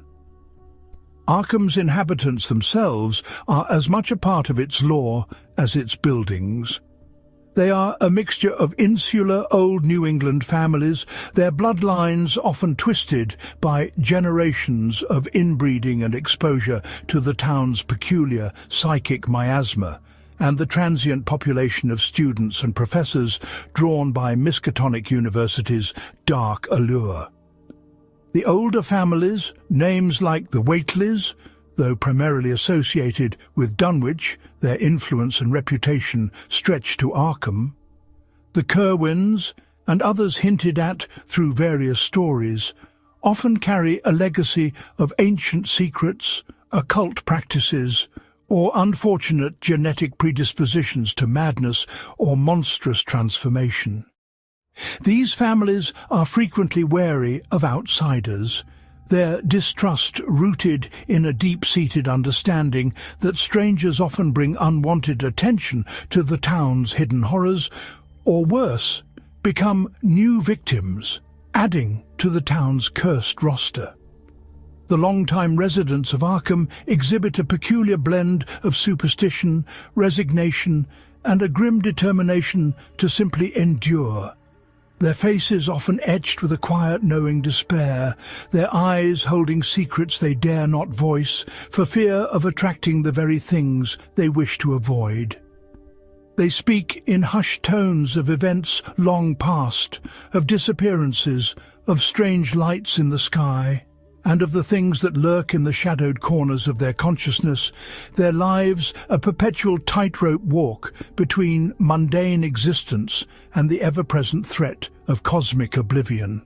A quiet, almost genetic horror that has seeped into their very beings, manifesting in strange rituals or merely a profound, unsettling silence. The very air of Arkham is thick with historical events that have left indelible scars, marking it as a town uniquely susceptible to otherworldly incursions. The echoes of the Salem witch trials resonate deeply, not just in the historical context of figures like Keziah Mason, but in the pervasive paranoia and fear of the unknown that seems to grip the populace, a lingering trauma passed down through generations. Arkham's colonial past is not merely one of quaint Puritan settlements. It's a history of struggle against not just the harsh New England wilderness, but against forces far more ancient and malevolent, entities that were worshipped by the indigenous peoples long before any Europeans set foot on these shores, and whose latent power still courses beneath the very soil, waiting for an opportunity to reassert itself. One of the most significant events to directly impact Arkham, forcing its scholars and townsfolk alike to confront the terrifying reality of the mythos, was the chilling saga of... While the horror itself unfolded in the desolate inbred hills of Dunwich, it was the Miskatonic University professors, Armitage, Rice and Morgan, who bravely, or perhaps foolishly, ventured into that blighted landscape, armed with the knowledge gleaned from the Necronomicon, to confront and ultimately banish the monstrous Wilbur Whately's invisible, colossal twin, a horrifying entity born of human and otherworldly parentage, a grotesque abomination whose very existence threatened to unravel the fabric of reality. This event solidified Arkham's role as the intellectual bulwark against cosmic dread, its university faculty becoming reluctant, terrified heroes in a struggle they barely understood. forever changing the perception of the institution from merely academic to a frontline defense against interdimensional terror, and forever binding Arkham to the greater narrative of cosmic struggle.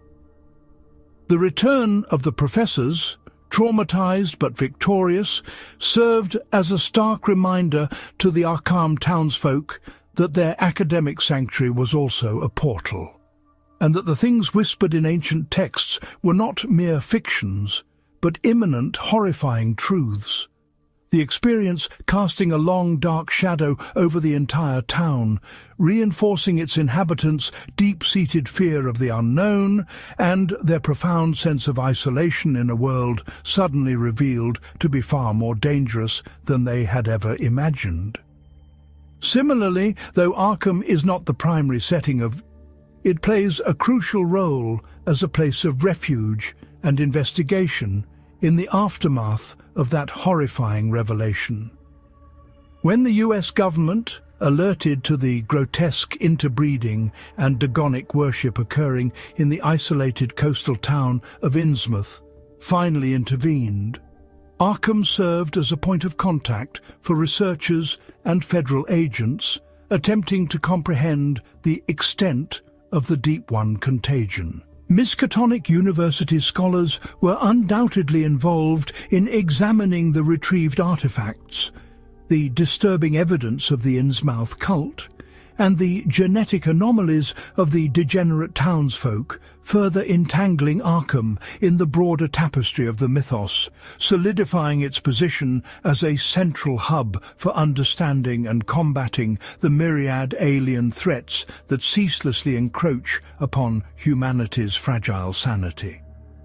The knowledge gained from Innsmouth, the horrifying implications of interspecies breeding and ancient pacts would have reverberated through Arkham's scholarly circles, adding another layer to the town's already substantial burden of forbidden knowledge, intensifying the dread that permeated its academic discussions and its quiet, paranoid streets. The tragedy of Edward Darby and Asenath Waite, chronicled in Dees, further illustrates Arkham's susceptibility to occult manipulation and the insidious nature of certain old Arkham families. Edward Pickman Darby, a sensitive, artistic Miskatonic graduate with a penchant for the morbid and fantastic, falls under the spell of Asenath Waite, a mysterious and intensely willful fellow student from an ancient Arkham family, rumoured to have inherited her father's dark, soul-swapping occult powers, a heritage that speaks volumes about the deep corruption ingrained in Arkham's very lineage. Their marriage, rather than a union, becomes a prelude to a horrifying body-swapping ritual, with Asenath using her dark arts to possess Edward's body, leaving him trapped, helpless, and eventually murdered in his own flesh, revealing the depths of depravity and ancient magic lurking within the town's seemingly respectable circles. The story unfolds across various Arkham locales, from the stately Derby mansion to the Miskatonic University campus itself, painting a picture of a town where familial curses and forbidden knowledge are not abstract concepts but tangible, lethal threats that can utterly destroy an individual, turning their very identity against them, transforming loved ones into monstrous parodies, forever staining the academic and social fabric of the community with the indelible mark of this unspeakable horror. The lingering presence of Asenath's dark influence, the whispers of the Waite family's eldritch pacts, and the ultimate tragic fate of Edward Darby serve as a constant silent warning to any who would delve too deeply into Arkham's hidden histories, a grim reminder of the price of curiosity in a town where ancient evils still hold sway. Even the chilling account of, though more focused on the grotesque scientific experiments of its titular character, frequently implicates Arkham and its Miskatonic University Medical School. West's tireless, horrific pursuit of conquering death through chemical reanimation often leads him and his reluctant narrator-assistant to the dark, isolated corners of Arkham and its surrounding countryside, where they can conduct their unspeakable experiments on freshly deceased corpses, or worse, on unfortunate living subjects. The existence of a medical school at Miskatonic and the availability of cadavers and the cover of legitimate scientific inquiry provides the perfect, albeit sinister, backdrop for West's increasingly audacious and horrifying attempts to restore life, only to create unholy, ravening abominations, creatures that are neither truly living nor truly dead, but rather mockeries of life that serve only to sow chaos and despair, further highlighting Arkham's unintentional complicity in the unleashing of unnatural horrors through the very pursuit of knowledge. The grim, unsettling atmosphere of Arkham, with its decaying architecture and its underlying current of dread, perfectly complements West's macabre endeavours, suggesting that the town itself somehow condones, or at least provides fertile ground for, such blasphemous transgressions against the natural order, demonstrating how the very institutions designed to heal and understand life can become corrupted into tools of unimaginable horror. Arkham's pervasive sense of decay and isolation, its architecture a testament to bygone eras that seem to cling to their secrets with a desperate grip, speaks to broader themes central to Lovecraft's cosmic horror. The town is a living embodiment of the transience of human civilization, its grandeur fading, its prosperity waning, mirroring humanity's own insignificance in the face of an indifferent, vast and ancient cosmos. The quiet desperation of its inhabitants, their deep-seated fears of outsiders, and their tendency towards insularity reflect the terror of confronting truths too immense for the human mind, truths that threaten to dismantle our comfortable illusions of control and understanding. Arkham stands as a symbol of forbidden knowledge and its terrible consequences, a place where curiosity is not rewarded with enlightenment but with madness, where the pursuit of ancient truths inevitably leads to the unravelling of sanity and the direct confrontation with entities that exist beyond our most primal nightmares, beings that predate humanity, that view us as less than ants, or worse, as mere food. The town's peculiar status as a nexus for these horrors, its porous boundaries with other dimensions, and its historical entanglement with occult practices, all combine to make it a microcosm of the Lovecraftian universe itself. A dark, unsettling, and ultimately terrifying place where humanity is perpetually on the precipice of utter annihilation. Its very existence a fragile flicker against an eternal, abyssal night. The very landscape of Arkham, from the winding, muddy Miskatonic River that flows through its heart, often described as sluggish and dark, hinting at the pollution not just of effluent, but of ancient unseen horrors dwelling beneath its currents, to the desolate fog-shrouded swamps that often border the town, seems to conspire with the forces of dread. The air itself feels heavy, charged with unspoken truths and latent energies, a peculiar humidity that carries the scent of decay and something far older, a primeval musk that speaks of things from another time, another dimension. The natural elements of Arkham are not benign. They are extensions of its curse, its fog banks obscuring monstrous forms, its forests whispering ancient secrets, its river a conduit for things that should not be, making every breath an intake of its pervasive, unsettling atmosphere. Arkham's connections to other notorious Lovecraftian locales, Dunwich, Innsmouth and Kingsport, further solidify its central role in the mythos. It acts as the intellectual and sometimes strategic hub, the point from which expeditions are launched, analyses are performed, and sometimes the last bastion against the spread of these regional horrors. Its university provides the academic framework, the historical context, and the unfortunate scholars who are almost always at the forefront of these encounters. Whether they are confronting the elemental horrors of Dunwich, the aquatic degeneration of Innsmouth, or the dream-haunted landscapes of Kingsport.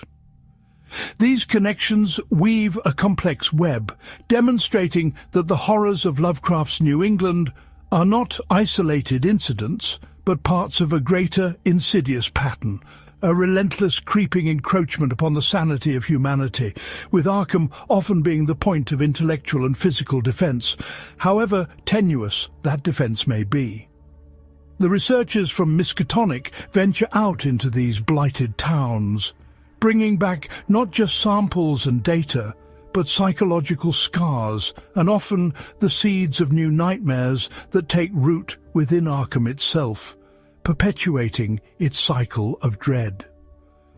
Even beyond Lovecraft's original stories, Arkham has transcended its origins, becoming an icon in its own right, inspiring countless authors, game designers and filmmakers to expand upon its lore, adding new layers of dread and complexity to its already rich tapestry of terror. The mere mention of Arkham evokes a specific feeling of cosmic dread and academic horror, a testament to Lovecraft's potent creation.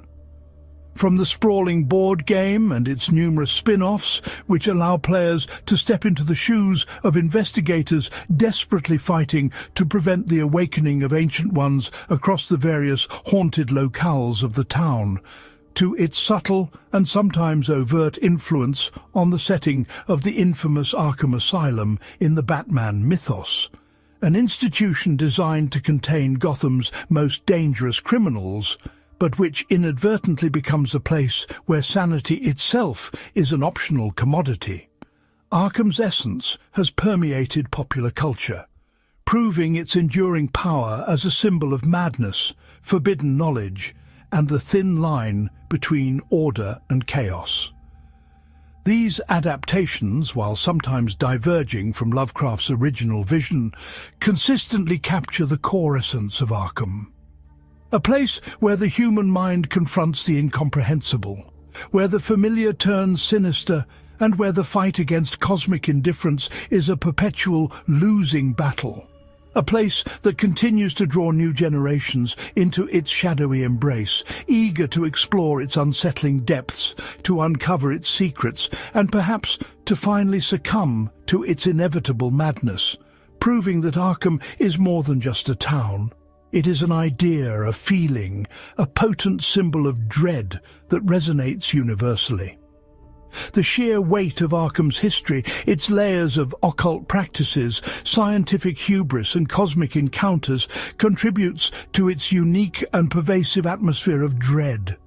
An atmosphere so thick you could almost taste it, like the metallic tang of old blood or the dusty scent of ancient unread scrolls.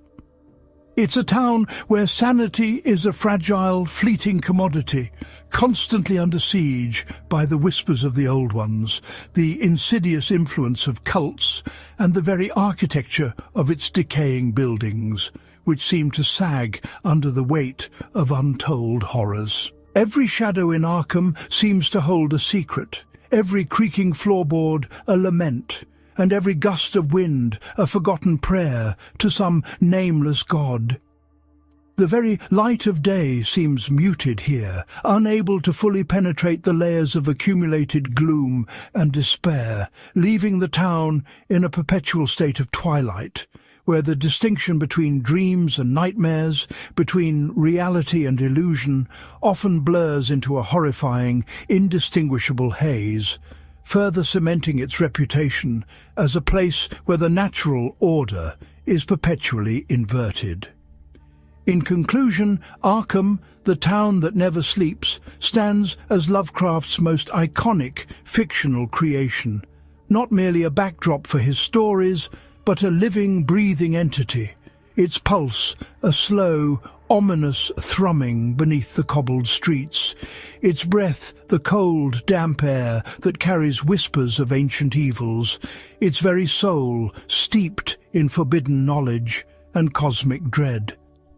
It is a place where every street truly does lead back to madness, where the quest for knowledge often culminates in the unraveling of sanity, and where humanity's fragile hold on reality is constantly threatened by forces beyond comprehension, making it a profound and terrifying symbol of cosmic horror.